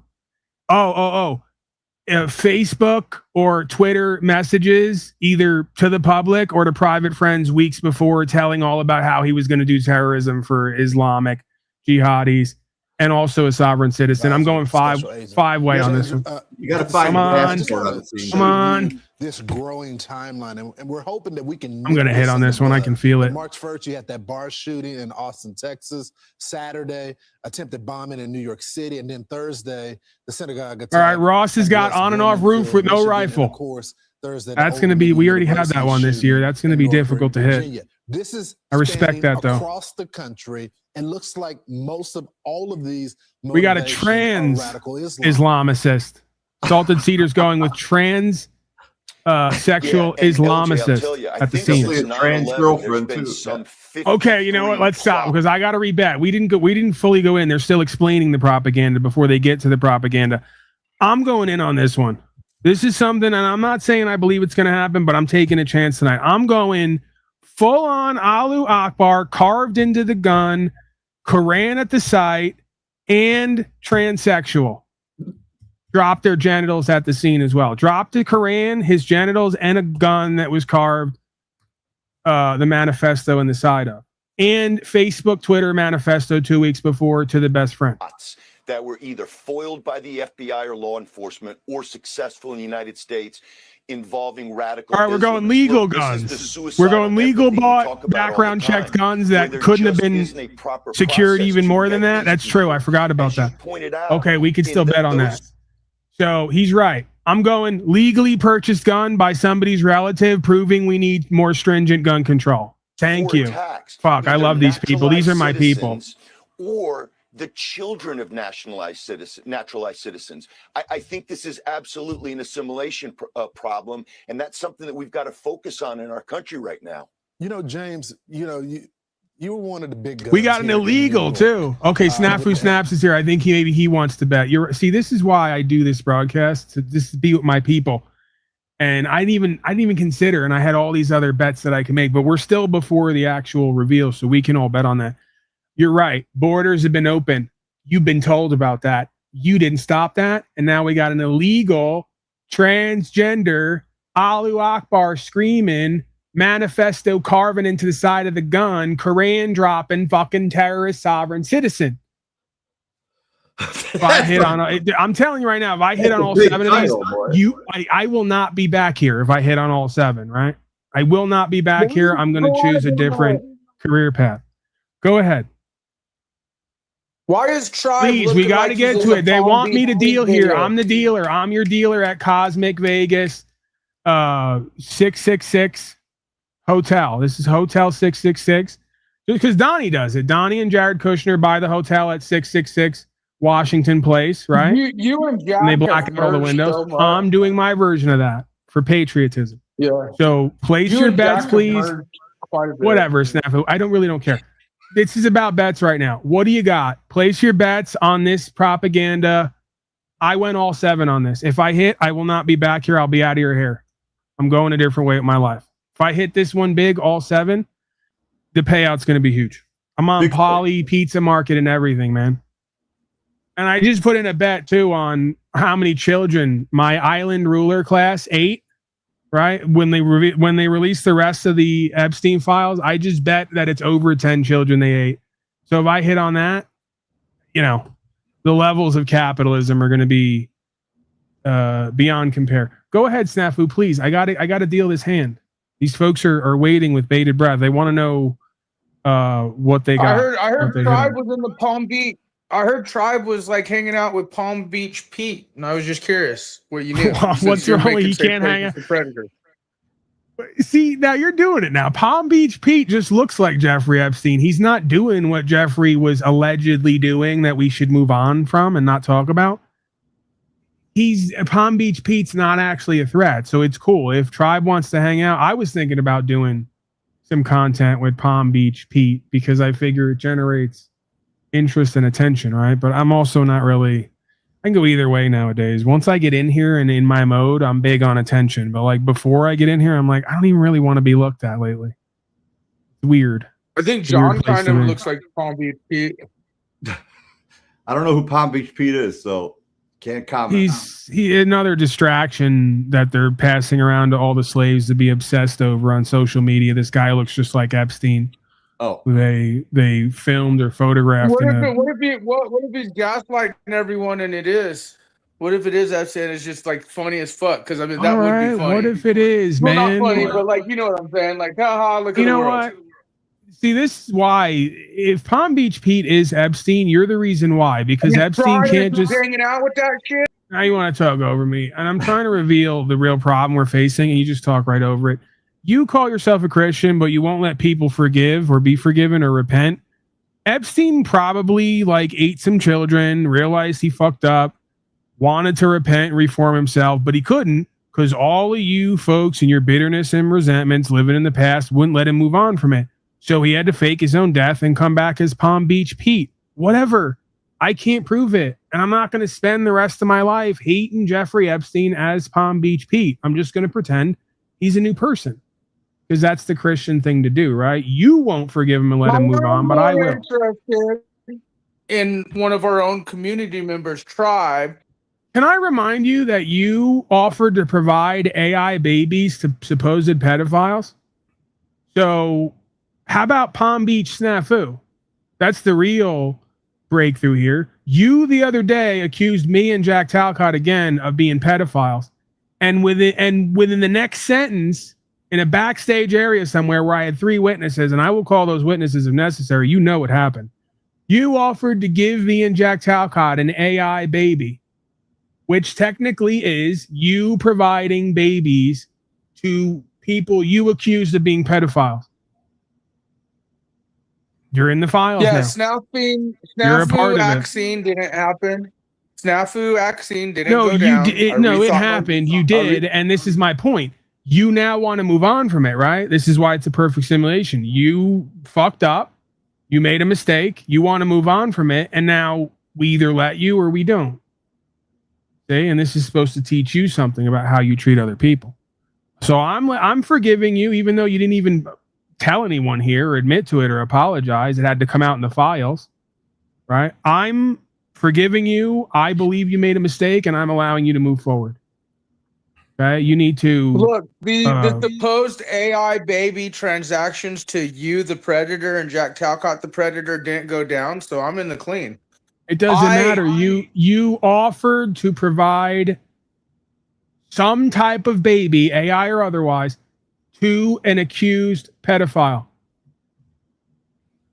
You're in the files. You're guilty. You're trafficking, dude. It would be one fucked up AI baby. Legally, you're done. Legally, I got you. Soon as you offer to give something to someone who's already known as that, that's willful intent, right? I didn't bait you and switch you. That's not entrapment. That fits all of the necessary prerequisites to have you prosecuted. Okay. Well, we'll figure this out, but I think we have more of an issue at hand that you're ignoring. What's that? What issue could be bigger than you providing AI babies to supposed pedophiles? Tribe hanging out with Palm Beach Pete, not helping you get some clout. Pales in comparison. I'd rather have Palm Beach Pete on Unslavia than fucking Steve Martin or Andrew Wilson or Wes. Well, now maybe Wes. Hey, you should reach out to Wes Watson since he fucked with you last time. I should talk to everybody. I should reach out to every single person who's ever owned a camera in human history. Let's do it. Yeah, totally. Let's get on there. Senior? I'm going to finish doing the broadcast. You just start calling everybody you've ever met who's ever been on camera or had a camera. I would like to hear from Paul Senior. That's my I wouldn't. I've heard enough from him for a lifetime, quite frankly. We haven't. He hasn't caught us up. Okay, well, listen, I'll encourage him. I'll tell him start a broadcast. He hasn't caught up. I'll tell my father start a broadcast and start a Telegram, and I'll let you guys know where it's at, and then you can have your own thing with him. You can post a link. You can do a broadcast with my father. I don't know if that's a good idea. Snafu, where's this going? As if I have to ask.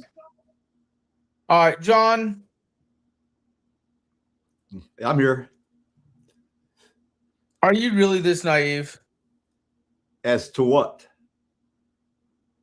Everything. Okay, Snafu, you're not breaking the real story here. The real story here is there's been 3 people so far who've interacted with me either extensively or minimally who did corruption, who are now in jail and facing a worse fate than they ever could have imagined. Some might say it's because they did not join me in this endeavor, but rather went against me or attempted to profiteer off of me. Wes Watson was one of them. Spoke to me in a direct message, treated me like I was some come-up slave, right? Didn't want to talk rights and freedoms and kept telling me I was going to pay him $10,000 to have a conversation with him.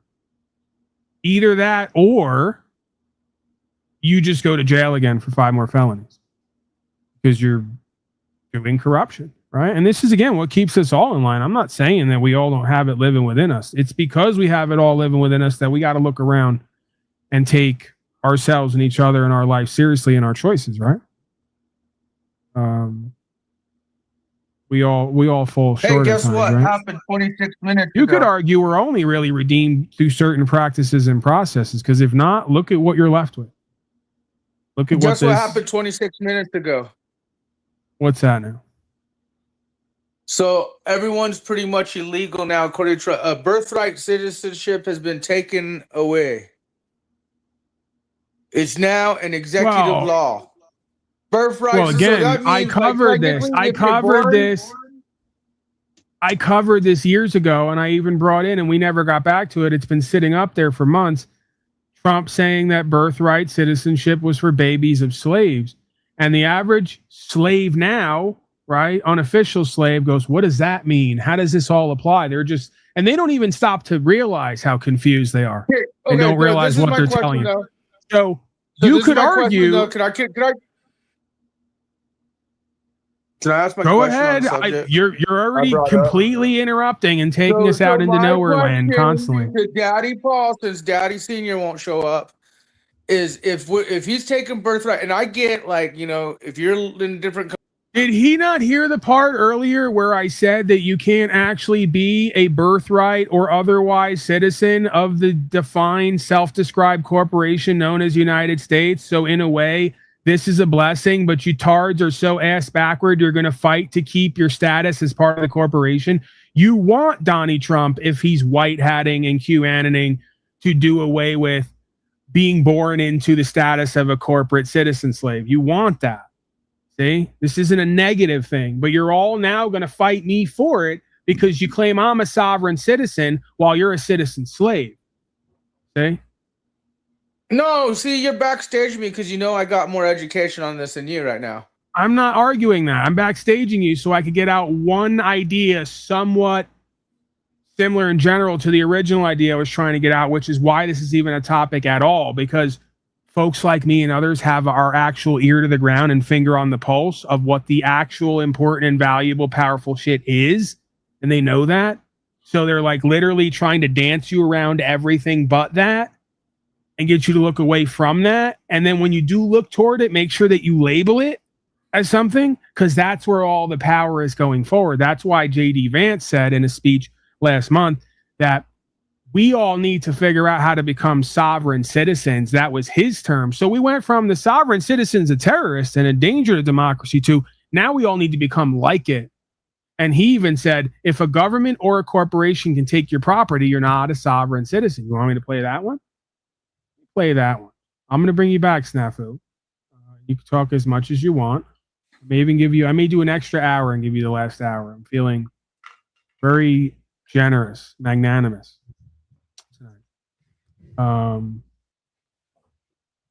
Right, in between me going over my videos where other channels are calling anybody who doesn't go along with this sovereign citizen retards, right?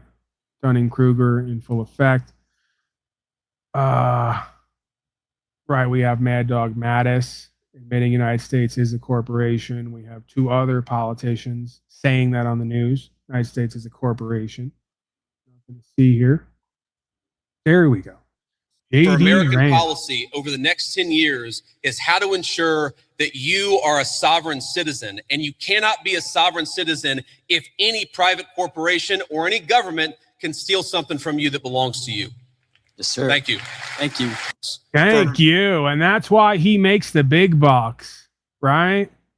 That's why J.D. Vance and others get all the access and they get the big bucks because they just got their finger on the pulse of where all the power and value is. Either that or they're now being forced to have to work into their speeches and presentments an idea that before they would have demonized because folks like us are not going away and not getting gaslit. As a matter of fact, the movement is growing. People are now contracting more or less. They're writing the IRS. They're asking for delegations of authority. They're opting out of a voluntary delegation or election to pay taxes, right? And other activities. So we went from sovereign citizen bad, gotta stop it. We might even lock people up if they don't claim to be a U.S. citizen to everyone now has to be a sovereign citizen and secure their rights and property. Weird. And you know what's crazy about this simulation is if the statist fascist comes out and says that you'll all repeat it in lockstep and ignore the fact that he's now repeating what I've been saying for the last 2 decades. After initially being against it, the old Hillary, I was against it before I was for it routine. Remember that one? Yeah. Because they all do the same shit for the same reasons regarding the same issue. Thoughts on that? They're going to deport everyone. When he said they're going to start sending Americans to foreign lands for prison sentences and this and that, this is the government policy enforcement of, what's a citizen now? If you're born in the United States, you're not a citizen, even if, whatever the parents, that's crazy. They tell you what they didn't do. We're going to send Americans to foreign countries to do prison time. We're going to start deporting Americans. And I get you guys are on this border, non-border, sovereign, whatever. But my thing is the business and corporations are setting up before us the language, the bills, the laws, the legislation for some of this tyrannical police state world shit we keep talking about. And it's ramping up more and more. And so this birthright thing is from my perspective, this is why, and again, you have to look at the spirit behind these people and what it is trying to do to understand why they're doing what they're doing. That's the key to me. At a certain point, it sounds crazy, but that's what I started to do, and then everything started to align. So they're making the open border such a big issue because they want to close the border and wall everybody up. Why? Right. So they can then make a claim to send everybody who doesn't follow their crap out of here to one of their subsidiary corporate location branches on Cuba, on Israel, on wherever, right? To try to destabilize, because that's going to be New World Order. New World Order is Earth is our turf. And we got bases on every supposed nation, but there are no more nation states. There is only World Council. And that means each previous nation state is a home to the same system with their own places to put people who don't follow along, right? And you could argue this has already happened before in a way, right? Well, it has happened. In an indirect way, right? Like America, in a way, you could argue is a place for a type of person to either be brought to or to escape to. And right, only in a way. residents of Washington, D.C. are citizens. Well, are you are you birthright citizen here in the States, John? Right, nobody is. That's what I'm explaining to you. That technically, legally, nobody is. You could argue from a legal perspective, as Mitch brought up earlier. There's the idea of a state citizen. You can't actually be a United States citizen because I don't believe anybody was born on the 10 square mile district what of does Columbia. the word naturalized mean to you then? For naturalized citizenship, Again, now, but see, this is the point. Once you take one step into the legal world, now you're in it.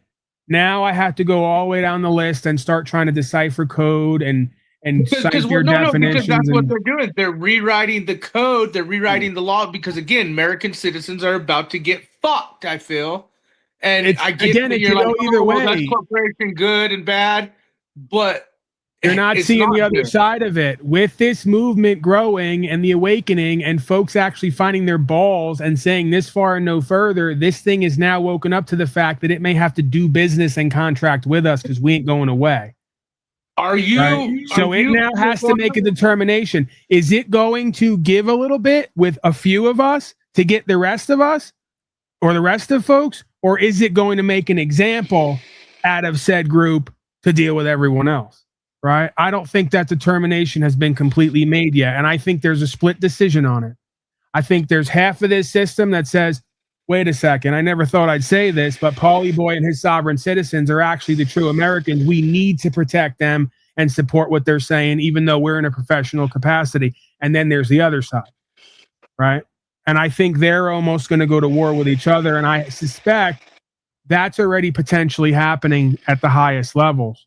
I can't prove it like most things, if not all things. I also believe that's why my legal situation has turned out so well. I think when I put the feds on record, some of the feds got a hold of me and what I do. After interviewing me, they determined certain things, and they've since picked up all of my cases locally and statewide in order to be a source of protection for me, because they've looked at my lawful documents and concluded that I am distinguished in my status and standing, privileged versus protected class. They have a duty and obligation to protect me from state and local governments or even federal governments who want to use policy and code to interfere with my rights. So I can't prove that, but I suspect that potentially may be what's going on. And it makes sense. If I were to write a movie, that would be part of the plot of the movie. Yeah, I could totally get that, because I feel the same way with the whole Mike Strutt and Oracle. Because when, whether people think it's crazy or not, some of these, I kind of get exactly what you just said to that point. So I think there's entities out there that do watch out for other entities in this. Well, there has to be, right? Again, part of the whole idea of God is we're all connected on some level, and we're connected to these things. And if you reflect that one side of it, then the others who feel that or have that or reflect that are going to be identified with you, right? And then the other side of the process is also there as well, right? So it has to be that way.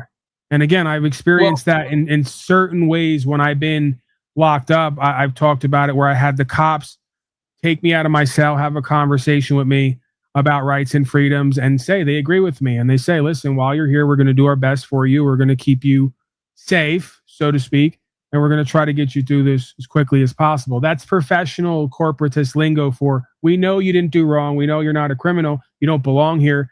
And we have a limited power, but we're going to do our best to make sure you don't stay here, right? And again, a big part of that is because when I do go to these places, I try to be as respectful as I could be, even if I don't believe these people deserve it or garner that, right? I try to come with some love and care or just surrender, because if not, I see how they treat people around me or even me at one point when you don't do that, right? So It's like we have to almost make these people want to serve us. And if we're going to be angry and bitter and resentful and act like children and act out, they're going to say, see, he is everything that they said he was going to be. In order for them to really want to take an interest in us and protecting us and upholding the law, they got to see that we really are good people and are willing to forgive and forget and move forward in honor and good faith.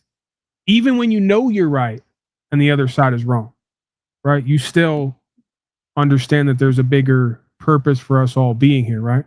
That's the only way we're going to get these folks to put down the propaganda and really start to do what they signed up to do.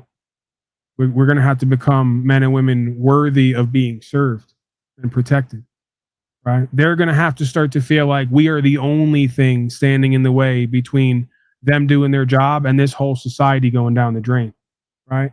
Then it becomes their duty and obligation. I've seen it. I've heard it. I've had them talk to me. I've had the cops break down in tears with me in the private. I've had them quit their job. I've talked about all this, right? I've had DHS tell me, listen, we watch your YouTube. We know what you're doing. We have a couple questions, but by and large, we believe you, or we agree with you. Now, they could just be bullshitting me, right? I mean, we all know if people are trying to build a case on you for down the road, they're going to try to be your friend to get more information. But I don't know, man. On some level, the crazy sort of romanticist, I guess, godly, spiritual side of me says there's a lot more to this story, and there's a lot more work in the background than we are able to know about, right? Not only in the corporate capacity, but the spiritual capacity. So I know there is. Right, but again, we have to understand that on some level, one follows the other, right? If these people as servants aren't going to take the lead to uphold the law, then we're going to have to do that and speak that to get them to feel comfortable enough to come out in the open from the inside. Because if not, they're going to go, and it shouldn't be this way, but it's just kind of the way it is, right? Is what it becomes. They start to say to themselves, why even try, right? Why put my ass on the line and lose my job and risk going to prison to try to uphold the law and protect a group of people who don't want to do shit for themselves, right? It just doesn't become worth it to most people, right? There's only going to be a select few people who do what's right because it's right. The rest are going to have to be compelled in a way to see that, hey, you can take a risk and step out on a limb because there's more of us here than was previously accounted for, right? Who are willing to walk with you side by side. So I think that time is coming as well, man. I think that's part of all what this radical restructuring is the shaitan, the false light, getting out ahead of this, trying to get its way, because somehow, some way, this cause, this purpose is being shown, is going to be brought to light. And as much as I talk shit here and talk about slaves and genocide in this moment in my core, and I felt this before, I feel like there is, as the scripture talks about, some unaccounted for element or variable that is going to flip this thing on its head at some point, right?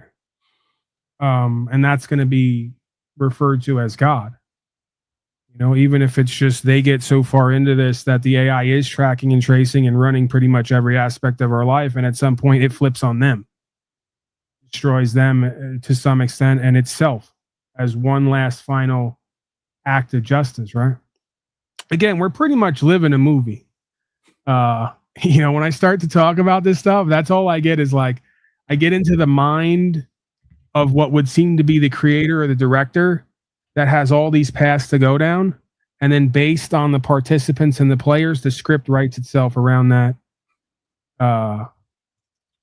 sort of choice or presentment, right? Choose your own adventure.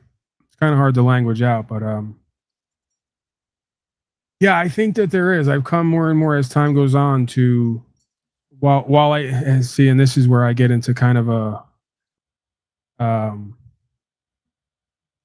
sort of a, I guess it gets a bit paradoxical, but I don't believe that the Bible is the absolute word of God directly from God, but I believe in that story are pieces of God's or the devil's plan that kind of foreshadows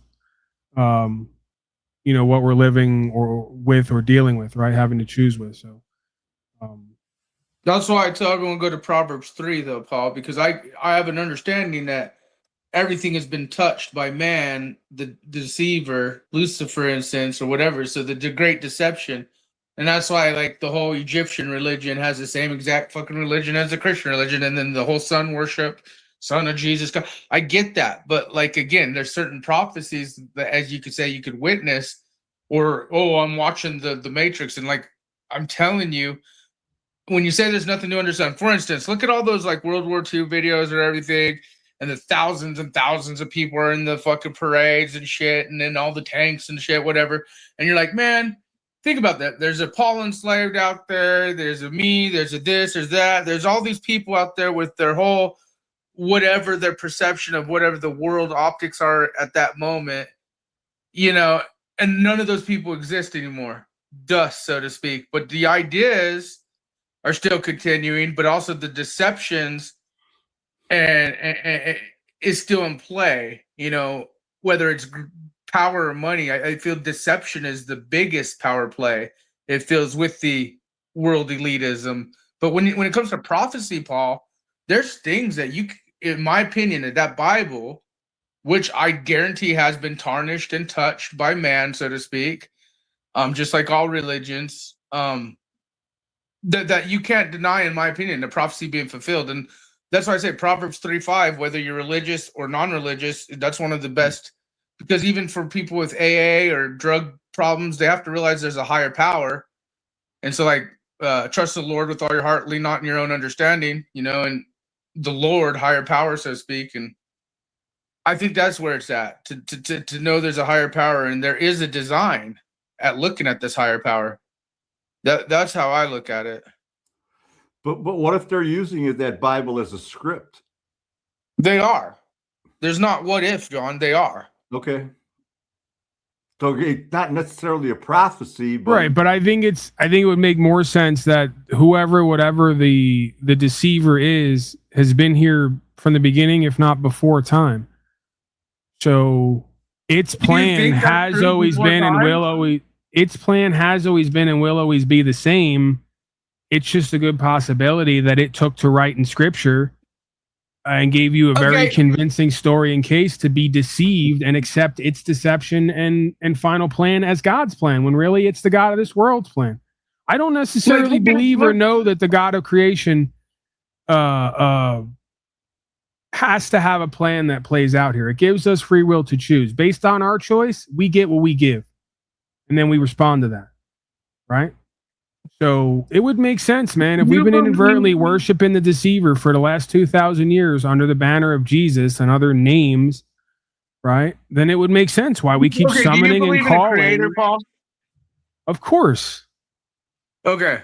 I was just curious if you believed in a creator. Like, it's not about whether I believe it or not. Is that when I step aside from my thoughts and feelings and just observe this experience, it becomes obvious that there is order manifested within the experience. There's okay.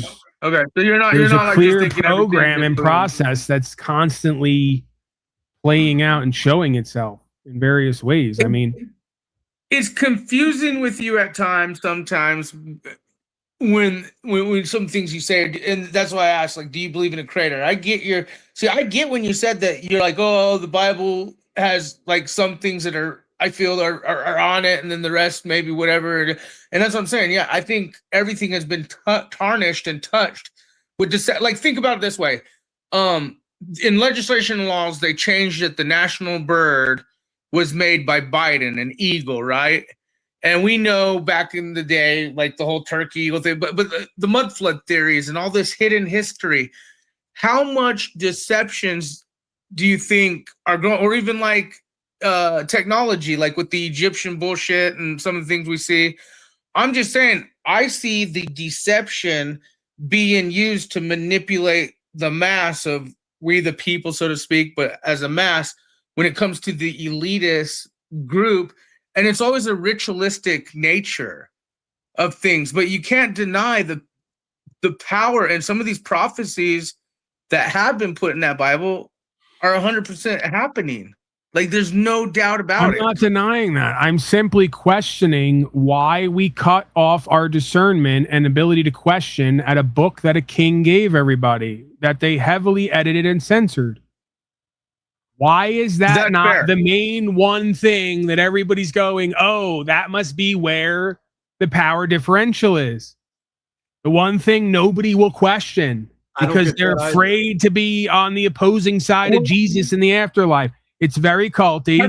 It's very credulous. It's very sort of ironic and hypocritical. The truthers won't question their book they got from the rulership, who heavily censored it and told them to just sit back and wait while they take the whole world in New World Order. I mean, it to me is more likely that's the word of the God of this world, who wants you to do what it wants you to do, including submit to the state, Romans 13 and all the rest of this garbage you religionists keep giving me, right? While flailing and waving your hands. Oh my God, we're in hell. We're going deeper in hell. But the Bible says just do what Lucifer commands, cause God. And I go,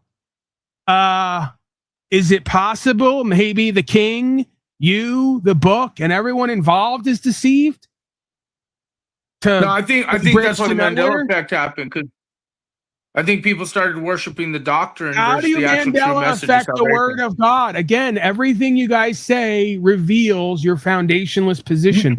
If the word of God is immutable and all knowing and revealing, then how could there be a Mandela effect that alters that word? And if there is, doesn't that imply it's not the word of God? No. It said to be written as a tablet unto the hearts, and it did say that again. There's more implication. This is why.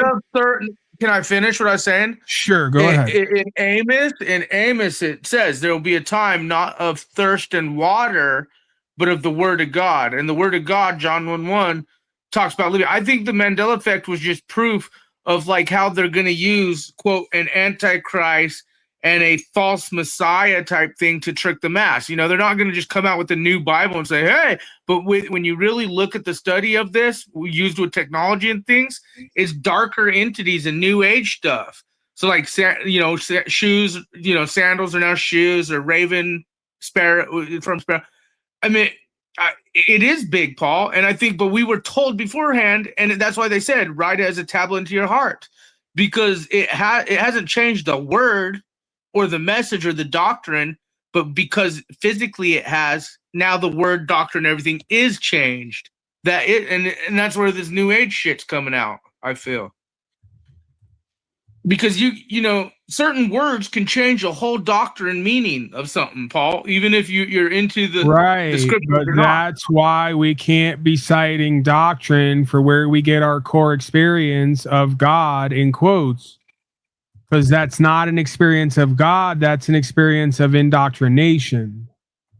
Okay, and I feel, and that's fair. Like, you can't use just the doctrine alone for the interpretation of everything. The word comes directly through the man from God, which is prophecy.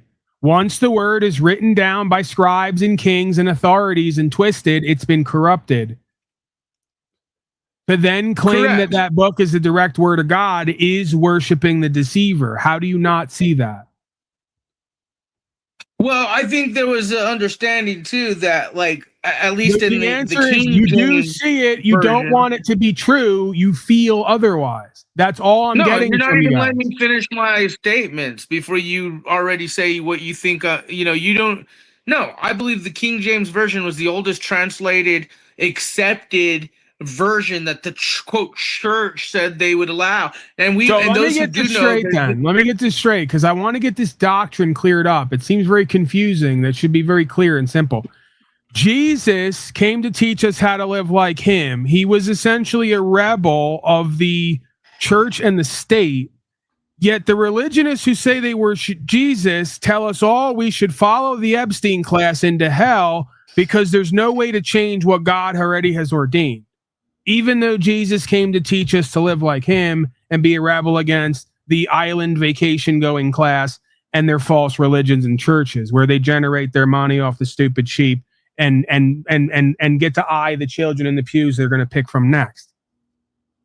No, according to According to, there we go. We're not able to use common sense and logic. We're going to go to according my to. faith. I'm giving you the doctrine It's itself. not your faith. If you give me doctrine, that is literally the absence of faith. Because you need something written to look at that doesn't make sense to offset the fact that you don't have truth and faith. We're 2,000 years into this. We're more than that, by the way, but 2,000 years into your delusion and deception and denial and simulation. And your churches are literally run by people who are vacation classing, right? Fucking the children in the congregation, whether it's Catholics, Christians, whoever, whatever. They're all doing essentially the same behavior. They're culted out. They're depraved. They believe they have some answer while they follow their misleaders into Babylon and build the Tower to Babel with Elon and all the rest of them. But that's okay because God's word. Like, sorry, this always confuses me. I'm a stickler for the details, and it doesn't seem like. You don't believe in salvation or Jesus, and that. No, because I have no reason to. And I get that you're going to use that as a sticking point where you can't make sense of it in order to now demean me and the sense I'm making, which is another aspect of the cult, is you go, so you don't believe in the purple cloud that sort of negates all accountability, responsibility. And I go, no, I actually don't. Well, see, there's your lacking in faith. No, that's your delusion that you're substituting for faith. Faith is the revelation and the evidence of what seems to be impossible. Not deluding yourself with what's impossible because you lack faith. Okay? See? That's so very slippery slope here. I don't think you even understand Jesus. No, I don't believe in the Jewish rabbi they gave you 100 years after his supposed death that echoes the story of 5 other archetypal idols and heroes that have been told a story about throughout creation.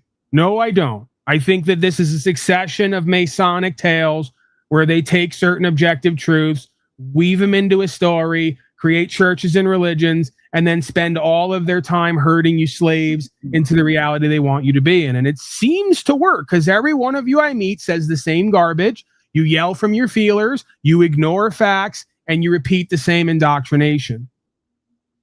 So no. And I can't get 10 of you in a group to ever make any fucking sense. Doesn't matter how many of you I get in one room. You all don't make sense. You can't explain your shit to make it make sense. You can't make it make sense to the rest of us who haven't had the experience. And when I ask you if you've had the experience, you haven't had it. But the book says that you did, and that's who you keep pointing to. And a king said, and Donnie said. Again, you and others were just 3 years ago jumping up and down with a red hat on going, Donnie's my daddy, we're going to win.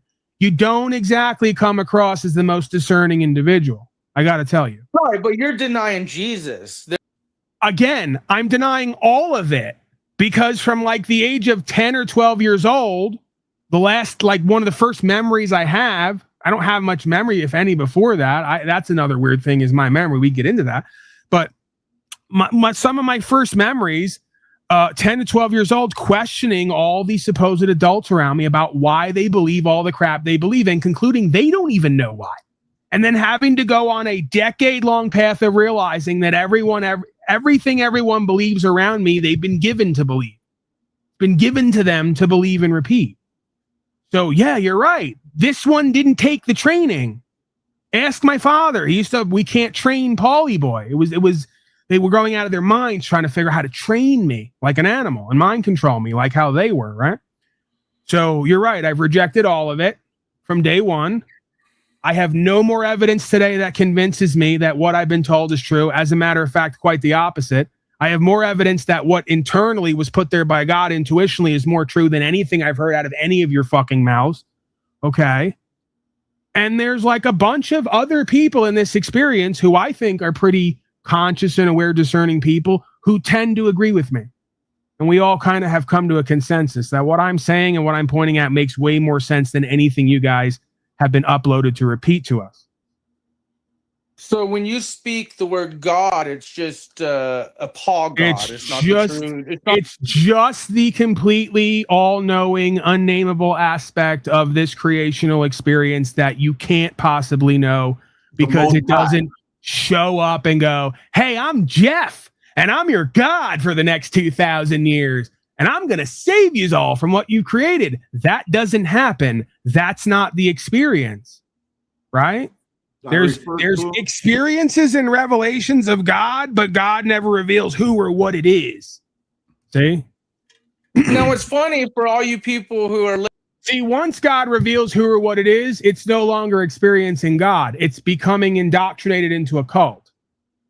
Very small detail. Again, you're backstage me because you're intimidated because I'm about to destroy you. I'm actually not at what's all. Funny is a lot of you guys who do believe in Jesus and God, we were warned about people like Jack and Paul, the silver tongue, sheep's and wolf clothing. You're now citing your book that the king gave you like a good pimp gave his hose, and the pimp, of course, is going to tell the hose, baby, there's going to come a time in your life where you're going to meet somebody and they're going to try to get you to question all this good pimping I put on you. Don't believe them. They're false pimps. Is it possible that your original pimp just wants to keep their position forever with you and avoid someone else pimping on you? Dummy. And I'm not pimping on you. I'm the guy at the bar telling you, you don't have to be pimp no more. It's all bullshit. It's all game he ran on you. He wasn't trying to keep you safe and help you by telling you there's going to be people in your life who try to save you from yourself and your delusion. Don't listen to them. That's your proof? That your original gaslighter triangulated and gaslit you to not listen to common sense because he knowingly knew at some point there were going to be intelligent people like me who are aware, who are going to come along and spell this shit out for you retards. Yeah, that makes some sense to me. That totally makes sense. That's exactly how you would run a cult, by the way. By the way, that's exactly how United States Corporation runs its organization. Weird how they are so similar. Christians and the U.S. Corporation. We have our doctrine. Don't question it. If you question it, you're an enemy of that. And we're going to use our policies and codes to label you so we can marginalize you in your understanding. Christianity sounds a lot like United States Corporation. And I'm sure it's all for national security, of course. Well, no, I'm just pointing out your God. And don't go listening to Iran or the rest of them Muslims when they tell you about God and how it gives us all an experience and how the state is antithetical to that. Don't you dare listen to those evil satanic Muslims who are going to question your worldly rulers and kingdom of Shaitan and your false religions. Because that's all the Taliban essentially is, right? It's a group of people who just won't submit, cooperate, comply, and repeat your indoctrination garbage. So you project onto them. Hey, you guys are indoctrinated garbage and you won't repeat our indoctrinated garbage. So we're going to do war on you because someone's got to be the good guy and you're going to be the bad guy because we say so. You're doing it again. You're all doing it again. This is what you all do in this place constantly. And you don't get how you're being used right now in this moment. We're back to square one. You're deceived. You're an accuser. You're a persecutor and a prosecutor. I'm giving you the truth, life, and way. You're rejecting that for a symbol of that, which is a deception and an idol to worship, which is exactly what the Jesus character came here to tell you not to do. And you did it anyway. Because you don't follow that person and that being. Because you don't listen to them. Because you don't practice what was preached and what was shown. You got your own indoctrination dogma you've been given by a fake-ass church. And you're deceived. See how this works? I'm not intimidated by you. I'm bored with you. I've heard it all from you folks before. It's boring. It's old. I've already put it all to bed. The truth and the light, according to you. So salvation. The way, the truth, and the light was around 1,500 to 2,000 years before Jesus ever showed up. Dummy. But again, you're the type of person to believe your wife when she comes to you and says, Daddy, I'm pregnant, and the baby's going to come out with bronze skin and kinky hair, but I swear I didn't fuck a black guy. It was God that did it.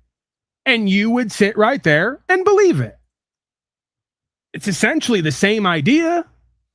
I don't see the difference. So I'm just pointing out. Again, the truth, life, and way somehow was there and spoken about by other sages and mystics and prophets for thousands of years before your fairy tale came along. What was creation about at that point? Was everyone just in like one of those TikTok videos where everybody's still? Did everyone just do 2,000 years like this? Or was life in creation still there, and we still had a mind and a heart, and we could still tap into an experience known as God? We just didn't have your cult yet to idol worship with. No, I'm just these people. Every time you're gonna implode because you can't make any fucking sense out of the senseless. I get it. You literally sound like you're gonna implode because I'm asking you to make sense out of something that's completely fucking senseless. I absolutely can. Ironically, the reason you need doctrine is because you're not sense-able. You're senseless. If you had the sixth sense and those senses of intuition and instinct, you wouldn't need a book to point to. You'd just have the experience and talk about that. You're godless.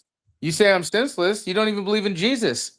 No, I'm just not willing to accept the kings of this world's version of what God is and idol worship it to my own detriment in a deception. I'm just not that ignorant and arrogant and then try to push it on everybody else's life and reality. That's you. Right. So these people need to understand where you stand. Your God is not most They do understand. I've not hid it. I've not been bashful about it. I've been open and candid and transparent and outspoken. You're not exposing anyone. You're not revealing anything. You're now transitioning into your next predatory bit where you exposed me in front of the audience and now they know and they can make their decision to not deal with me. We already know. And everything I said here so far makes way more sense than anything you've put down, hemming and hawing, stammering and stuttering, spitting and lisping like Porky Pig. It's going nowhere. Let's hear John deny Jesus next to you. Go ahead, John. Deny Jesus with your boy Paul. Yeah, let's go down the line now. Let's get every single person from the Earth Inc. Let's get the millions of people in the Amazon rainforest who could never have even learned about Jesus because it wasn't possible for them to know. Let's get them on the broadcast to deny what they never had an option to even know in the first place. So we can all go to hell together as he submits to the Epstein Island class, says it's God's will, follows a book he can't even understand or interpret that a king gave him 2,000 years ago. Here we are, folks. Step right up. P.T. Barnum's Freak Show I would Circus. love to hear the audience and the people who let's bring them all up. The God is the same God we're P.T. talking about. Barnum's You basically said Circus. Jesus. You basically said fuck Jesus, fuck the resurrection, fuck salvation. Right, now it's fuck So Jesus.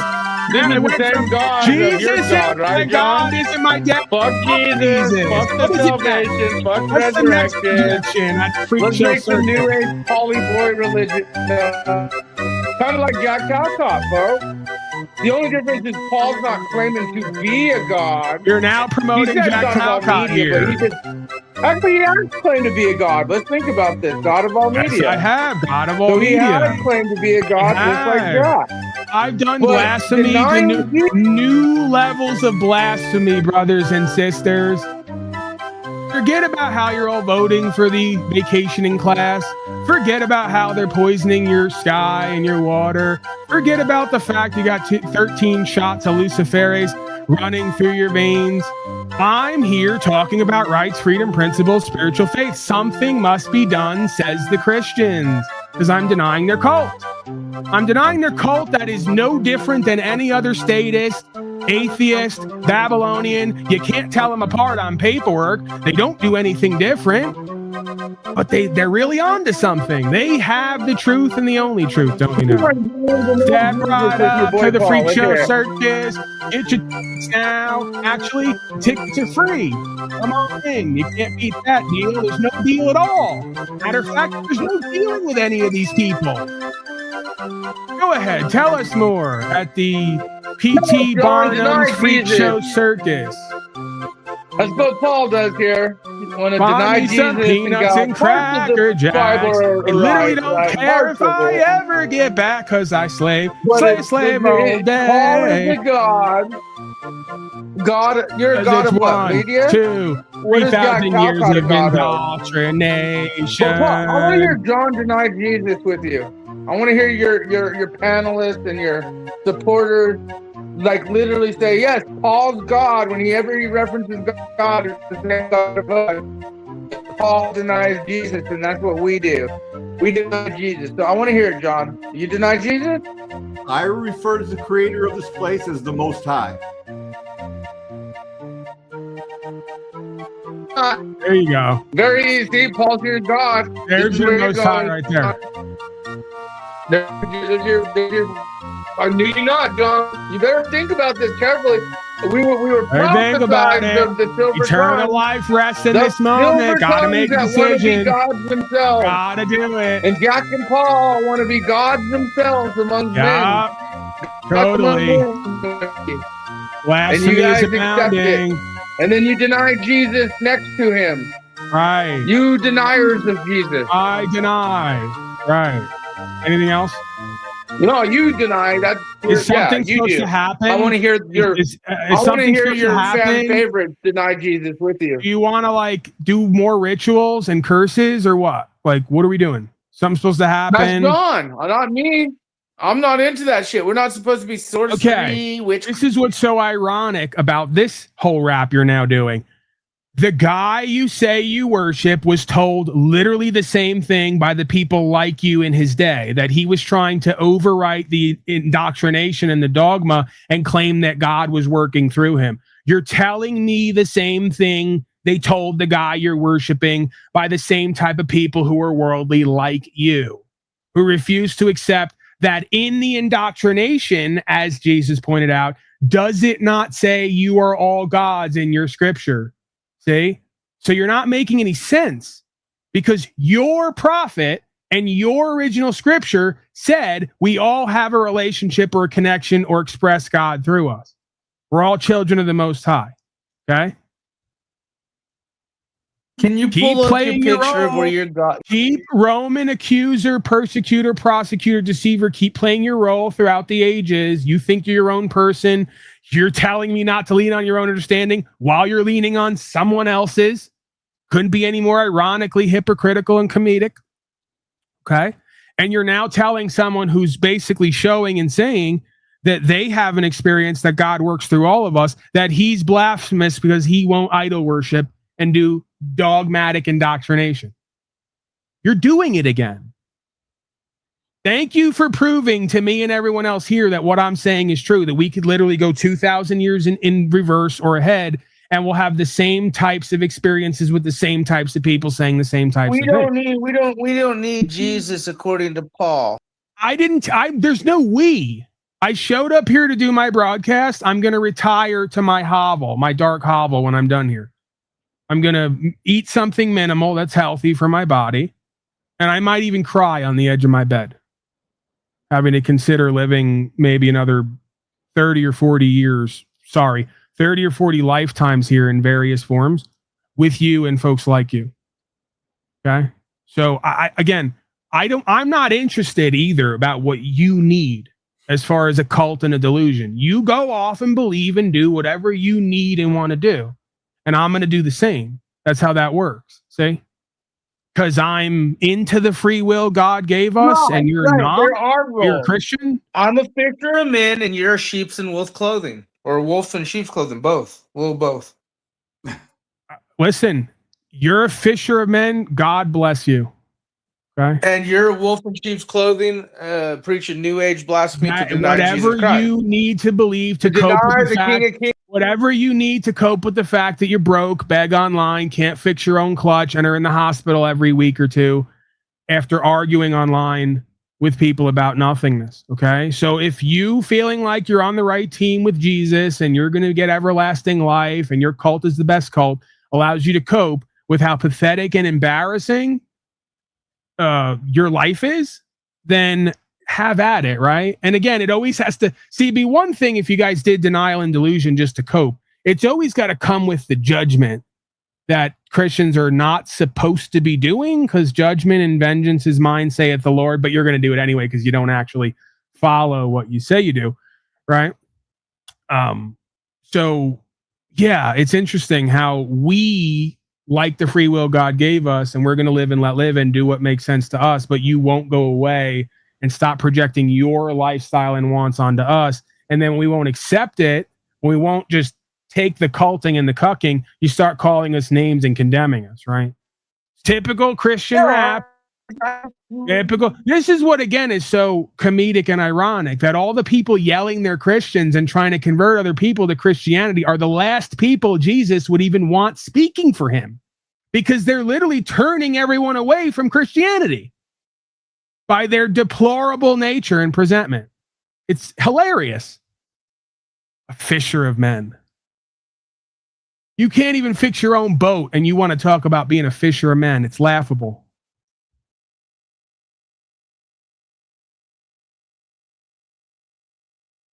Can we wrap this up? We've devoted another hour to you, which is all this was really about anyway, is you getting your dopamine fix of attention. You were seen, you were heard, you were in control. You got to push your dogmatic garbage on everyone. You're a winner today. Can we wrap it up? It's the same old fucking weak-ass story. I got to thank someone. God bless these people. Julian Barbary writes, for blessings, Paul. I'm going to need it. Thank you, sir. You see what I'm dealing with here.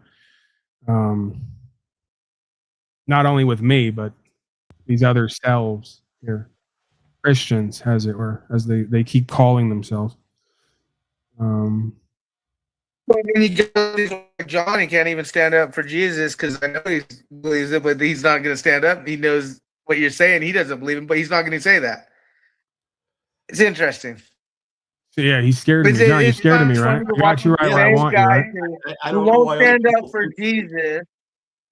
No, go ahead, John. He knows what you think and feel too. He might be onto something. No, whoever the Most High is, what his name may be, is who I respect. That's it. The Most High. That's it. 707.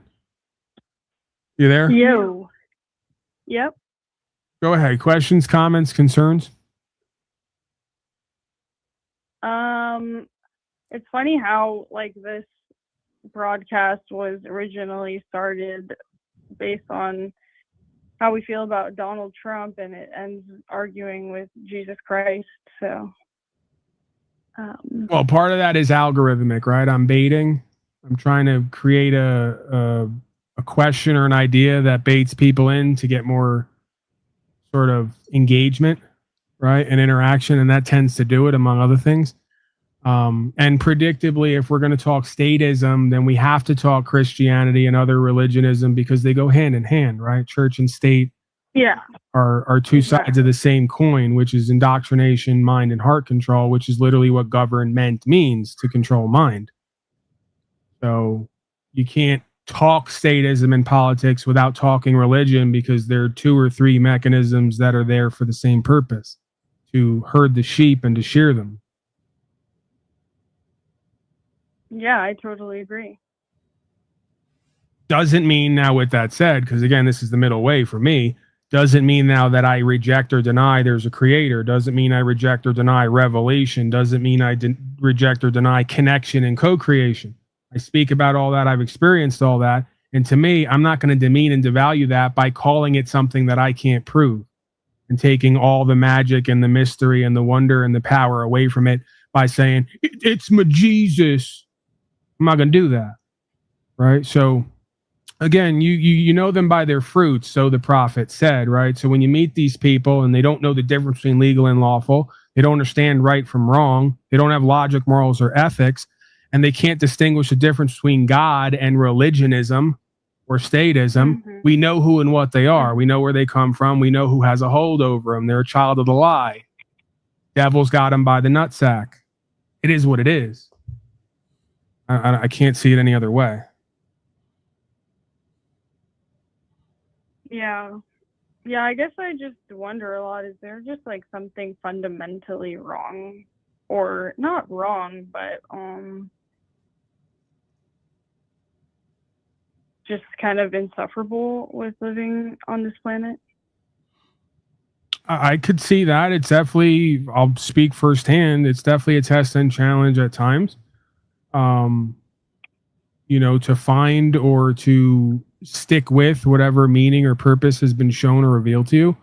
I think there are times, I don't know everybody's experience, but I guess I want to believe that I'm not the only one who's experienced the experience of wanting to kind of check out or not continue on. I it would seem to me that art and music and cinema and media in general all kind of reveals that that is part of the human experience, right? The tests and the challenges. One of the tests and the challenges is at times not wanting to live in this world, not wanting to have to be responsible and accountable to change who and what we are to better the world in our own little way, right? We just kind of want to check out and escape, or maybe give it over to somebody else, right? Yeah, I guess it's just hard to like deal with the harassment that comes from this really inverted world or society or matrix or whatever, like kind of the world of man, and it's oppressive, so it makes it a little bit hard to connect with your heart because we're in this like constant survival mode. And when you are like awakened to the nefarious things that are happening in the world, you have to accept the darkness, but also still see the meaning and the spiritual nature of this human experience. But circling back to Trump, I totally believed in Q during that kind of period of time, and I think it was a way to feel better about the situation. Like there was this greater plan, and like as time has moved on, I have reevaluated that. I think that a lot of people are having that experience. Maybe not everybody, but like people who are more conspiracy minded are like, there's like layers to the onion, you know? And, yeah. Yeah, I think that the more that I live here, the more it just becomes clear to me that peeling the onion is the problem, right? Like we want to peel the layers back to prove that we've seen and know all the layers, and all that winds up happening is everybody cries anyway, right? The whole peeling the onion analogy, we all just wind up in tears. Yeah, or just like totally like mind fucked, you know, and just like schizo. It would seem to me that the only way that being conscious and aware of any of this stuff could work is if at some point you put it down and then go back to creating and co-creating, right? Because if not, it just becomes, as you see here, this unhealthy obsession, right? So it's like, yeah, like what is really important is that we find wisdom that comes from only the connection with you and creator, and tapping into like the essence of you that is reflecting that oneness or whatever. And so right, but that's not me, right? When you say you, it makes other people hear it or see it, think that it's me, as in Paulie boy, right? That's I am. So, I'm more so actually talking about myself and my own experience. Oh, I get what you're saying. Okay, that makes sense then. When you were using you, you're saying, all right, I get it. That's a grammar thing. Yeah. So yeah, sometimes like we can get caught up in keeping up with all of staying informed and making informed decisions and stuff like that, but it's a balance that you can't like get lost in the sauce of just I don't know. I think that it's important to stay informed, but it's also important to counterbalance that with like being in the real world and being in your body and being able to tolerate those sensations as well. No, go ahead, Snafu. You're flashing me in the back, and now you're here, and we're seeing a dog. So if you got something, yeah, I want to know I don't think what you can't hear the panel. I don't think on the phone, so we can hear you, but you can't hear. I want to know you what. can hear Okay, me, ask this chick. Does she understand good cop, bad cop? That all like, is she political as far as, is she like Republican, Democrat? Is that why she's like, oh, these people are waking up? And if that's the case, then they're still delusional. If they're believing in propaganda. Like, is that really like? It's right, hard that's for me also to like have you. any. That's also you. You're doing No, that. I get that's it, but you. dude, these people don't even realize that there's good cop, bad cop to influence the mass. They still don't even understand that. I got it, but you're so focused on everyone else's propaganda, mind control, you're ignoring your own. See? No, I'm not. You deny Jesus. I know where I'm at. You deny Jesus. I know, and I don't. Jesus, it could be argued Jesus is propaganda. I'm not going to say one way or the other. I'm saying it's highly likely, based on everything we've experienced here, that your book that's been printed up millions of times by Masons and Kings might not just be the unadulterated word of God. Sorry to break the news to you. I could say that it might just be the first media disinformation campaign, right? I mean, hello? Well, can you ask the caller? Saying the Bible is the word of God and is infallible is equivalent to saying that Tucker Carlson is an accurate source for Americanism. It's equally equivalent, right? It's the media of our day. The media of your day in that time was the book. They gave everybody one book and told you this is God and God's rules. And you believe that? When the same people who gave it to you are slaving you and genociding you. I don't know what else to say. Again, I come to the point where I say, however this works out, certain people are meant to get it, others aren't. Because you could explain it 1,000 times, 1,000 different ways, and they still come back to their default position. So, yeah, I don't see any difference between the 2,000-year-old Bible, the media of their day, versus Nick Fuentes and Tucker Carlson and Joe Rogan and all the rest of these Roman fascistic clowns from a Roman fascistic society. All the modern day script writers and scribes and actors and presenters. That's why you pick and choose. I'm telling you right now, the way to salvation, if you deny Jesus, it's pretty self-explanatory. I get you're open and honest with what you believe, what you're saying. I'm just letting all your, like, the ones out there who, when you talk God, it's not the same God. And that's what me, Tommy, and others are trying to say to you. I don't believe the God of creation. And you're trying to mix it. You're trying to mix it, like, to these people, and they're trying to, like, in a weird converted way, trying to say, oh, when he mentions God and says all this stuff, we're going to relate it in our life because we believe in the same God. You don't. You deny Jesus. There's a very wheat and tear here, folks. You deny Jesus and salvation. Again, and the do truth. you deny Mithra or all the other idols to be worshipped who had the same story before Jesus ever existed? This is bizarre. How many times are you going to loop this tonight? We've looped it enough in our lives. Like, how many times tonight are we going to do this? You've already said that 4 or 5 times. I've confirmed that. I don't deny Jesus. I deny that Jesus is an idol that I need to worship in order to get into heaven. I can't believe on something or accept something that doesn't make any sense to me, that I haven't been shown any more about.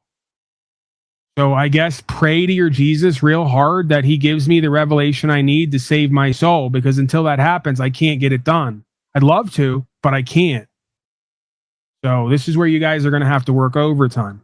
If you need me, if you want me, if I'm meant to be there. If not, then I guess I'm going to hell with everyone else in the Amazon rainforest who doesn't know about the story of Jesus. Pastor Joshua, since you merge-cotted with Jack and he has a new pastor, again, I find this to be laughable. You're now going to tell me about a pastor who doesn't do anything different in the world than every other Babylonian. This is beyond ridiculous. Seriously. I'm about to call it for the night and wrap it up because it's beyond ridiculous and embarrassing. What makes someone a pastor other than they filled out some paperwork and decided to spew the indoctrination in public? You don't do anything different than every other worldly, Roman, culted Babylonian slave. So what's the point of preaching? To tell us what we've already heard from everybody and everybody? We've already all got the revelation. Believe on Jesus, you get eternal life, you get saved from everything we created. If not, you're going to hell. We got that already. We need another guy to go around repeating that? Beyond absurd and laughable, man. You guys are literally just, all this amounts to is you guys are the guy on the subway who you're unemployed. You don't have much going on in your life. You stumbled upon this idea of God and religion, and you made it your whole reason for existing to cope and to escape. It's your new drug and addiction, right?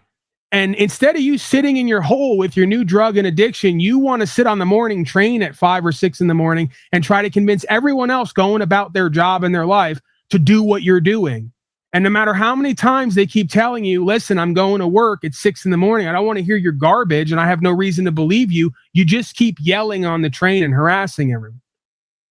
See? You Christians have a way of making even the most average, well-to-do person almost get violent because we're tired of you pushing your garbage on all of us. We've heard it all before. We didn't accept it. We're not going to accept it because you don't make any sense when you explain it, and you're not going away either, so it becomes passive-aggressive, where it becomes a you're going to take this or else idea, right? Get over it, man. We don't want to be part of your cult. It doesn't make sense to us. We don't believe it, and we're not going to... Yeah, he finally left. Finally got through to him today. Tomorrow we'll be back to business as usual. Your cult is senseless. You're senseless. 3 years ago, you were begging for Donald Trump to be your daddy. Today, you're still telling me all about God and Jesus because you're so fucking discerning. You've been deceived 10 ways to Sunday, and I'm supposed to listen to you because you're you. You're you. And in your mind, you couldn't possibly be wrong or deceived, even though you have a pattern of behavior over your life of being wrong and being deceived over and over again, countless times. Make it make sense. Someone somewhere make it make sense to me. Is the woman still there on the phone? I'm sorry you had to witness that, be part of that. She just hung up. There you go. She was literally there the whole time. As soon as I went back to her. You wouldn't have heard the other end of the conversation, though, right? Maybe. It was she tuned into the broadcast. She could obviously hear All right. both sides of it. Yeah, this is where we're at. We got, for the most part, half the nation in the world is a bunch of atheists who deny God. Half the world is a bunch of religionists who worship false idols and false gods. And together, they're creating a kingdom of deception, a kingdom of Shaitan for the rest of us to get to experience. Clap it up, guys. Bravo. You're doing great. Okay? Just keep doing shit the way you've always done it, always getting what you've always got, and calling it something different. Like true addicts, right? You learn nothing from NAAA. That's what these people all need. AA for religionists. That's their new addiction. God and religion. Go back on heroin. That's my new campaign and advice. If this is what you're going to do with your fake ass religion and cause loss, injury, and harm to yourself and everyone else, go back to another drug that works better. You can just escape, nod out, numb out, not have to do and be anything, and you get to shut the fuck up too. Right? So for all you addicts who want to put down the heroin to pick up false gods and idol worship and push your crap on everybody else, just go back on the heroin. Go back on an addiction and a drug that allows you to not be such a cause of loss, injury, and harm to yourself and your fellow man, wasting everybody's time, being passive aggressive, pushing your deception and manipulation on everybody, calling people names and judging them because you're in deception and you're in a cult and we won't join it.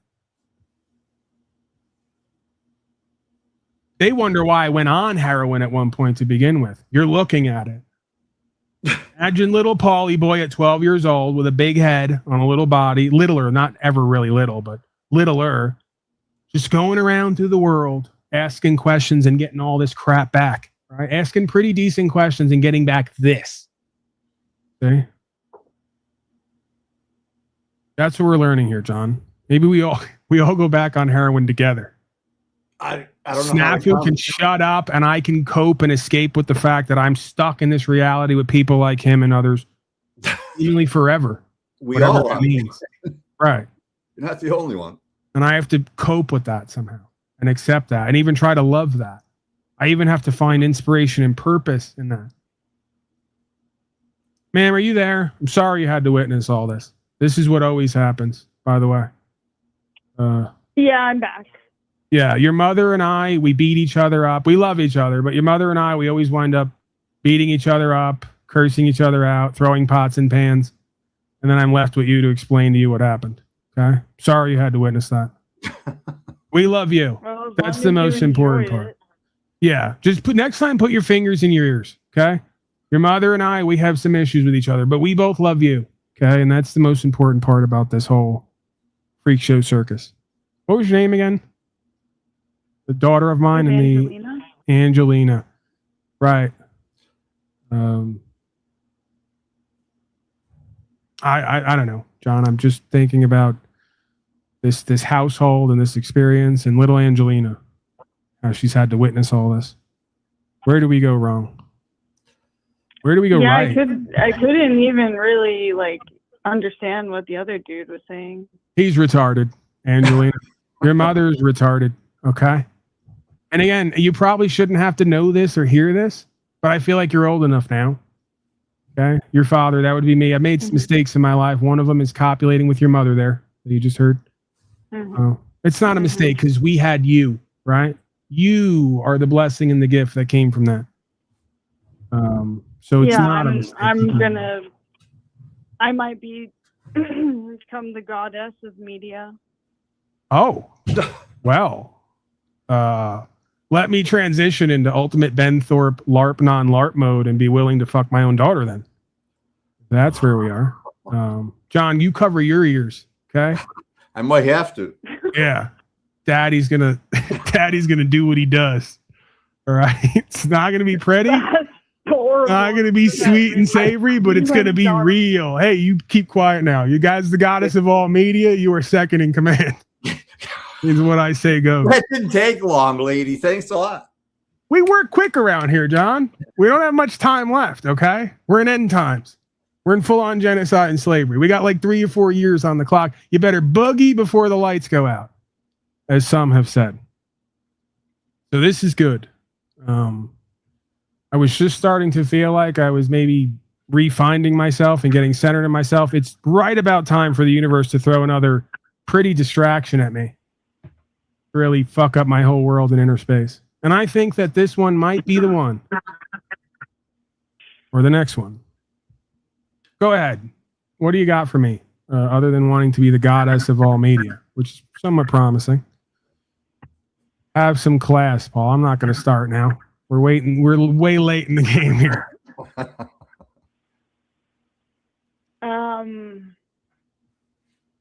I kind of lost my train of thought when you started. That's understandable. I get that. I get that. That happens to John as well. I start speaking and people just start getting overcome with a urge to merge. The comments probably threw her off, for sure. That doesn't happen when you speak, and I know that that upsets you and annoys you, but please, quell your bitterness, your jealousy. This woman is clearly enamored with me. Okay? I was actually just trying to call and save the broadcast. What's that now? Are you denying being enamored with me? Put people on a spot right away, Paul.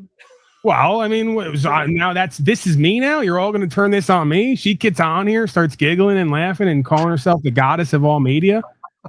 And I'm supposed to believe that she doesn't want some action? That's where you go.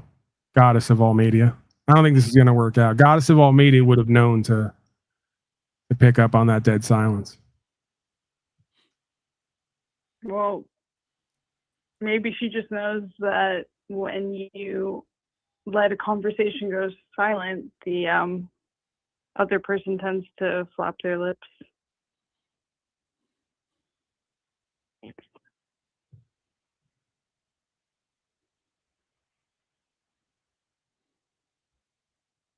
John, your thoughts?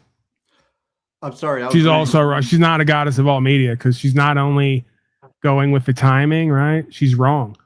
Right? We know God of all media is never wrong.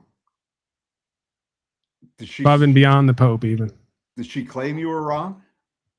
Indirectly, I think she did. Oh, I wasn't paying attention. I was reading the comments. All right, what do you got for me, lady? Questions, comments, concerns? Well, I already brought it up when we were talking about Trump and that being the poll that you were baiting people with. And I was just giving my thoughts on that about how it was something that I bought into, the whole like QAnon thing, and thinking there was a greater plan, and how that felt good at the time. Right. And again, I did in one of these rants say that I do believe that is happening, right? What tends to be is this thing or these folks take a piece of a reality and they make it the whole reality.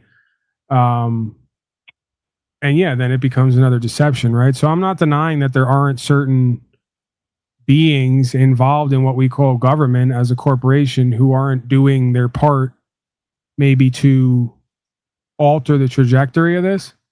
But to make that the whole thing and say that it's definitely going to get done and we should just sit back and hope and wait on that, I think is another disempowered deception. So I guess it's another one of those. I think Trump is like playing his part, and that there is some truth to the QAnon thing, which is why it was compelling. And so they're just, the pendulum kind of swings all of the time, and so you just have to have discernment with things that you uncover, and always be open to being proven wrong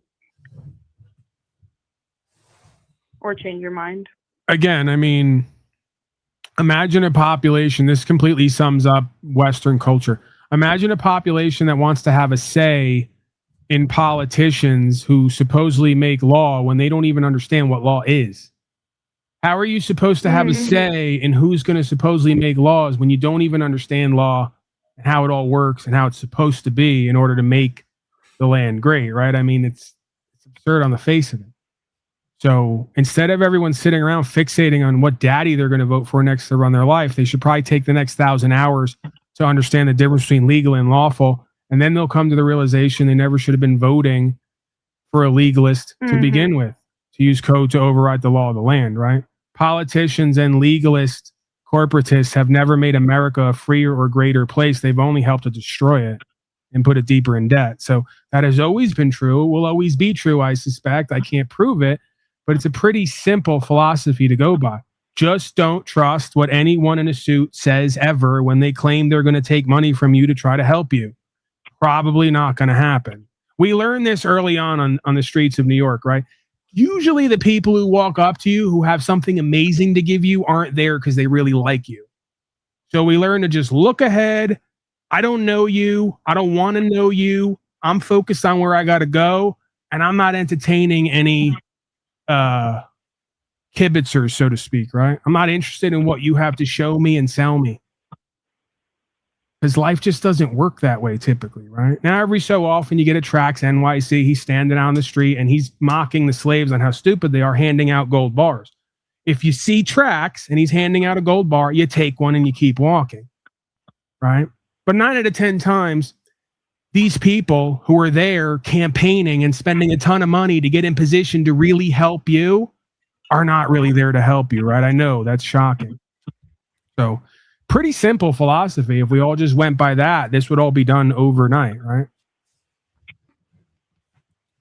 Yeah, and not pay taxes and register vehicles. Their tax code says reporting of taxation and the tribute of taxation is a voluntary endeavor. That's what their code reads. I watched a video the other day about a guy who got gas at a gas station, and when he went in to pay, he says, well, I appreciate your perspectives, and it was nice chatting with you. Well, thank you, the alleged, supposed, potential goddess of all media in the future. Good hearing from you. Yeah, you too. Take care. All right, I'm going to let her go, John. And she's enamored with me. She doesn't want to get to it. When he went inside to pay for the gas, he says, I'm only paying for the actual value of the gas. I'm not paying all the extra, taxes and stuff that are on it. He says, this is my name. This is my number. If you want to send the cops to come and get me, send them to come and get me. And they don't go to get him. He only paid for the actual value of the fuel. Well, John, I've talked about here many times that I haven't done the process, but I've worked with others to do the process, which is a lot how my life goes at times.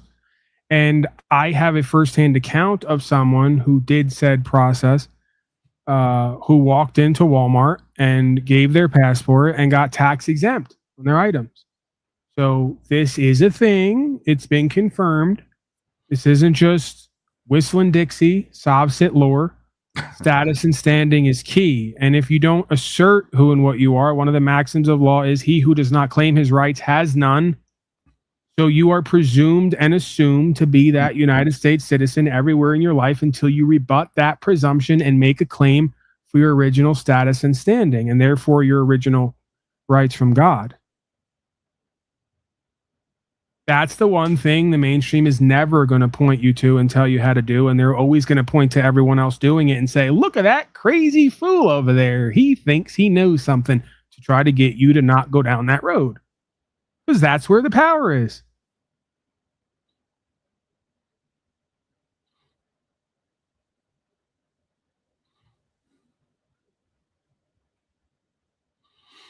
All right, everyone's homework for this week is it's relevant to this channel. I want you to take, if you're not going to do 1,000 hours of research on legal and lawful, even if you are, I want you to take 1,000, not even 1,000, 100 hours out, and I want you to study pimping and hoeing. Okay? I know it's unsavory, it's not sweet, right? Paulie's getting a little bit ghetto. You know, he does that sometimes. He thinks he's black or something, or who knows what he thinks. But I want you to study. I want you to go and just watch and listen to all the interviews of pimps and hoes and how they talk and what they say and how they justify, and just get a handle on how the mind works of both sides. And then after about 100 hours, I want you to come back to the legal lawful idea, the political idea, and I want you to overlay it. Just tell me what you're seeing and feeling, what's being shown, right? Because it all became clear to me in one moment at a certain point. I was studying the nature of power and control, and that brought me to the field of pimping and hoeing. I studied that, and it all became real to me at a certain point that this is exactly the dynamic of what we have going on with the state and the citizens.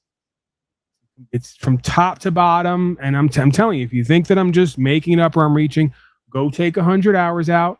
The real pimps and hoes, though, right? Not like these, you got to go into it like the people who started it, believe there was rules to it, had a practice and a procedure, how they saw it, and then how they viewed other pimps who didn't adhere to that original position in that process, right? And you'll start to jump out at you that, oh my God, there is a dual jurisdiction. There's a duality in everything. Oh, there is original intention, right? And conditioning. There is then always what it becomes. And I could just go right down the line. You can argue the original motive and intention, while it was better than what it became, was never completely pure and co-creative. Yeah, there's just so much. I don't think I've ever done it. We've gone down those roads at times, and I've kind of unpacked some of it, but we've never done a complete presentation on the psychology and sub-psychology of statism and citizenry as compared to the pimps and the hoes. Maybe we'll do that at one point, John. We got a lot of ideas. I never get any of them done. But that's why you folks need to take an active role and interest in your own life path and your own learning process, your own revelation facilitation, right? Because I think that's key. Once you start to realize that this is all just power and control dynamics and dynamics of manipulation and suggestibility, you start to just stop buying into it or engaging with it. It starts to just become overwhelmingly clear what it is, and you start to see it as it's coming at you, right? You no longer have to be in it and not see it. You start to see it as it's coming at you before you ever get near it. All right, John, what else do we have here? I guess give me some final words. We're going on almost 6 hours. I did it again. I came on, planned to do an hour or two max. I'm going to wind up doing about 6 because I'm insane.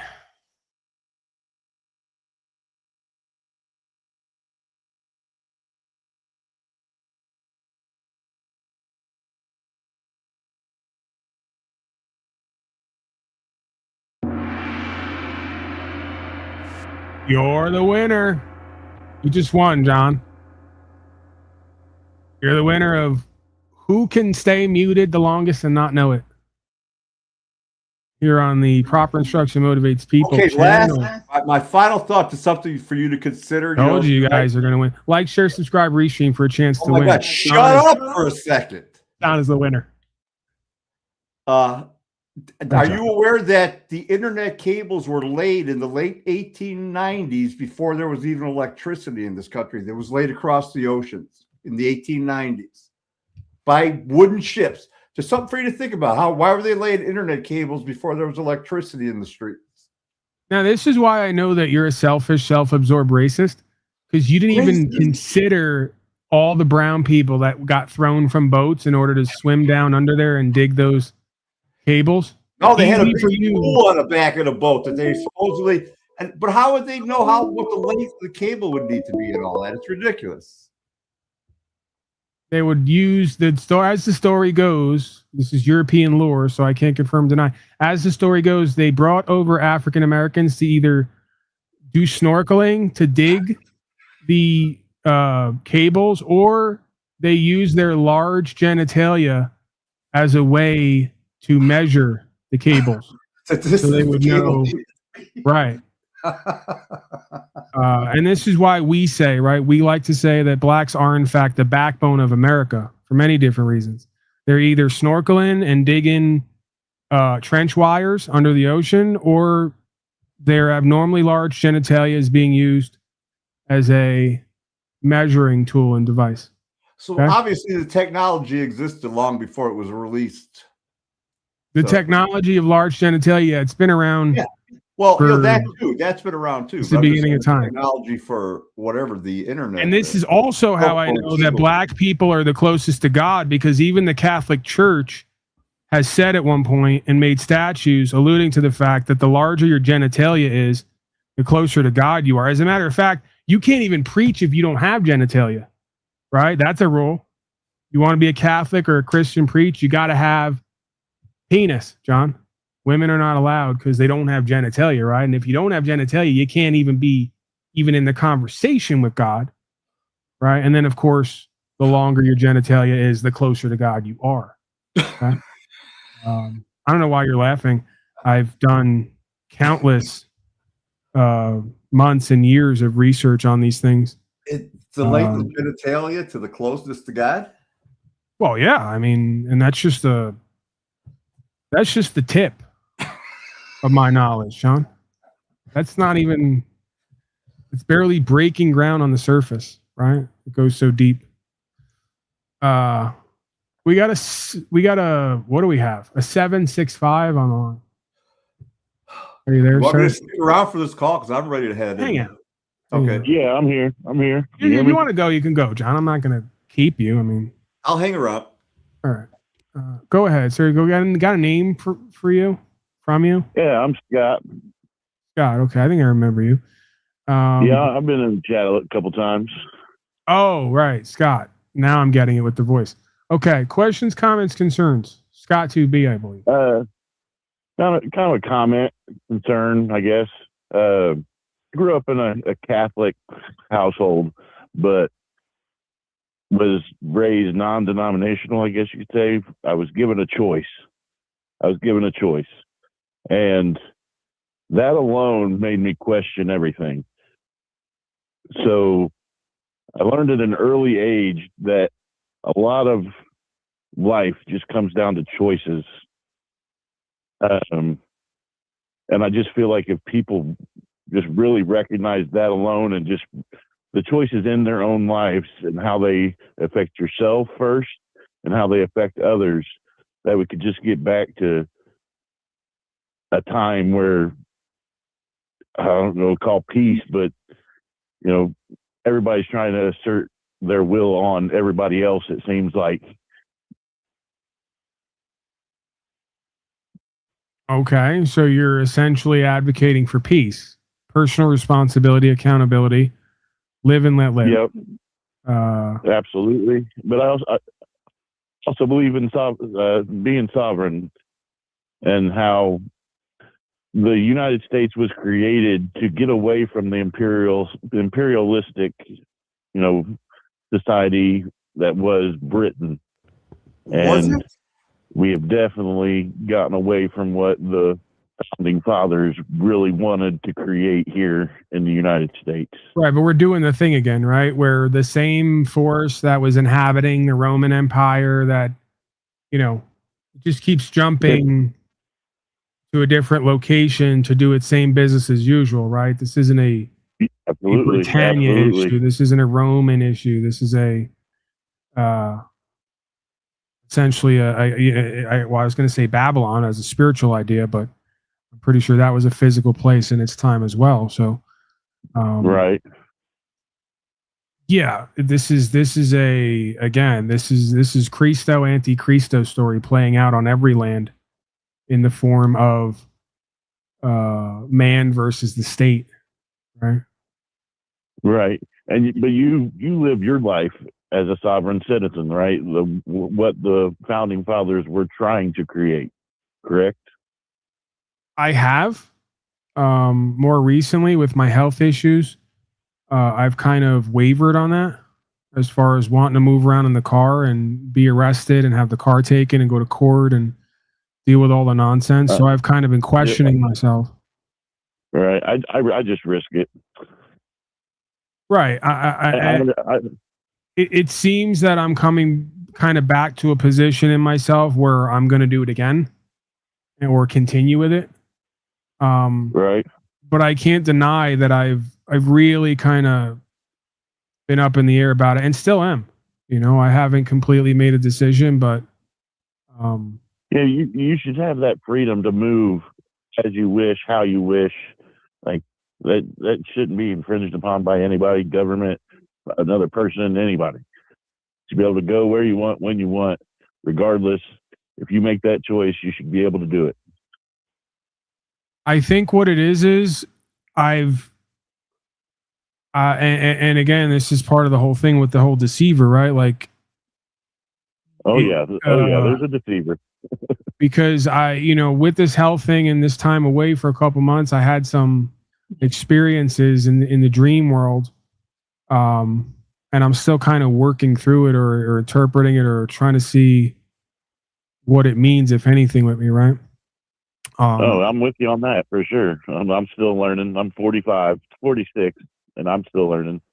So yeah, it's kind of like this question of, can you be wrong even if you're walking with what's true and what's right because of why you're doing it, right? Does that make sense? Like trying to get to the bottom of, am I just doing this because it's true and what's right and I'm just being the way God created me to be? Or am I doing this because I always have this side of me that wants to prove something and in a way self-sabotage, right? That's interesting. Yeah.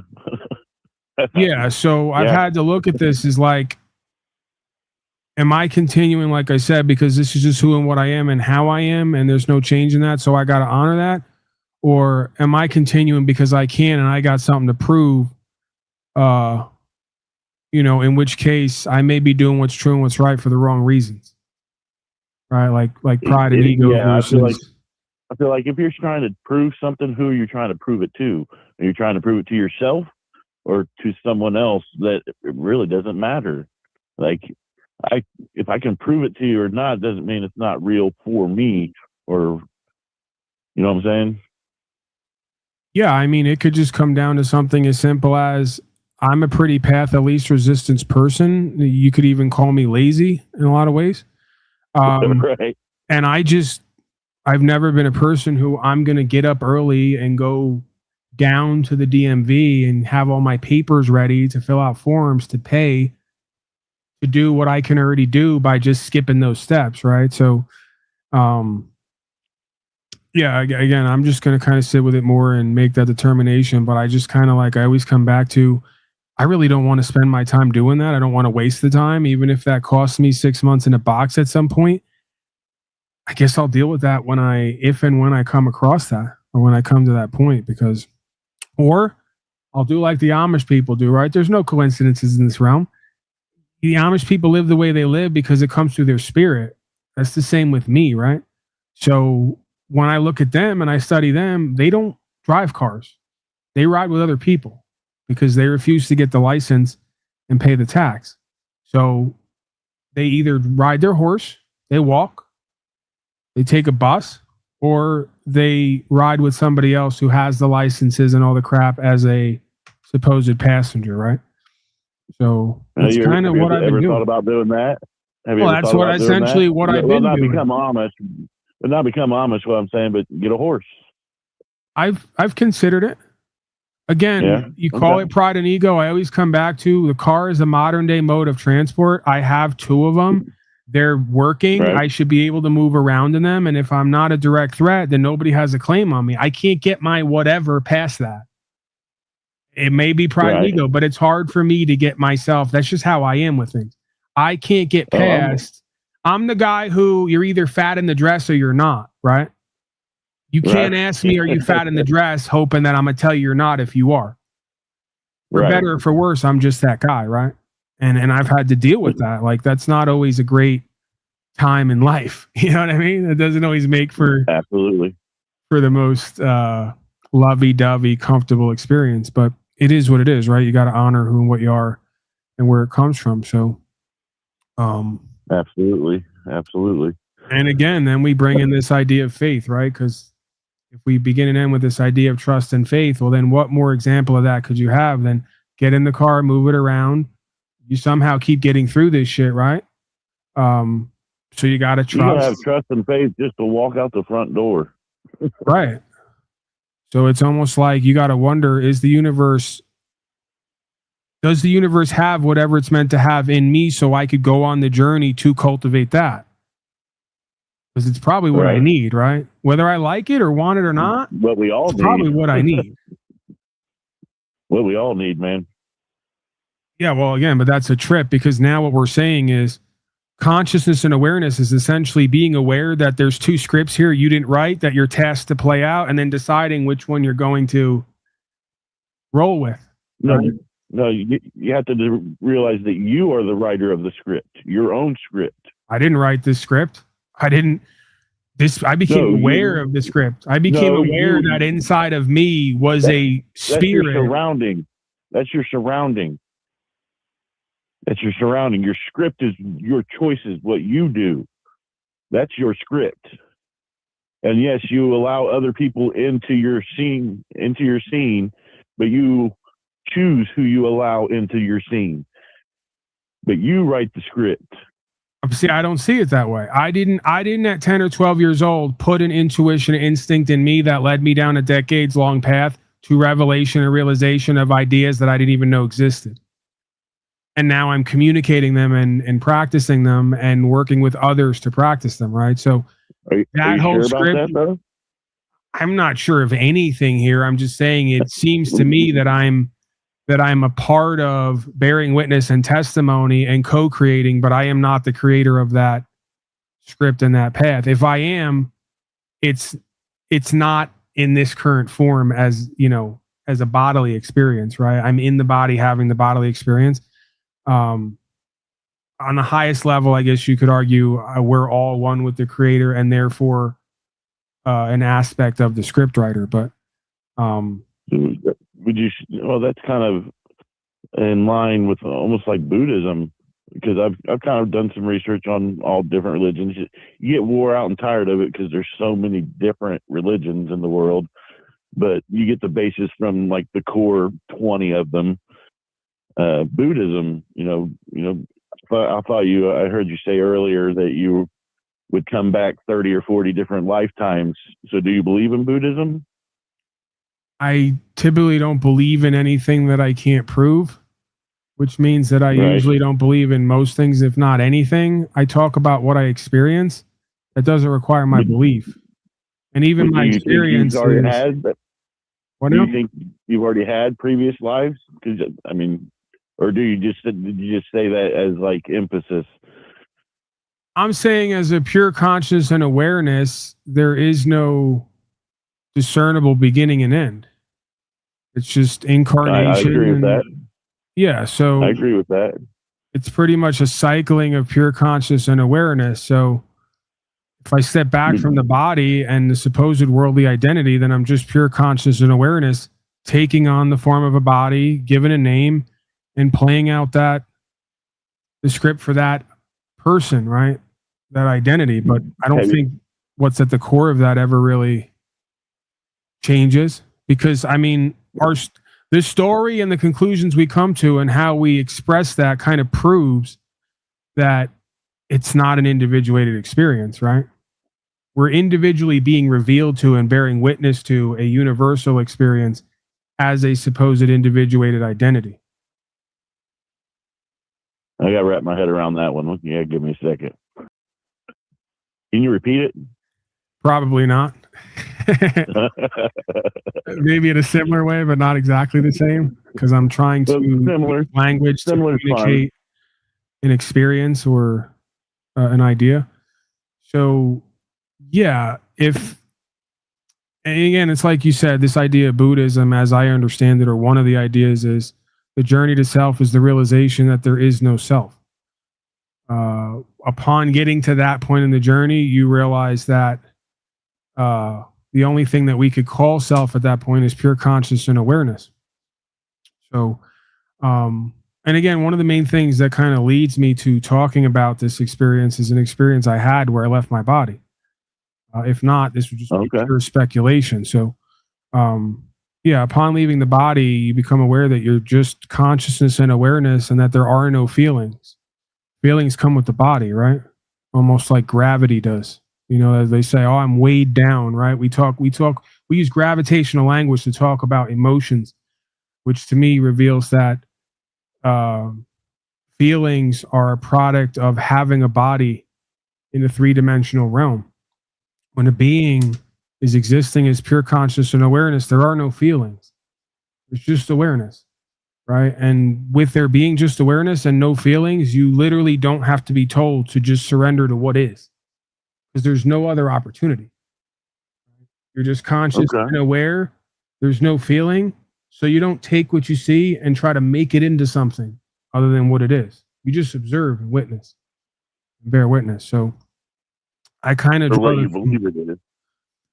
I kind of draw the conclusion from that we are not the body. We have the body, and with the experience of the body comes a whole bunch of feelings and experiences. But that's part of the experience. That's not who we are, right? And again, this kind of gets a little bit confusing, because then you almost ask yourself and wonder, if I am pure conscious and awareness and I'm only having the body, and therefore everyone else here has the same experience, does it even matter what I do and don't do in a physical form, if that's not who and what we all really are anyway, right? And does any of that mean anything without understanding? And this is where then you start to go down the road of becoming the guy who you just go to the top of the mountain somewhere and you grow a garden and you have the experiences that creation offers you, but you don't constantly make it into a this or a that, or tell yourself stories or repeat these stories to other people and play all the games that the body likes to play and go through, or you do, right? But again, conscious and awareness just kind of means that you become conscious and aware of these things, and you get more of a choice, right? I mean, but do you really? Because it's like there's someone calling. I had a choice to call in or not call in, but I wanted to talk to you. You're a very interesting guy from what I've watched and listened to. A lot of what you say makes a lot of sense, and I can relate to a lot of it because I feel a lot of the same things. I have my own thoughts and feelings and things, but it doesn't mean we don't have the same thoughts and feelings, and have different realities and experiences, but have still come to the same conclusion. So Scott, real quick, because somebody else was calling, and I want you to hang and come back. We also got to wrap up at some point. Whoever was calling, call back. I got a name here, but I don't want to use it. because I don't know if they want that out there now. Hey, here's a little quick off subject. You believe in aliens? Again, anytime you ask me the believe thing, we're gonna have an issue. Okay, she's calling back. Have you ever experienced aliens? Hold on, let me go over. Hang on, I'm gonna come back to you. Hey, can you hear me? Yo, yeah. 419. Okay. I got you. All right, hang out because I want to interact with you. Let me just answer with this guy, and then I'll come back. Sounds good. All right, give me a couple minutes. Scotty, there? Are you there? Yeah, I'm here. Right. So, yeah, anything with the belief thing, we're going to have an issue because, again, I have to choose to accept something as true that I can't prove, nor have I experienced. So, I don't know. I don't think anybody knows unless they've had the experience with one, and even then, you could claim they don't know because believe half of what you see and none of what you hear, right? So just because you see something and experience something doesn't mean that it is what it seems to be, if that makes sense. All I can say from experience is I experienced something that I couldn't explain. Say that again? That's the best I can put it. Say that I again? experienced something that I can't explain. Okay, so the bottom line is then you do not only believe in aliens, but you had an experience with them. Is that where we're going with this? I don't know like you said, I don't even know if I believe in it because I don't know what I experienced. All right, well, give it to us. We'll now transition into Coast to Coast with Uncle Paulie. Do we have anything for this, John? I was just waiting to hear what his experience was because I don't believe in aliens. I mean, nothing, not from outer space. I mean, all right, everybody, we're going to take some calls. East in the Rockies. We have Scott on the line. Coast to Coast with Uncle Paulie. Go over to Scott. Scott, are you there? Yeah, I'm still here. All right, Scott. My screener told me that you have an interesting story about aliens. Please do tell. I mean, it's actually two separate experiences. The first happened when I was about 10, coming home with my dad from a baseball game. We were about to pull in the driveway when this car that was up at the intersection stopped. It was like this hill. We lived in the country, so a lot of like cornfields and stuff around. This van had stopped and had like gotten out of their car, like they had all gotten out of their car, and we would just pull in our driveway, and it was like, what are they doing? And they're all like, look at that over there. And we looked, and right above this tree line, right, I wouldn't say 100 yards from our house, from our driveway, was this metallic shaped, like oval, round shaped object. I don't know what it was. It was just hovering there above the tree line. And the next thing you know, it took off and it was gone. So that was my first experience. Didn't know what it was, completely just like baffled. And it wasn't just me that saw it. It was me. It was my father. It was this family that had just stopped on the road. So that was my first experience. I don't know what it was. Could have been military. Could have been something I don't know. So that's why I say I can't say I believe, except for my second experience. Yes, it's going to sound crazy, but bear with me. No more crazier than voting for pedophiles to run your life, sir. Go ahead. Well, when I voted for him, I didn't know he was a pedophile. Anyway, fast forward, I'm in my early 20s.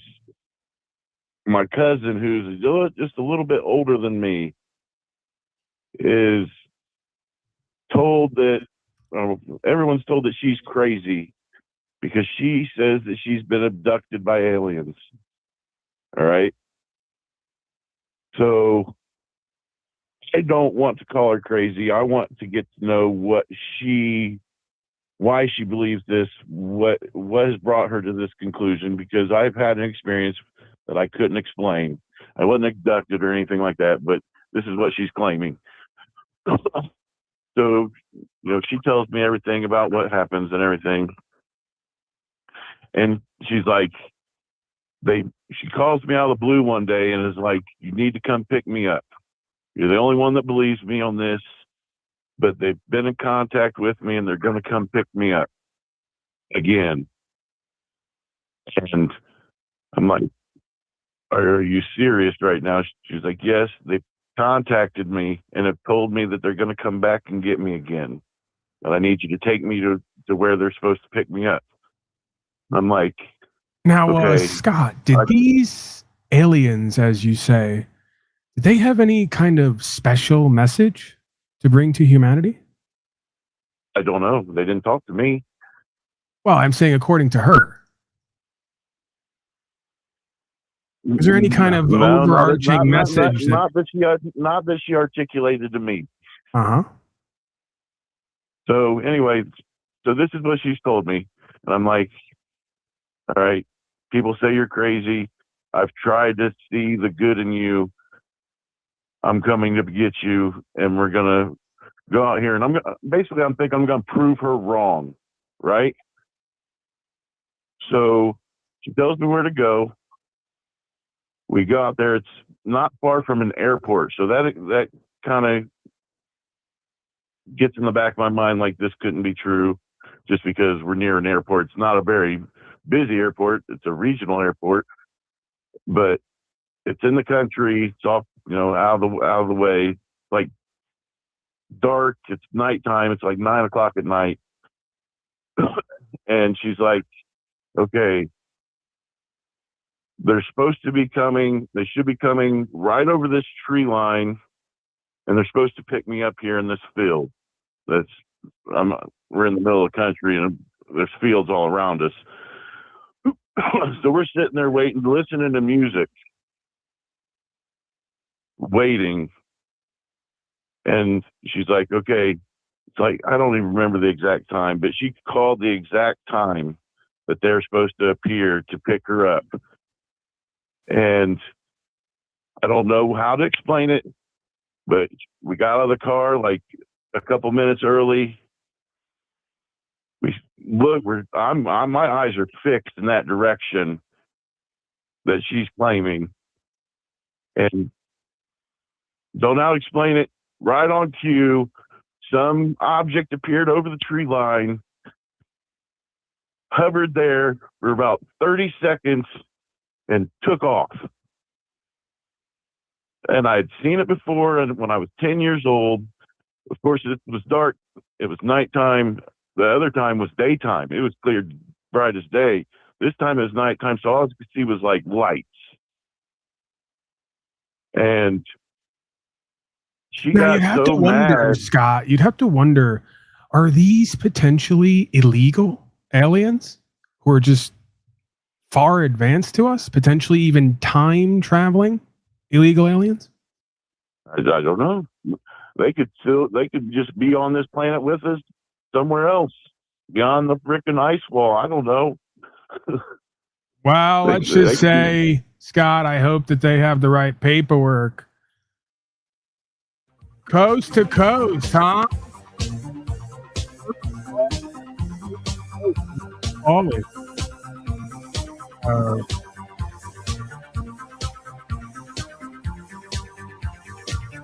My cousin later committed suicide, so I don't know.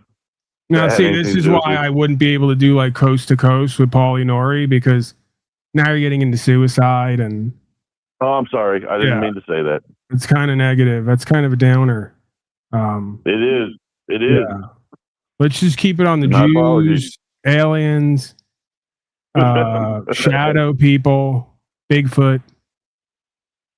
John, are you sleeping? My cousin was so mad at me that night. She said I was the reason that she didn't get picked up, because I probably should have just left her there and just like drove away instead of staying and waiting with her.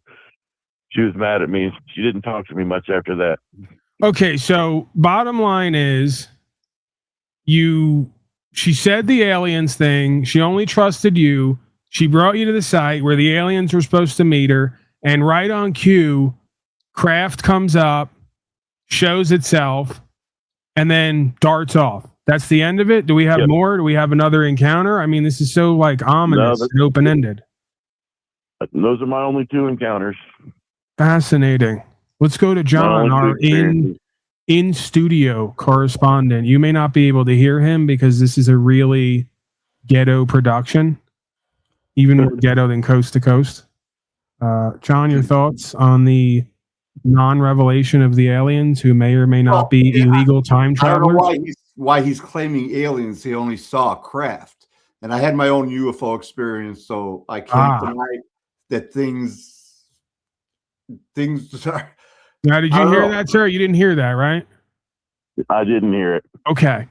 That's good, because now I can translate and be involved and be important.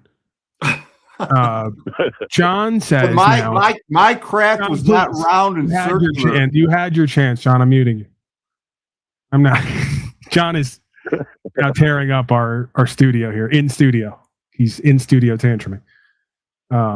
He doesn't like how important I am. He struggles with that. A lot of folks who come here have a problem with authority. I don't know where they got that from, John. Okay. John says he doesn't know where you get aliens because all you saw is craft, no alien. So technically you saw craft, but no alien. We didn't really get an alien sighting there unless you saw was there an alien in the window? Was there windows? Can you tell John I never said I believed in aliens? Hey, John.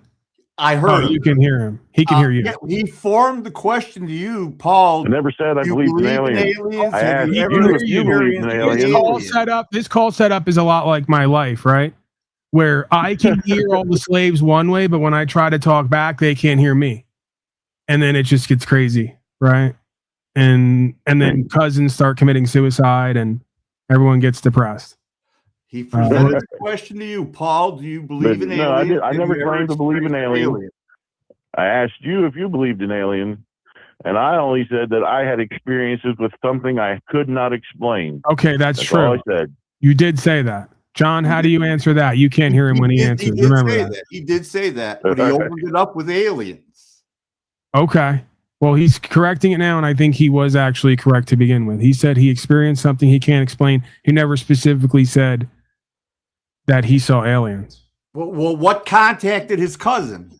Well, what contacted your cousin? I got you, John. She said that she was contacted, and that she was. How did she wait a second, because we need more details here. Did they like email her, or are we talking SMS? How did they get a hold of her originally? Not explained. Not okay. We don't have those details, John. Okay. I'm thinking I'm going on a limb and saying they got some kind of, because we're getting that now. These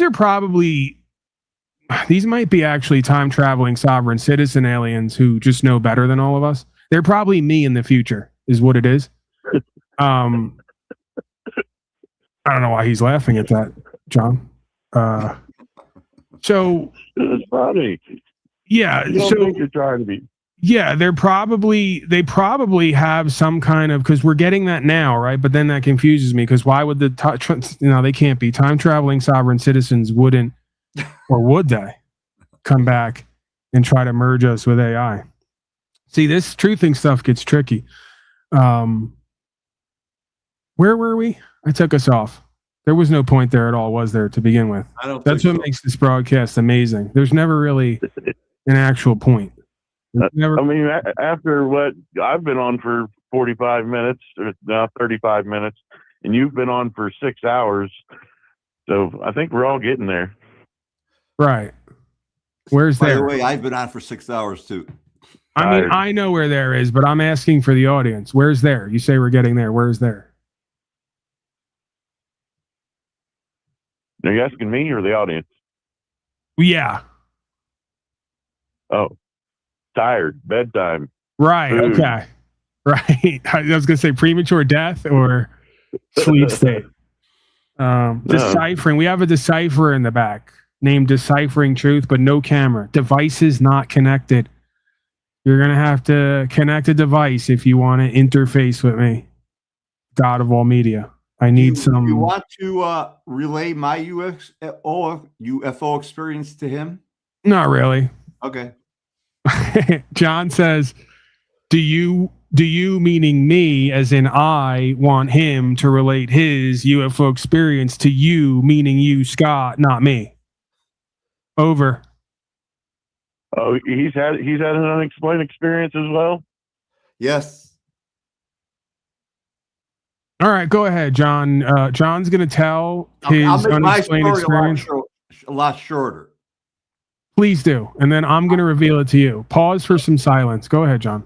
I was still working at the time, so it's quite a few years ago. And I was just leaving. I was bowling on Thursday nights on a league. I was walking out to my car just after the league ended, looked up, and there was probably a football-sized black rectangular craft with 5 pulsing lights on the bottom, one in each corner, one in the center. You could hear the and you could actually see it looked like it was moving in water, and the air around it was like flowing, and it was moving at like 10 to 15 miles an hour. I swear to God. And I was looking around the parking lot for somebody else to be out there. There was nobody else out there. I was looking for it on the news the next morning because I thought a lot of people would have seen it. Nothing. No, it wasn't a TR-3B, Jeeps. This thing was huge, huge. Pure black, like a black rectangle. Okay, so John says pretty much he was hanging out somewhere, I think a baseball game. Bowling. It's not a bowling league. All right, whatever. He was doing some kind of white guy sports, and he's pretty sure he saw time traveling Wakandans. No, this thing was close, man. I could have hit it with a rock.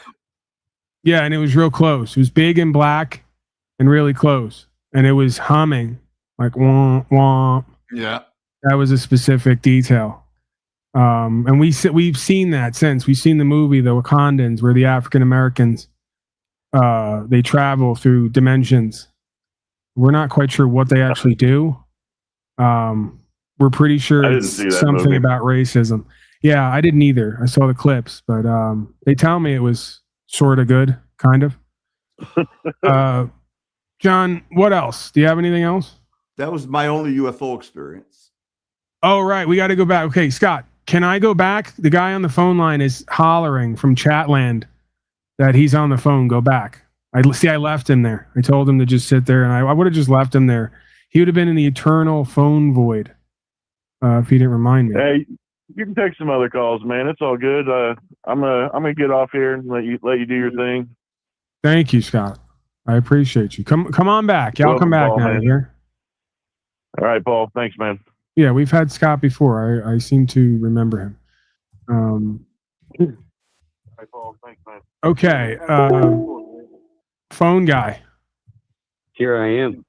Okay, there you are. You got a name? Can I get a name? Ryan. Ryan. Call me Ryan.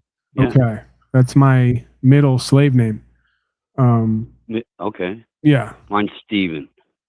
Right. Steven would be my middle slave name. Right. I would ask if you're a king, but you probably wouldn't know what I'm talking about. It's an inside reference. Little King, Ryan, Little King. Right. Okay. Not only am I a king, I'm a lion. Oh, I thought you were going to say you're a queen too, and I was going to say that makes sense if you know Steven. Again, inside baseball. What do you got first? Questions, comments, concerns? Do you want me to continue the coast to coast? Hit on hit as Paul Nori. Do you have an experience? I mainly wanted to call in and just meet you, verbally, because I've been in your, threads messaging for like a couple weeks. Oh, you're one of my latest obsessed. Yeah, like your newest friend. I'm like your newest friend. Well, yeah, that's what they all say, but I consider it newest stalker, obsessed. Okay. Hater right. fan, right? Like starts off fan, ends off hater usually. I'm no hater. No Okay. hate. No I hate. got this guy, Steve. He keeps commenting on all my stuff. He's like messaging me on Facebook. He's in Telegram, and he's like, fuck you. You don't actually care about this country because I won't support Donald Trump. And I'm like, I don't know what to do with that. I'm not political at all. Okay. All right. Well, what do you got for us then? I'm all ears. I mean, I really got nothing. I'm waiting on a X5, a 360 camera. I'm going to start First Amendment auditing. That's something I can do, close to home. Right. But that's all I got, man. I mean, I'm on a plot of 3 acres. I got a family that's, I'm raising children, have the wife, that whole ordeal. So they don't really want to live off grid, but I have been for, past 7 years or so. So Right. it makes it tough, Yeah. That's one of the universe's interesting, I guess, jokes or experiences, right? Right. I haven't had that experience, so I don't know, where that responsibility or accountability lies, if anywhere. But I do know it seems to be a challenging experience, and I can imagine that it would be. Kind of seeing certain things, feeling certain things, and then having the family kind of, I guess being in the world and of it. I guess maybe, and I'm not going to act like we all know it all and we're all right. Maybe there's a reason for that. There's a purpose for that, right? Exactly. Maybe there's a balancing effect there. You're here for the time being. You got to live a little bit as well, enjoy yourself, experience what the world has to offer. As long as it, I guess, again, I'm not saying absolutely objectively, but it would seem to me, as long as it doesn't turn you into someone who you and others can't respect, right? But that's kind of where it's been heading. To be quite honest, when you get so far into this, you can't really enjoy life anymore. Every day you walk outside, they're spraying chemtrails over your head. Right, but then my question would be, aware to it. See, this is going to be my issue, right? Because then I'm going to go, what is everybody else doing about it? Like, have you contacted anyone? Are you going to give them notice? Are you going to sue them? Or are you just going to wait for me to do it all? Right? And I get it, because I'll be the first person to call myself out. I haven't done as much as I know I could be doing or maybe should be doing in regards to that specifically. And I said that I was going to, and I haven't gotten to it yet. Right? But that's the theme here, is you got a couple thousand people who come here regularly, at least, and they see this and they can make a change, but they're going to come here and talk to me how bad the chemtrails are and everything else, and then wait for me to put them on notice and sue them and go to court and see if I can even win before they decide to even make it an issue, right? Mm-hmm. So I think we need more of that, right? Like, just bottom line, I don't care about what I'm doing and not doing, both ways, right? What you're doing and not doing, what I'm doing and not doing. Everybody, if you see something, like they say something. If you're not seeing something and saying something, you're complicit with it. So what's the point of complaining at that point, right? So, and again, I'm not trying to be hard on you. I'm just saying that, like, I can't be the only content creator and person inspiring folks out here. There comes a time where I need or want to take a step back. And that's a time when other people got to step up, right? Yeah, I'm trying to do that. Yep. I'm trying to do that this spring. Yeah. And with that said, you also can't step up with this idea that you're going to carry some weight that ain't yours, that's mine or everybody else's, right? This is something that has to be genuine to you, a conviction that you hold, a point in your life you've come to that you just know you're there, right? It's just one of those things. You know it when you're there, right? So, because again, if you do move into that, you could potentially have to deal with consequences. And the only way you could get through those consequences is by knowing that that was an idea whose time has come for you and that there was pretty much nothing else that you were going to do, right? We're back to that whole script we didn't write that we're almost forced to play out because it's been revealed to us at the core of who and what we are, that it's an idea whose time has come. So, because if not, you wind up on YouTube giving these people, and it's fine because it's all part of the experience, but then you give these people a clip to sit on there and get 300,000 views while I'm over here somewhat shadow banned. And the guy saying, Paul Enslaved told me to do it. You know, he's a crazy sovereign citizen. What he should have said in that moment was, my heart told me to do this, which led me to Paul Enslaved to reveal to me a practice and a process and procedure that is unified and connected to a universal experience that is timeless. Yeah, that guy couldn't articulate for himself, but his woman did a really good job. It's not that he couldn't, is that he didn't want to be honest with himself and others. In that moment, he wanted me to be the reason why he was finally having to deal with a test and a challenge in his life that's always been here, and attempt to try to bring a solution. Right. And again, it's like, you know, I get it because we're all selfish, but imagine being me with nobody to look to do the experience, stepping out on faith with the little information I had and putting the practice into play and getting results, and then having to do it over and over again.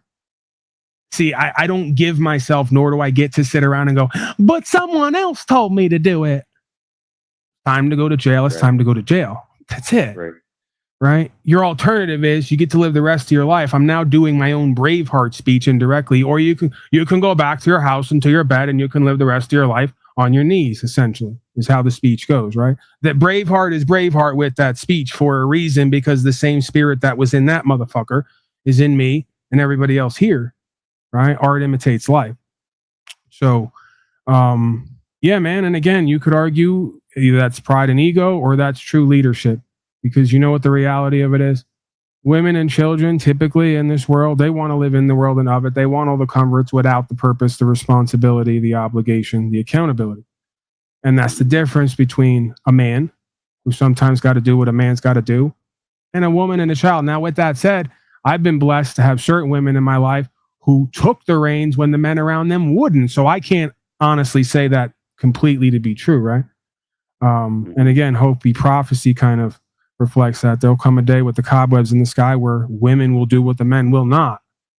So a lot of that is going on right now. You got a lot of women who are taking up the cause and living into purpose and not cooperating and complying because they're literally dried up, you know, and tired of living around a bunch of cowardly males who have no more value and worth anymore, because a man who will not protect what's true and what's right, including women and children, you could argue is not a man. Now, again, we could go to that level of consciousness where we say none of it matters. That's all pride and ego. But with that said, we also have to have the experience, right? So if we transport back to whatever it was, 600 BC or 1200 AD, and you got a king who's going to tell you the same thing, essentially, they're telling us now that your property is my property, including your wife, and we're going to fuck her before we give her to you. You basically got two options. You know, she's basically got two options. It's how America did it, under the guise of freedom, you know, under the guise of we're making the decisions, and yet, you know, come to find out that's not the case. What you're saying, this idea of what we've been told as far as the founders being... It oh, really... It's never. You're dealing with men, right? If you're dealing with men and women, then there's some fallibility in there. There's going to be some... Which is like what we were indoctrinated to believe in schools growing up, that this is the land of the free, the home of the brave, all that stuff, all that jazz. Well, again, man and land are synonymous, philosophically or legally.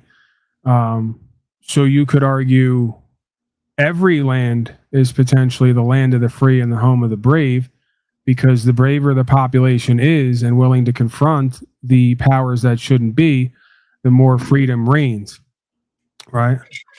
So that's all lands. All lands are potentially God's country, until we give up God and our free will to do the will of our colonizers and civilizers.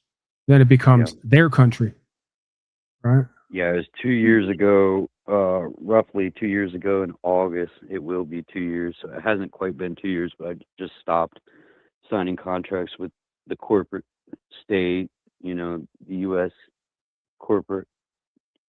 Because there's only one reason you would do any of this crap, right? If we just boil it all down, is out of fear. You don't know what they're saying and doing or why you have to do it. You just know that everyone keeps telling you they all do it and have to do it, or something bad's going to happen.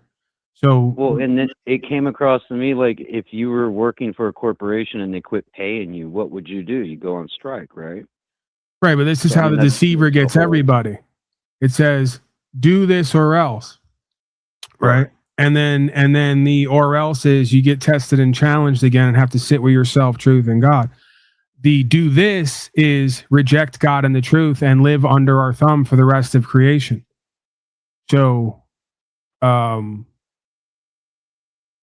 yeah, it's when you start to become conscious and aware of what the spiritual dynamic is here, it doesn't give you much of an actual choice. So you almost have to give yourself over to it and then let God work for you and with you. Again, we're back to the universe forcing us to practice faith and trust, and this idea of being honorable. Because again, if you're born, you can argue legally and lawfully. If you're born on this land we call America, you have a duty and obligation to the law of society to uphold the law of the land, and that is rights, freedom, principles, spiritual faith. If you do not do that, then you are essentially, again, legally at least, and you might argue lawfully, spiritually, you are a traitor to what makes, I guess, life and creation great, let alone America. Right? So that's the spirit of the law. Is all are equal under the law. We're all born free, right? We all have free will. We get to do whatever we want, absent a victim or a direct threat, as we know, a common law. So again, if you're basically in this duality at all times, forced to choose, are you going to be in good standing with who or what created the law and that society that represents that? Or are you going to be in good standing with the legal society? And as the scripture goes, you can't serve two masters, right? Because you're going to fall out of favor with one or the other. If you attempt to uphold the law of this land and live free and do what's codified in the Constitution, legal society is going to have a beef with you. Right? And then you could argue the same is true on the other side. If you do what the legal society decrees implicitly, without question, and you don't stand up for the law of the land, well, then the law society, who or whatever created that and reflects that, is going to have an issue with you. Paul, I'm taking off. All right, John. You guys have a good night. Thank you, sir. Talk to you later. Yeah, I mean, a lot of this stuff sort of becomes, such as life, right? And creation becomes a bit of a loop, becomes a bit repetitive. Well, I'm not here to troll you, that's for sure. Well, I mean, if you tell me you're not here to troll me, I start thinking you're here to troll me. I wasn't feeling that, so good. Don't get to saying that. Future proofs past. Q anus, trust the plan. Storm is always coming on a live broadcast. But yeah, like I said, the future proofs past. So we will know conclusively at some point if you were trolling. Sure will. All right, what else you got for me? I think I'm going to start wrapping up. We're working on a 7-hour now event. Yeah, see, I had no idea how long you've been going. I just caught in about an hour ago, so I've been trying to catch one of your lives, and every time I keep missing them. So just seeing you were live and had a call in. All right, what else you got for me? Any final words or anything else coming up for you? Nothing really. Just glad I got to call in. Glad I got to talk to you. All right. Well, the feeling is mutual. What was your name again? Ryan, or Ryan, that's Deciphering right. Truth. All right, Ryan. I think we're good to go. If you want, obviously, do the like, share, subscribe thing, as people have said. And hang out. You want to be a part of, join the broadcast. If you got certain ideas you want to put forth, court experiences, if you want to share your practice here, we do that. Yeah, I There's went. a person I went in through. chat. I just want to address it real quick because it's just I'm reminded of it. I forgot about it, and then these things reoccur to me, and then I address it before it just slips my mind again. So there's somebody down there who they messaged me. I think they're in chat still. They were talking about legal awful stuff. They had some court case. They brought it to Supreme Court. Supreme Court remanded him, I believe is the words he used, to local court. He wanted to talk about that. I don't have much experience with that, but we can maybe attempt to reverse engineer it. What's going on there? Give me 1 second. I'm going to take a drink. So, yeah.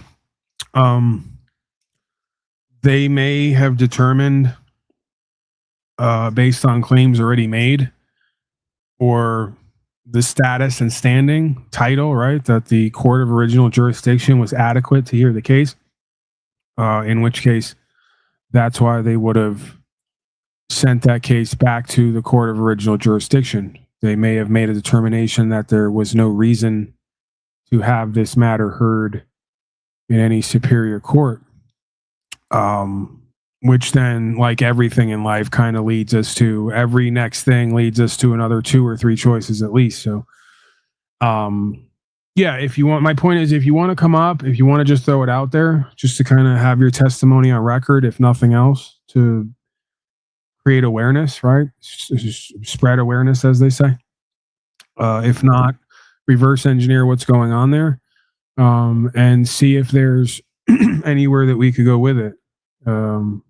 And by we, I mean me giving you my perspective and you making a determination on what best fits for your goals, right? What you're looking to get out of this. Because again, everything, just such is life. Everything in life is relative to your goals. What are you looking to get out of it, right? Those folks will say to me, well, Paul, this is all nonsense because it's a coin flip. If you try to uphold what you see as the law and rights, you may go to jail, right? I never said my goal was staying out of jail. Quite the opposite, right? So my goal is I may have to go to jail over and over again and still have to practice upholding an idea that I believe is what is foundationally important to this nation and all the men and women involved, not even just the nation, but creation in general. So, yeah, you first have to establish what is your goal? What is your intention? Are you doing this because it feels true and right to you till it doesn't, and you just want to move into that and kind of practice being in faith over fear, right? That's another goal. Hey, I'm fearful a lot of places in my life. One of them is legal, lawful. I want to take something I believe and practice being more faithful to mitigate the fears I have in life, right? That's an obvious goal. That's a practice you could take anywhere in your life and probably be better off for it. You could even say a goal is doing this knowing you're going to go to jail, just so you could go to jail and get on the other side and get whatever a jail experience has in store for you out of it, as crazy as that sounds. Believe it or not, some of the best musicians, artists, you name it, do some of their best work in jail or after having a jail experience. So again, it's highly relative to how you see yourself in the world and what your orientation is for goals and what you quote unquote hope to achieve, or what you see is most likely to be part of the experience, right? Because you could go into something wanting to achieve a whole bunch of things and then intuiting that other stuff is going to happen, and whether you like that or not, having to accept that that's what's meant for you. That's a goal, right? And that's kind of in a way and is similar to, if not in line with, that faith over fear thing. Your goal may just be practicing the law, getting really good with words, terms, and these ideas, and being able to speak them with conviction and compel a room to find in favor of what you present, right? There's a lot of different potential intentions and goals with any endeavor that folks engage with, right? Maybe they're all goals for you, right? I could say, if I step back from it, those are all goals for me, not necessarily being manipulative, right? But this idea of being able to go into any room and be full of fear, put that aside and express authentically from my core, and then just walk away and not give a fuck about what everybody thinks about that, right? Because that can hold us back a lot of times in life. So yeah, I could say it's all of them, all the things I just laid out and more. So yeah, for the person in chat, I'm really kind of getting out there and sort of, I guess, a bit heady, all over the place. Where's my creature on the phone? Phone creature, are you there, Ryan? I'm calling out to the. I had a unmute. There we go. All right, give me some final words. I'm gonna let you go. I'm gonna start tying up all my loose ends here. Yeah, sounds good, man. I'll get a microphone for my laptop. I'll be able to get in that way next time. Yeah, get everything, man. Get it all on credit too. We're who even really cares? We're going into Iran, World War III. They're dropping nukes. Get the whole system. Hold on, give me 1 second. I want to get to this person before they go. 732, you there? Okay, we're back with Ryan now. 732 hung up. 732, call back. Let's go. Make it quick. I want to get everyone in there. All right, Ryan, give me a final word, man. I'm starting to get a bit drained. And sort of. Recommend taking a break, man, after 8 hours. Yeah. I'm good, man. It starts to feel like, the best I can put it is, it starts to feel like a weird hallucinogenic trip. You cross this boundary where you start to disassociate, and you realize you're talking and listening to yourself at the same time, which is kind of a weird experience to have. Interesting. Definitely. All right, 732 is back. Ryan, I'm gonna let you go. Okay. Okay. Now they're hanging up. This person's very confused. All right. Take care. We'll see you later. I'm calling 732 back. How dare you call me twice and hang up twice? The only broadcast. The call has been forwarded to voicemail. The person you're trying to reach is not available. At the tone, please record your message. When you have finished recording, you may hang up. Hey you, it's Paul and Shaved. How dare you call me twice and hang up twice? Oh wait. Up on my voicemail, call me back. 732, come on, man, get it together. Hey, can you hear me? There you go. Oh. All right, give me a name. My name's Ryan. Another Ryan, huh? Yeah. I don't know. What are the odds of two Ryans back to back? Yeah. So what happened? What happened? I live in New Jersey. I was in a bank parking lot, right? Wait, is this the coast to coast segment? Coast to coast segment? Yeah. Is this a weird thing like aliens, spaceships, Bigfoot, sea creatures, sea monsters? My window getting smashed out. Oh, legal awful. Okay. I'm just dying for an excuse to play that intro again and pretend to be George Norrie. That's my mistake. Go ahead. You're in the parking lot. You're at the bank. Yeah, just I went there, deposited money. All of a sudden, like 7, 8 cop cars surround me. They're telling me to get out, do a field sobriety test, because they're going off my past. I got arrested like 2014, drugs.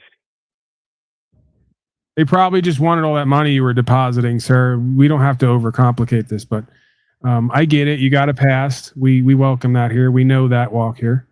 You got a past with code enforcement, drug usage. You turned away from all that, and you got to be honest with me here or say no comment. Please don't lie to me. You can always take the no comment route. You got away from all that? You're doing the right thing nowadays? I got away from that, yeah. I just smoke weed. All right. So he's saying get out of the car, do a field sobriety test. Wasn't doing that. And about like a minute and a half later, they just broke my fucking window, dragged me out,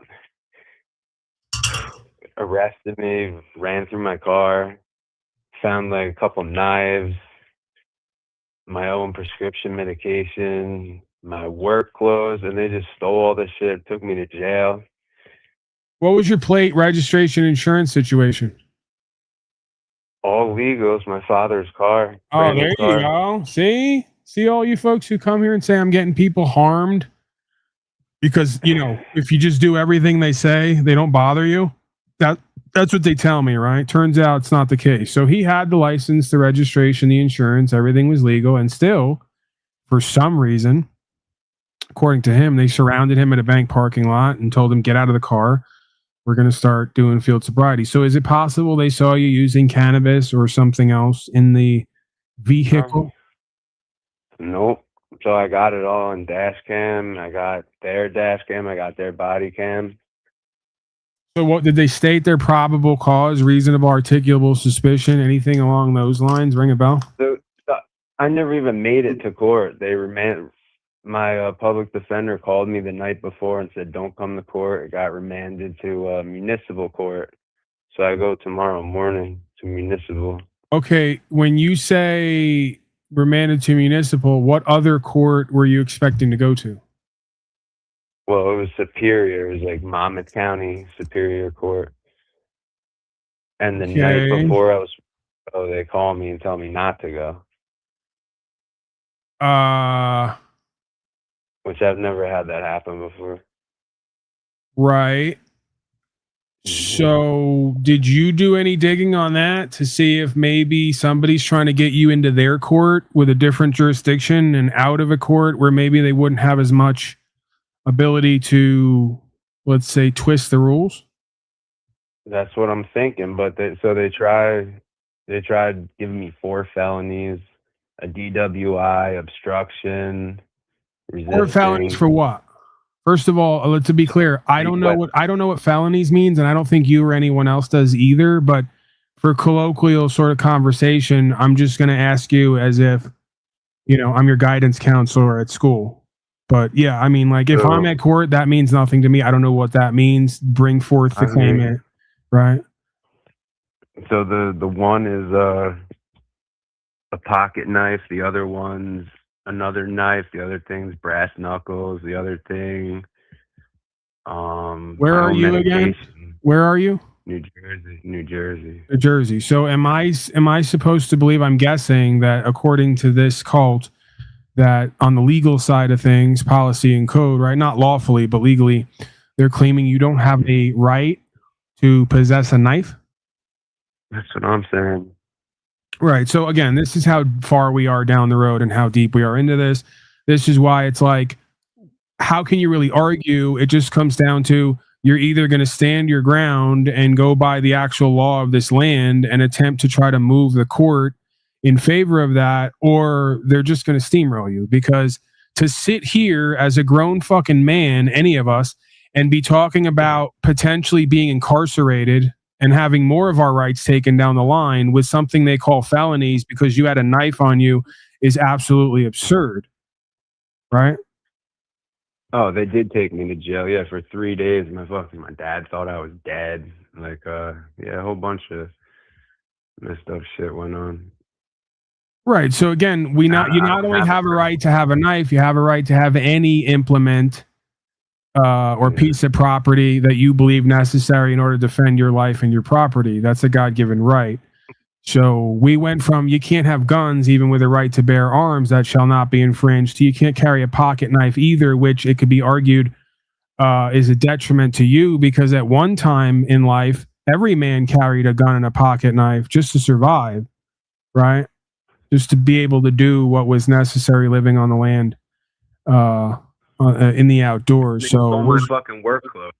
They stole my work clothes too. They're like, "Oh, this scumbag doesn't have a job." Like I was in the car already. I'm just watching them run through my shit.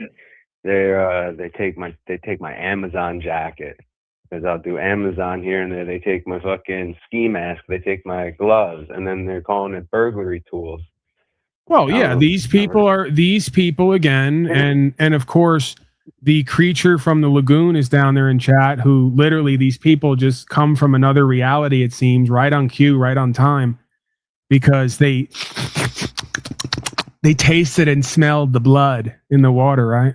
These are goblin creatures essentially. They're just like Lord of the Rings, right? We have Sam and Frodo going on the journey with the Ring of Power. They never put it on because they know what happens, while the rest of the ghouls and goblins are searching for them because they might just get to Mordor and they might just cross that bridge and reveal that the Eye of Sauron isn't quite as powerful as we've all been led to believe. So it makes sense, right? This is all archetypal, allegorical. So it's all going to get dismissed. But I want to sue them.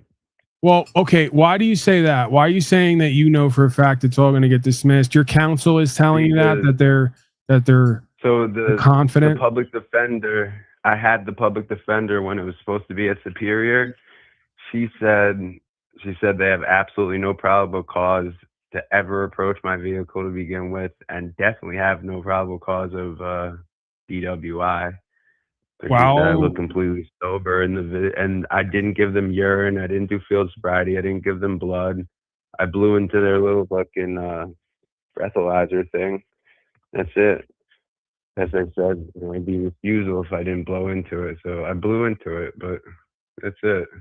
Right. So again, back to where I was going with it, it seems you've already got some confirmation, even from the legal side of things, that legally or lawfully, they're not adhering to proper process and procedure, right? They didn't have a reason to approach you. They didn't observe you engaged in either an illegal or unlawful behavior.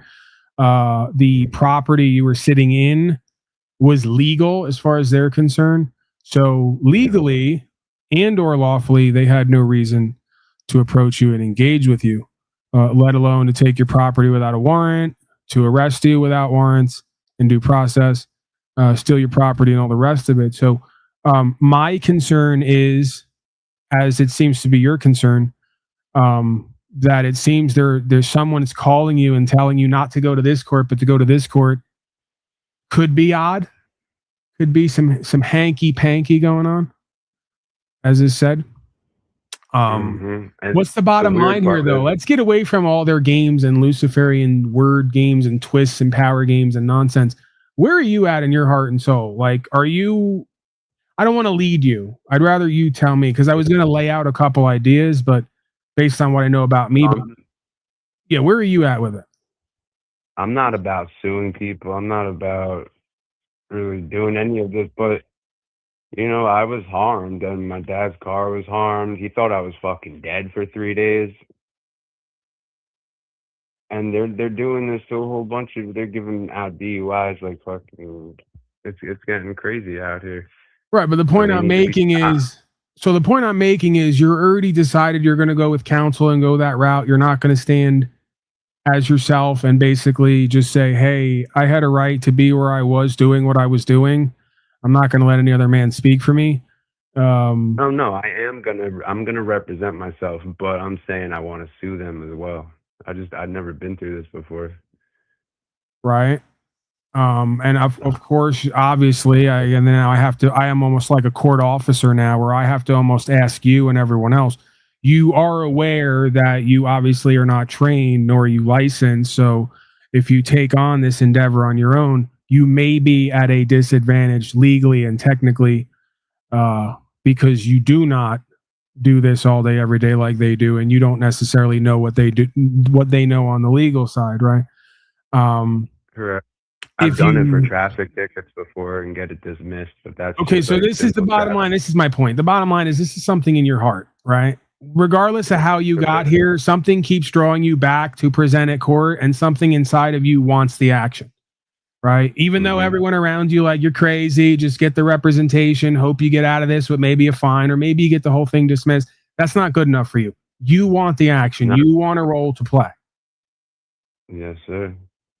Right. So again, there it is. For all the folks who tell me I'm doing this for other people, these folks are just like me. They've come to a point that even if they could win with the assistance, they'd rather lose on their own, so they get the firsthand experience and actually play a part in their livelihood, right, in their future, rather than just let somebody else take the reins. And that's a good sign. That's a sign that we've now come full circle. We're now creating the next generations who actually want the liability. They want the accountability. They want the responsibility, instead of a whole generation of corporatist cowards who've made a whole business out of avoiding liability and avoiding responsibility and accountability, and lying with words, right? All these legalistic circus freaks. Okay. So this makes sense, right? Because everything in life is cause and effect. Every action has an equal but opposite response or reaction.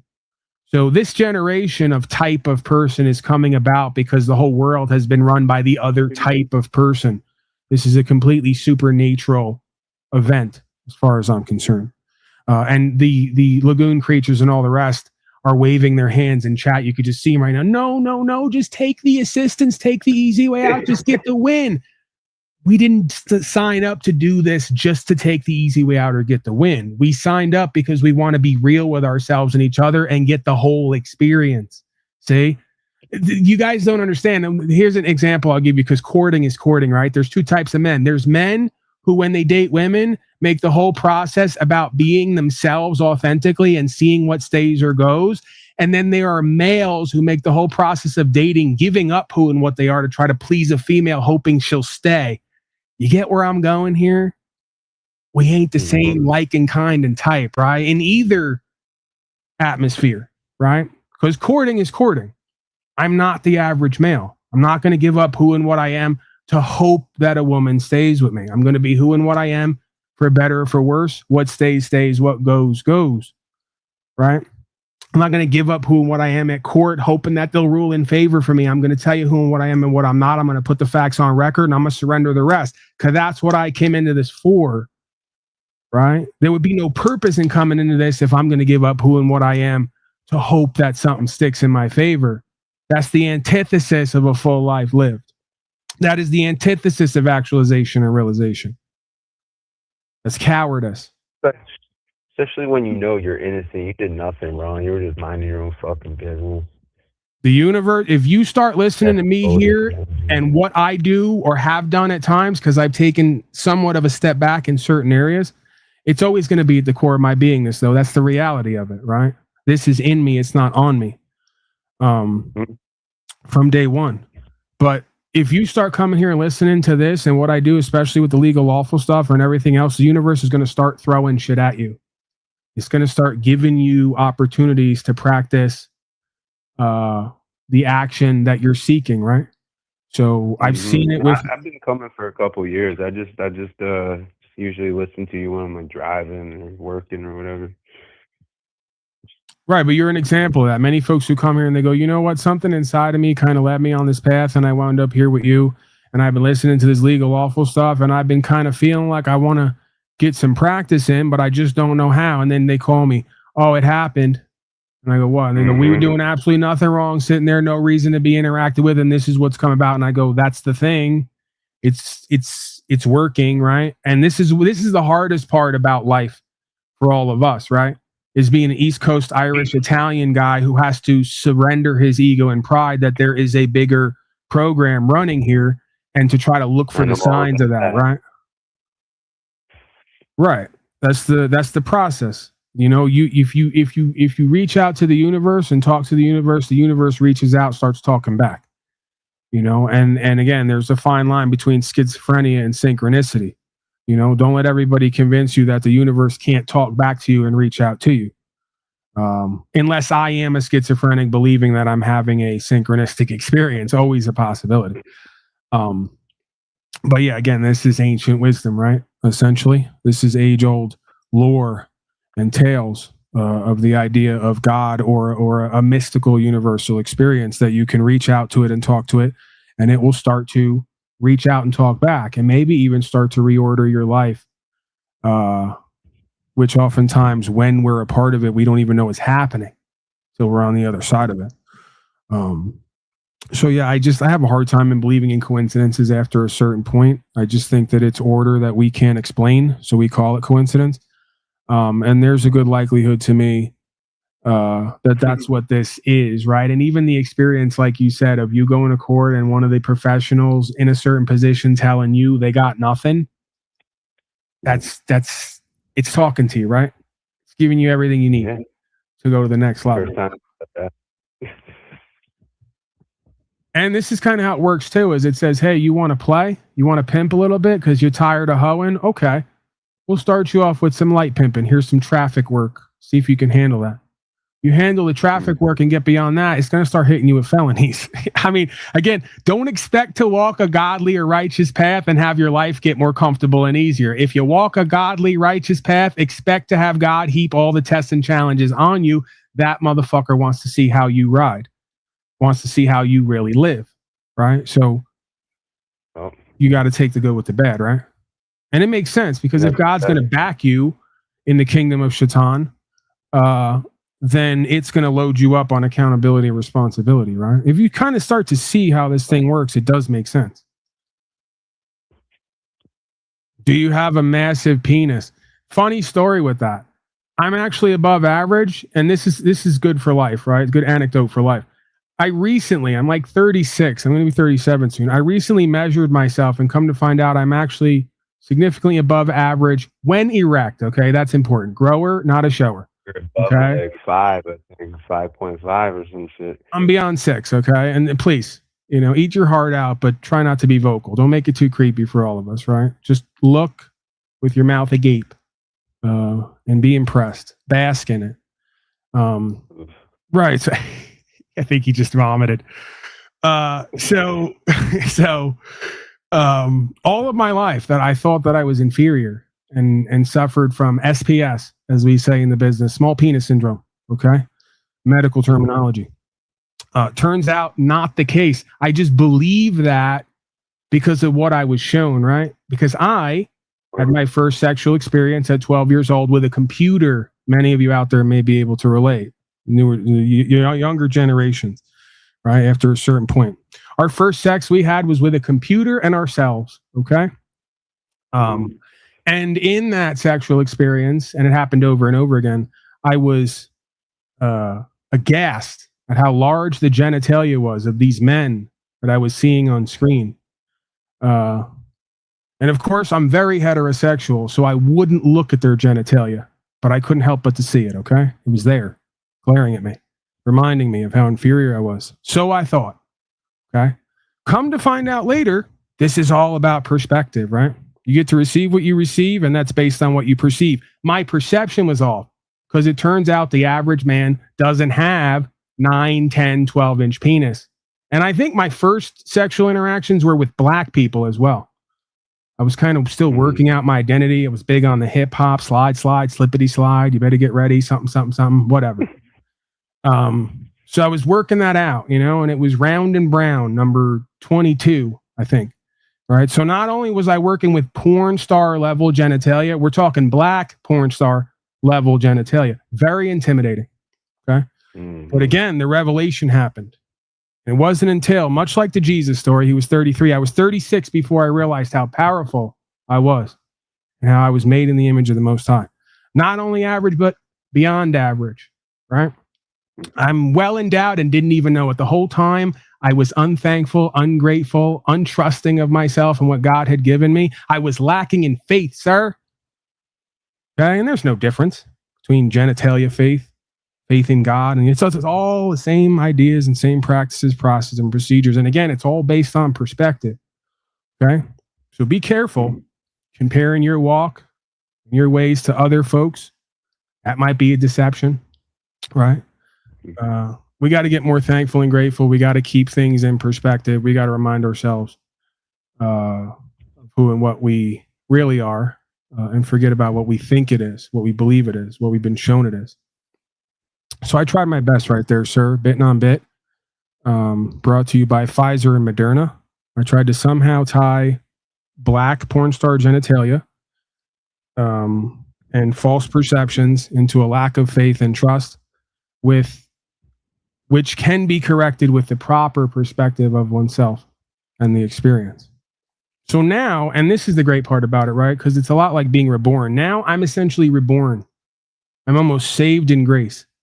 Because now I know I don't have SPS. I'm well endowed.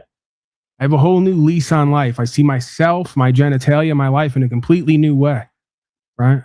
I'm re-inspired. I'm re-empowered. Now I realize it's my personality that's inferior and inadequate. Okay. And now you're back on a whole other loop. Who knows where that's going to end, right? Which just proves that there's always the next thing that we have to approach and deal with. So for 34 or 5 years, I thought that my genitalia might have been the problem and that I was inferior with my genitalia. Come to find out, God works in mysterious ways. I'm well endowed. I just can't functionally be in a relationship, it seems, is what's going on there. Sex is great. Everything else, a nightmare. Okay? Now I'm venting to you, Ryan. Ryan, are you still there? Hell yeah. Yeah, I need to vent to you now, okay? I want you. Can you host the rest of this broadcast? I want to call in. Yeah, bro. Yeah. Ryan, it's me. Paul. Yeah, what's up? Yeah. Yeah, so I'm just trying to work stuff out, man, with my above average penis over here, you know, and I just keep holding on to that, right? Hoping that redeems me, but it's not. It's not, because I got more work to do, Ryan. Okay, I gotta sit with myself. What's that now? It's still just perspective, right? Whether it's your you know. There are a couple potentially broken or lost women on this broadcast right now, I'm feeling, that are probably somewhat into me, you know, or attracted to me, but they're not functional, healthy people. Okay. But that's okay. Right. Every pot has its lid. Right. Wait, you were supposed to be, see, I've gotten so good at coping and giving myself, because proper instruction motivates people. I got to get somewhat motivated in this life, so I try to instruct myself. I was supposed to be venting to you, and you're supposed to be giving me advice and comforting me and helping me cope. I lapsed into a cope loop. Is it going to be okay, Ryan? I guess I should be asking you, am I going to be okay? Is it going to be okay? Are we all going to be okay here? Of course, man. Yeah, see, and that's what always happens. Your voice kind of cracked. I'm not really believing you. I mean, I appreciate it. It's just late over here. It's like 11 o'clock. I've had a long ass day. Right.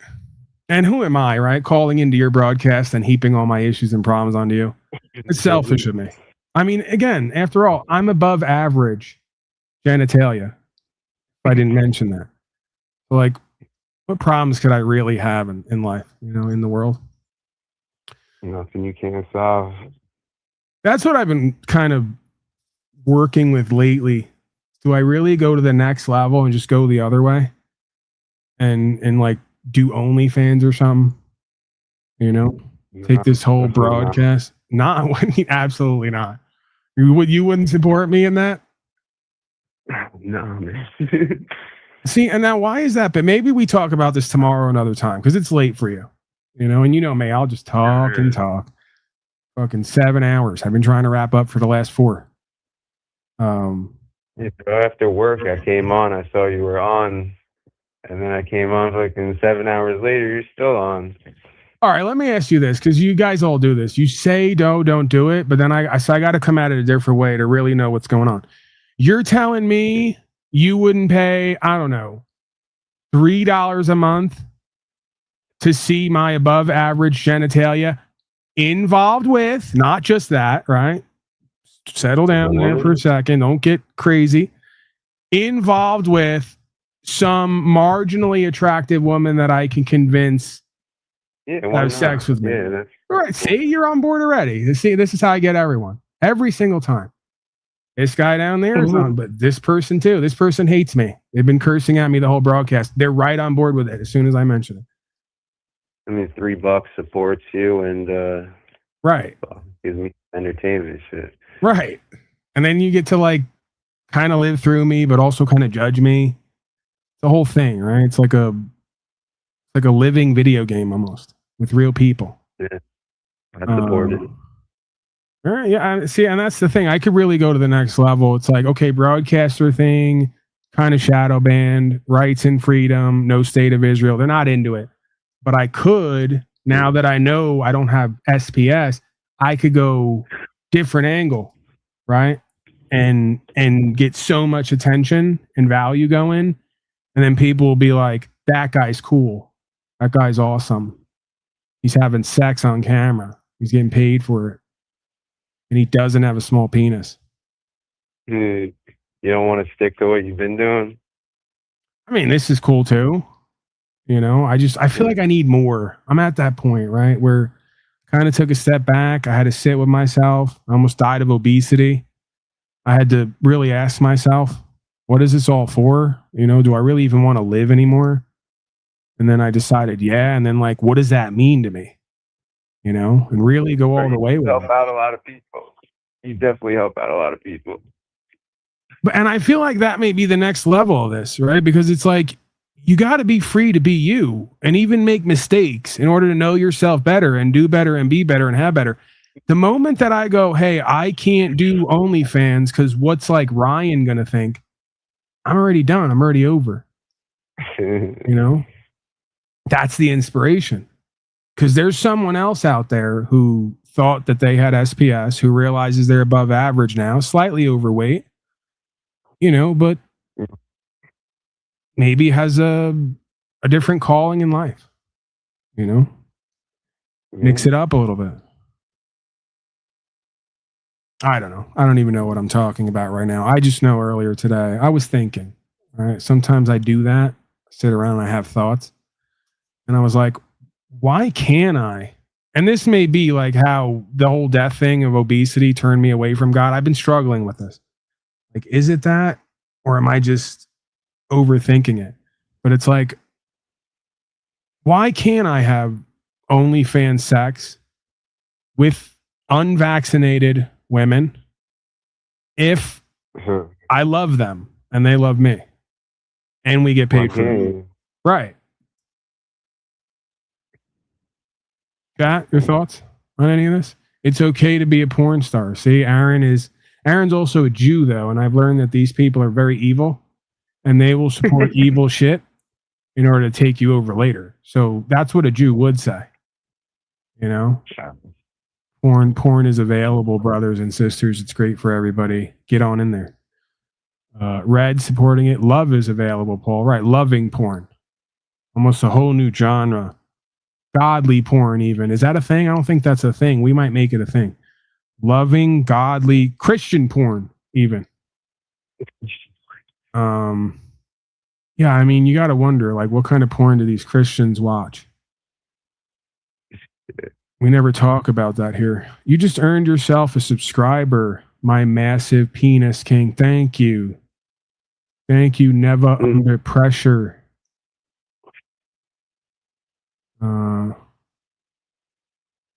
All right, we got to wrap up, seriously. I keep saying that, and then I realize I'm still here. What do you got for me, Ryan? Final questions, comments, concerns? Nah, man, just fucking go to court tomorrow, fucking smoke them. That's it. You also did the thing everyone does, by the way, where you call me the day before court. I love that move. That's one of my favorite moves. When you came on, bro, you happened to come on the day before. Right. Hey, you haven't been on in a week. Better late than never, right? Okay, so yeah, let's get back to that for like 5 or 10 minutes or so, because the reality of it is I could give you the whole thing, top to bottom. You're not going to remember it. And even if you remembered it or wrote it down, you got to like present it. I got my phone, record that shit. Right.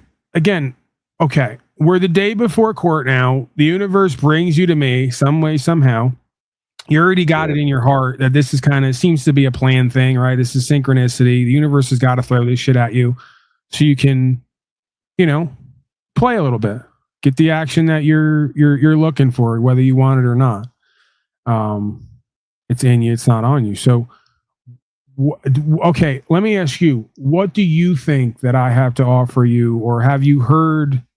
Because I could give you a boiled down rap of what I essentially do, what I put on paper, and then I just give it to the personnel at court, put it on record, and then I basically say to the administrator, what you might call a judge, hey, you know, essentially, administrator, do you mind if I read my claim into the record? Right? And I pretty much I don't know all the fucking lingo. What now? I don't know all the lingo. I don't know what affidavit means. I don't know what motion means. You know, getting those traffic tickets dismissed, that was just, you know, I'm not guilty, come back a few times, and they dismissed it. I never actually had to go to trial. I don't think I'm gonna have to go to trial for this either. Like it was when it was in Superior Court, that's because there was 4 felonies. Now that it's a municipal, it's the traffic tickets. Because one of them happens to be a bad one, DUI. Okay, so I didn't hear that. So I didn't hear that part. So you're saying that they actually originally charged you with the felonies, but they chucked them and then sent you back to quote unquote inferior court with lesser charges. Exactly. Yeah. Okay, so are you fit? Usually they try to make you face jail time even if you fucking tripped over a rock, right? Just to kind of give them something to use leverage on you. Are you facing jail time according to them if they, you know, the max deal, right? That whole deal? Yeah, DUI is jail time, yeah. I figured that. I'm just kind of asking to go through the motion. So what are they saying that is, Max? 6 months, I'm guessing? 180 days, yeah, 6 months. Right. Okay, that's pretty much the standard. You know, that's their game. Hey, we're going to hold 180 over you, scare the shit out of you, get you to cop out plea. If not, and they do convict you, usually a lesser, right? That's the max it could be. They usually don't hit you with that if you don't have a criminal record. But again, usually only counts in, I guess, grenades and horseshoes, whatever the saying is. So that's not the right saying at all, but whatever, you get my point.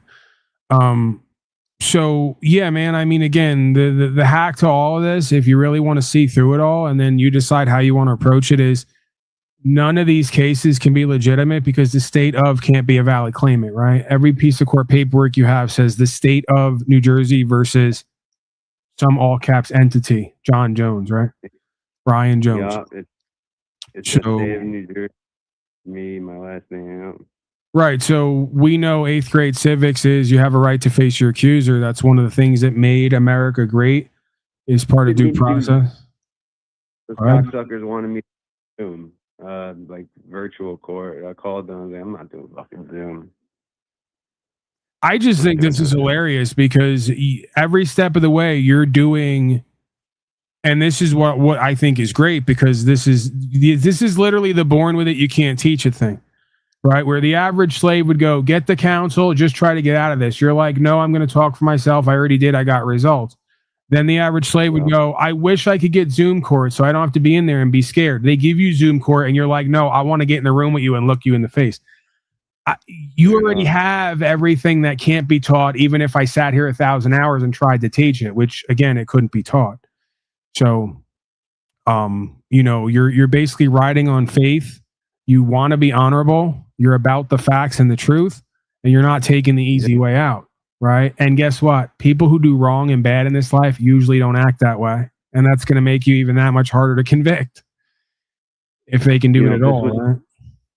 If this was 15 years ago, and I was fucking around, fucking, you know the deal, I would just probably cop a plea because I know I'm guilty, and. Well, because you got a guilty mind and a guilty heart, and that's the way the world teaches you to be. But again, once you have the revelation of good and evil, you realize you didn't do wrong. So what do you have to be afraid of? Either they're going to do corruption on you or they're not. If they're going to do corruption on you, there's nothing you can tell them to stop it. It's the old, I don't negotiate with terrorists philosophy, right? You know, like if you take my son and you cut his finger off and send it to me in the mail, well, now you got to cut off his head, because I can't trust somebody who would take my son and cut his finger off that you're going to do what you say you're going to do if I make agreements with you. Now you got to go for the whole thing, right? You fucked up. It's not about me hoping that if I make a deal with you, you're going to give the son back. You already took him and cut his fingers off. There's no telling what you're willing to do, and there's no reason I should believe what you're going to say and trust you. Because you've already breached that level of the trust. You've already done loss, injury, and harm. You've already done wrong. Either you're going to correct your ways and do what's right, or you're going to be in judgment with God. I'm out of the story now at this point. The rest of it is just a story that's being written around me and for me that I have a limited choice in. You get what I'm saying? Yeah, damn right, bro. That every day.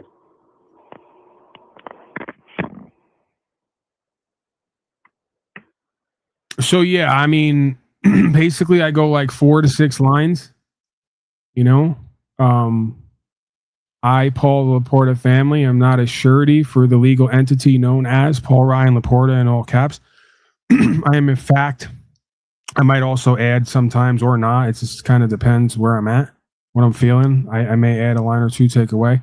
I'm not a member of legal society. I don't speak legalese.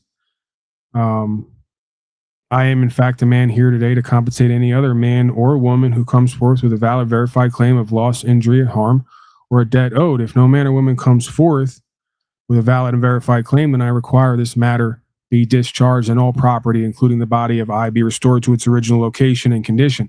So what you're doing there with that 4 to 6 lines is you're rebutting all the presumptions. I'm not a citizen. I'm not a resident. Indirectly, you're rebutting all the presumptions. I'm not a citizen. I'm not a resident. You don't have jurisdiction. You better bring in my accuser so I can face my accuser. That's your legal process and procedure.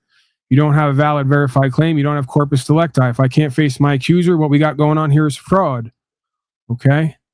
And if you can't bring in an accuser and you don't have a valid or verified claim, then you can't move this court legitimately. I retain the power to move this court because I'm the only man or woman at this court. And again, I say man or woman because this is interchangeable. Depending on who you are, it's still the same idea. You can't bring forth somebody who I've wronged, who has the power to move this court with a valid or verified claim, then I retain all the power to move this court. And guess what? I do have a claim of loss, injury, and harm because that man or woman acting in a service capacity interfered with my property and rights. See? That's how you flip the court. Yeah.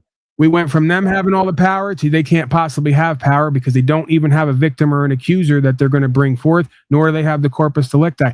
I have all that. I am the accuser at that point. See? Or the prosecutor of a claim. And again, this is because see, notice how we went to I am the accuser, right? Well, what is Shaitan in the scripture? The accuser. This is where you got to navigate carefully because I can bring the case, that man or woman interfere with my property and rights. I'm now the accuser, but in order to not be part of the deception, I have to give my transgressor the ability to forgive and be forgiven, the same thing that I want for me, right?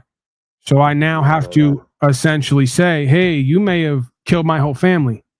You did wrong. We all do wrong, right? We all fall short of the glory of God, but you're repenting, turning from your wicked ways, and you're asking for forgiveness. Now, this is where a person who, if you want to call yourself a good person or a Christian or whatever the qualification is, you would have to forgive that person. Because if not, you're now doing the same thing they were doing to you in a little bit of a different way. It could be argued. Although I won't go with that argument completely, right? Because again, your case is a response to their action that caused loss, injury, and harm. But see, this is where I have to come back. I kind of am going to go with that because guess what? When you deal with the legal society or courts in general, all crimes become commercial. And unless you're going to advocate for your fellow man to be put in a box or be killed, you're basically saying you want to be paid, right? And, I could kind of go either way on that, right? Because what are we all really doing this for? See, and this is where it gets tricky because dealing with Mammon and Moloch, the only language they may understand is taking money from them in order to stop what they're doing. But again, if you start seeking money, right, and becoming about the money, then you become like them in order to get them to stop what they're doing. We have to somehow, some way, it would seem to me, compel them almost by leaving money completely out of it, because that's the only way they're going to really believe you and be inspired by you. Compel them to want to serve for service sake, right? We have to take all the profit motive and the material gain and compensation completely out of it. This is about right and wrong. Okay, so you did a wrong. Please acknowledge the wrong you did and offer forgiveness, and I'll do the same, and we'll move on, right? That would be, but I don't see that happening. I see them offering money like they always do. But this is exactly the idea, right? Because now they're on the other side of things and they're offering to buy you off. We're going to continue to do what's wrong, either to you or other people out here, and we trust you're going to go away once we pay you to accept our behavior, right? See where I'm going with this? Is this practice of this spirituality and this conjuring sort of, right, of spirit or the revelation of spirit, right? Getting to know yourself, walking with self and other selves is a constant potential challenge, test, practice, revelation, right? That's in a way a lot of the reason why I haven't gone further, not just because I'm a path of least resistance person. I tend to try to, move on. I put things behind me and move on. But one of the reasons I haven't been suing more on the offensive side, most of my experience is defensive, if you want to call it that, is because in my heart, I'm just not a highly money motivated person. And even the aspect of me that I could kind of tap into and get there, the spirit kind of goes to me, if you get into this and you start doing this, you're going to lose sight of what matters here. And you're going to become the thing that you say is causing us all problems, right? Because again, one can never pay somebody else and restore them and make them whole. Especially if you cause loss, injury, and harm. Just paying somebody doesn't change what happened, right? They're forever going to be left with the damage, the scars, the experience, the memories. Yeah. So, this write-off in a corporatist, capitalistic, supposed society, while we see it as a solution, may actually be one of the biggest parts of the problem. Is there this idea that we can all do whatever we want to do as long as everybody gets paid at the end of the day? That's part of the problem. Hang on there 1 second. I want to check in with this person. 562. 562, are you there? A little Jew, in my eyes. Thank you for being here. Ryan, are you back? Yeah. Yeah, obsessed stalker loser fan who wishes this broadcast was theirs and tries to turn it into theirs after sitting around listening for 7.5 hours. Yeah. He sits around for 7.5 hours and listens? Well, yeah, because he was here in the beginning of the broadcast, and then we didn't hear anything from him, and now he's here again. Tends to be that way, right? It's all cycles and looping. Most of these people, they loop from listening to me and going, he's got a point, and maybe there's more to him than what we thought, and then they go back to their defensive projections and desires and clutching and corruption. And that's the human experience, right? I guess that's, in a way, that's all of us. The reflectivity of the human condition. So yeah, man, as far as your legal lawful situation, as far as it seems to be, whatever you believe God is, or a universal program type experience seems to be underway with you. I got a feeling if you just go with your gut and your heart, you're going to get everything you need out of this. Even if that requires you to deal with a bunch of consequences, tests, and challenges in the middle. Yeah.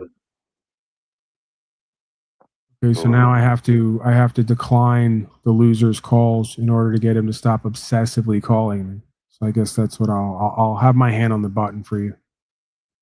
It's kind of sad. Wow. Listen, again, this is like we talk about spirituality and avatars and certain energies that we think we're working with that sometimes are working with us, right? That's what seems to be going on there. There's always that subtext or that background idea of these principalities working with or on all of us, right? So, again, it's an easier reality for that creature to just say, hey, it's all the Jews did it, and Donnie and the rest of the folks are going to create a new nationalist patriarchy to drive the Jew from their land and all their oppression. He doesn't realize he's doing Nazism again. They'll learn, or they'll have to suffer the consequences of their lack of learning. So I try not to make it my own experience beyond a certain point, right? I try not to personalize it. It's a lot more challenging and testing to have to confront all the things we lay out here and then realize you and everyone around you are the solution or are the problem, right? A lot more challenging, testing, difficult to process, and then put into practice, right? Than just the Jew did it and Donnie's going to save us with his patriarchy. So yeah, I mean, it's just cowardice at the heart, right? That's all that this is. When you sum it all up and boil it all down, right on time, the guy calls in and shows you what's creating all of this on all sides. He's a cowardly heart and a infractuated and disturbed mind, right? A mind full of nonsense that's been put there by your colonizers. Yeah, bro, there's a lot of Jew hate going on YouTube and all them other streaming platforms all of a sudden. Again, it's a really simple, logical exercise. Pick a group, tell me the world is controlled by them, and I'll ask you who gave it to them. And when the answer is you and everyone around you, you'll see the problem and the solution. Yourselves. Right. Again, we're back to they want to quote movies and all the rest of this, but not quote all of them. We're back to the V for Vendetta, right? With the guy in the mask who's everybody and nobody at the same time in the TV telling you, I know why you did it. If you're looking for who did it, just go to your mirror, right? You guys all keep submitting, cooperating, complying, and paying for it. If you want it to stop or change, stop submitting, cooperating, complying, and paying for it.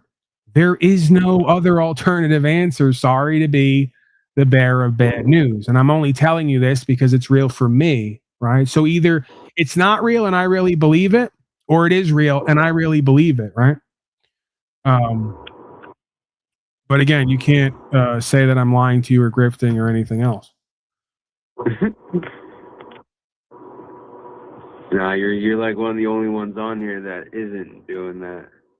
From what I see.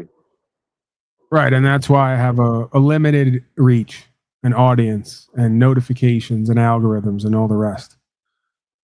Yeah. See, that fool also, he calls up here and says that I'm part of the Jewish conspiracy and work for the state of Israel, and I keep trying to explain to him, dunce. That's everyone who you keep citing as the answer. They've got you so deep in their mind control hold. I'm one of the few who has no strings on me. Right? That's why that's why I'm not pushed and promoted and have the reach that others have on here.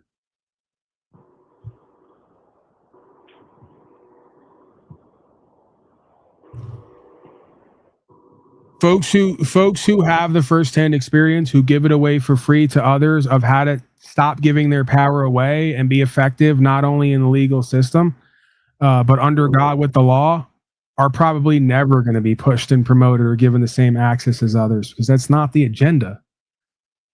No.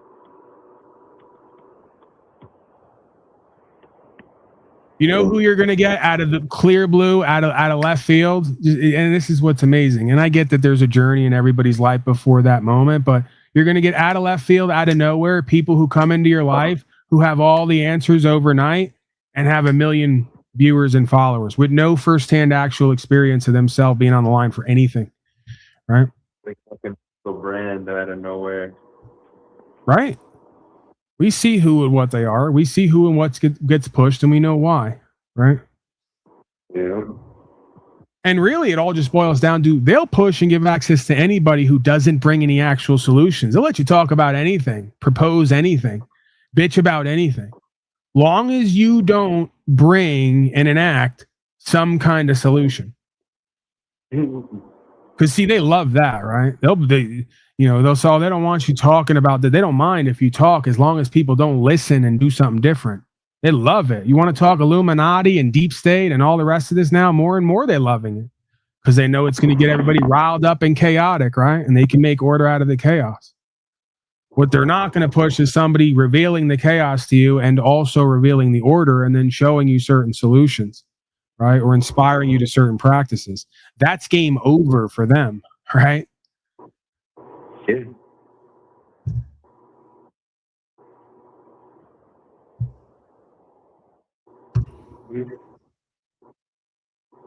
All right, let's wrap it up. I'm feeling rather complete in my incompletion. There's always tomorrow. There's always next week. There's always next month, next year, next lifetime. And again, have a good night. Thank you, Ryan. Come back, man. We'll talk more if you're willing. Cool, man. All right. Hey, check in with me tomorrow at court if you want to go back and listen. I believe I have certain broadcasts where I specifically go over legal lawful. If after this you want to go listen, if you think you'll get something out of it. But again, what I do with the courts is pretty simple, straight to the point. Like I said, I basically let them know that I am the man under God with God-given rights. I'm not a surety for the all caps entity. I will compensate any man or woman with a valid verified claim. If not, I require the matter be discharged because we don't have proper process and procedure met in order to move a court forward, right? So if they're not going to listen to that or answer to that, they're not going to listen to anything. And at that point, you're down for the ride, wherever it takes you. So. Damn right. All right, bro, check in with me. I don't know when I'm going to be on next, but if I'm not back in another week or two, check in with me whenever you can. Also, I got a number up there. If you want to text the number, I'll have you up there. The 602-730-0122 number that I've been putting out there. And a link if you want to text me after you go to court and just give me an update on how everything goes. And then I can try to somehow keep you in mind for the next broadcast. And then I may even seek you out just to get your testimony and put it on record, right?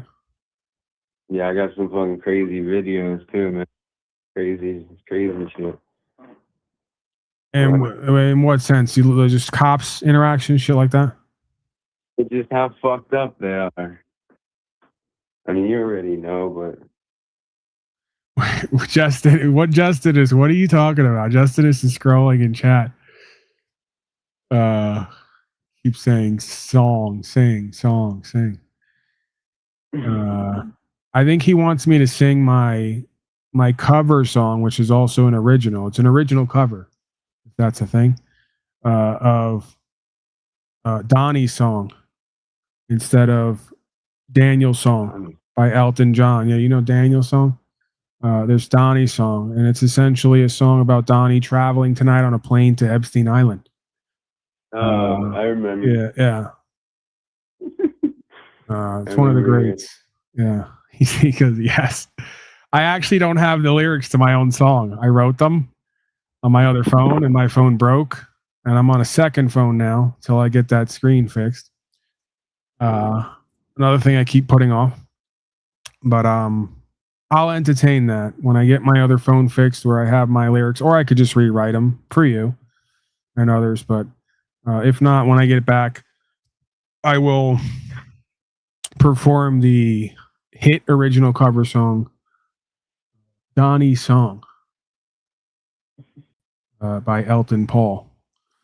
I need to get a whole outfit for it too. Piano, glasses, sparkly jumpsuit.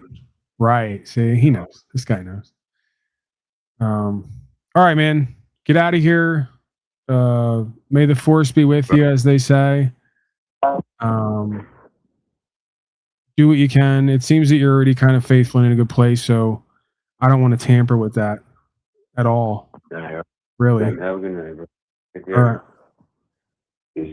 We'll see you later. Yeah, it just, it becomes a thing where it's like I'll obsess here for the next however many hours trying to get through his head what I do, which may or may not work for him. He's already been going through this. He already has his own experiences. He seems rather faithful for someone in his position. And again, that's usually the easiest but most challenging thing to teach, non-teach to folks. And if he's got that, he may already have it all as far as what he needs. The rest of it, I'm sure he could do some searches or just go back and listen to what I just said if he wants to put a couple lines on paper. But again, I'm big on kind of knowing when to hold them, when to fold them, and when to walk away, right? So we're a day before the event, day before the dance. I can't teach you to dance. You're going to have to go there tomorrow and dance, or wait for the next song, right? Practice your dance in the meantime, so to speak. So if they give you a continuance, usually that's how these things go. There's usually multiple meetings before we have a final meeting.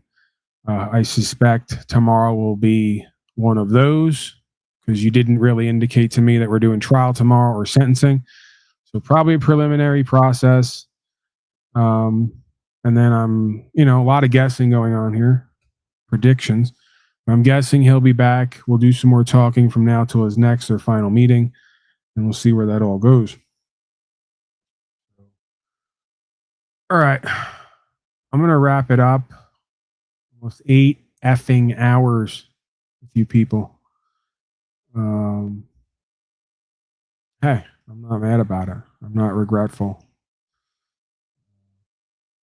I'm actually glad I came here to do this broadcast today. I wasn't going to do this broadcast, but now that I've done it, all 8 hours, I'm actually rather glad that I came here today. Feeling pretty decent, relatively pain-free compared to what it was. I have faith I'm going to continue healing and being inspired to do or be a part of more things and experiences. Although my latest one is getting in the car with no license, registration, insurance plates, riding an hour and a half, 2 hours to Vegas, and playing some craps. Because why the hell not? We'll gamble before we gamble. kind of a different direction in content, non-tent. Because that's a thing, right? People will sit there and just watch you play slots or do craps. And I figure audience participation, right? This is a audience of at least one-time degenerates and addicts, if not current degenerates and addicts. They'll definitely throw some cash at me to throw at these people and play the games and see where it all goes, right? Maybe we hit big and there's our story arc. We go rights, freedom, principles, spiritual faith into debauchery, gambling, and addictions. Is that an arc, or are we looping again? I guess you folks will decide if that happens. But yeah, unlike a lot of the overly pious Christians who come here, I'm not necessarily down on gambling. I don't think it's inherently wrong or sinful. I think it's the, as they say, love of money or the love of worldly power, because that's what money symbolizes, and the incessant chasing of that. But just to get out, mix it up a little bit, get a little bit of a dopamine rush, put some of this money, non-money, backless paper on the line, and create some content, non-tent. We'll see where it goes. If nothing else, we'll have a good time for maybe an hour or two, because you know me, definitely Italian in that way. Got the first dollar I ever made, I might say. Very cheap. That's why I think I can gamble, and that may be the self-deception, self-sabotage, is because I'm somebody who I can't see myself losing large amounts of money regularly. Continuing. But who knows? Maybe the famous last words. All right, seriously. I'm out of here. What do we got on the way out? Paul Unlisted. Okay. Links up top. Contributions and support. If not, email consciousness.is.rising @gmail.com. If you got something legal, lawful, related, you want to talk about it, you want to go over it in private, I'm always open for that. No charge. Gratis. On the house. And if you got content, non-tent, historical narratives, current events, news stories, things of this nature, send it over. I will review it. If I find it to be interesting, engaging, entertaining, I will debut it here. All right. Bye.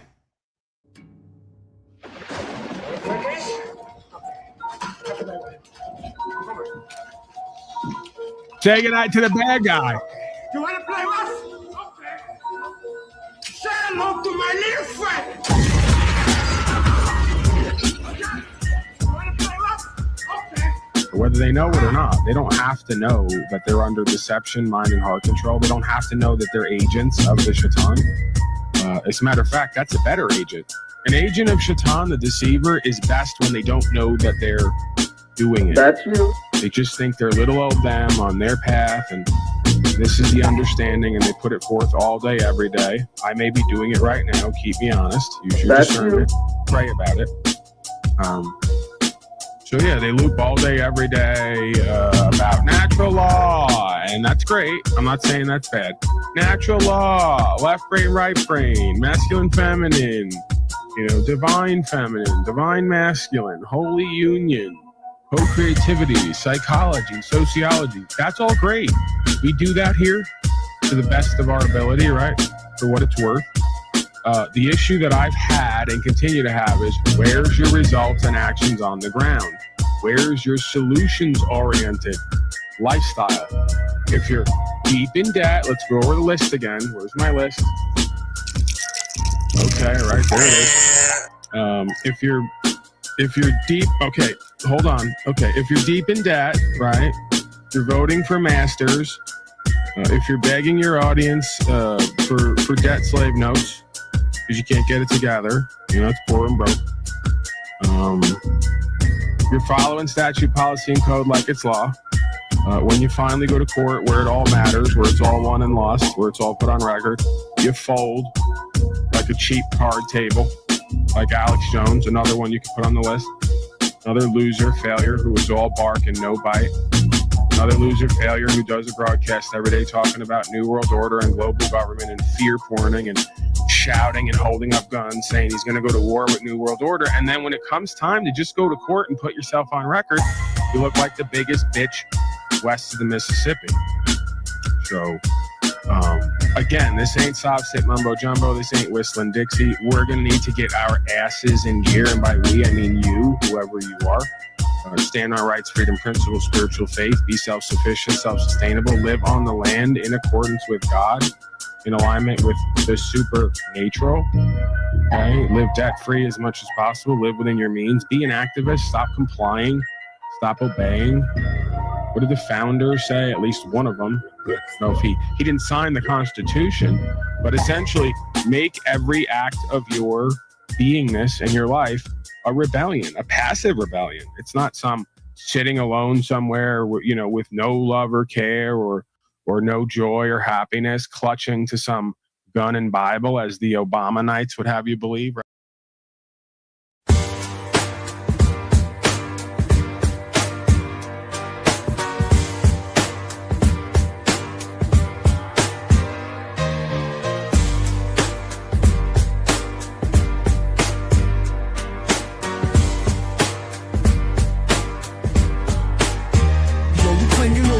Selling freedom for a fee. Pockets lined with promises that never set you free. Touchdown position, head low, comply. But truth don't live where falsehoods lie. A trifold solution for a problem you make.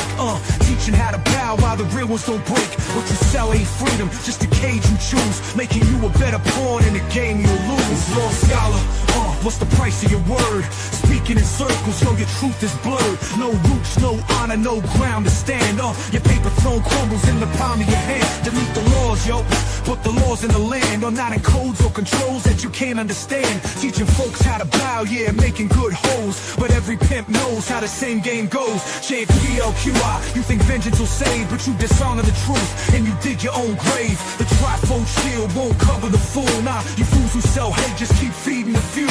Lost scholar, what's the price of your word? Speaking in circles, yo, your truth is blurred. No roots, no honor, no ground to stand. Your paper throne crumbles in the palm of your hand. The wise don't kneel, they don't break or bend. Yeah, they walk in the truth where your lies don't stand. No scripts in their pocket, no pose to assume. Yo, your words are a joke, delete flaws and read the room. What's freedom to a man that peddles a scam? Who speaks no truth and hides behind another man? The scholar's just a shadow, yeah, ghost in the skies. Or those who walk steady, yo, see through the lies. The truth don't fold, nah, it don't fit in the trifold. It's carried in the heart, not in stories retold. Yo, you teach the pose, but you're lost in the fight. Claiming you know, but you're just trapped in the night. Yo, you say do this, do that, and you'll be free. But you're just getting pimped, yeah, you just don't see. Codes can't find the ones who won't play. The grift loses power when the truth finds its way. Lost scholar, what's the price of your word? Speaking in circles, yo, your truth is absurd. No roots, no honor, no ground to stand. Your paper throne crumbles in the palm of your hand. Yo, so fold your trifold, take your seat. The game you're playing is a game of defeat. The law stands strong where you can't pretend. What's built on lies will only break in the end. No touchdown poses, no gimmicks to sell. Yeah, the ones who know the walk steady and well. Lost scholar, you know your lesson's undone. You're just a pile of wet rags flying out in the sun.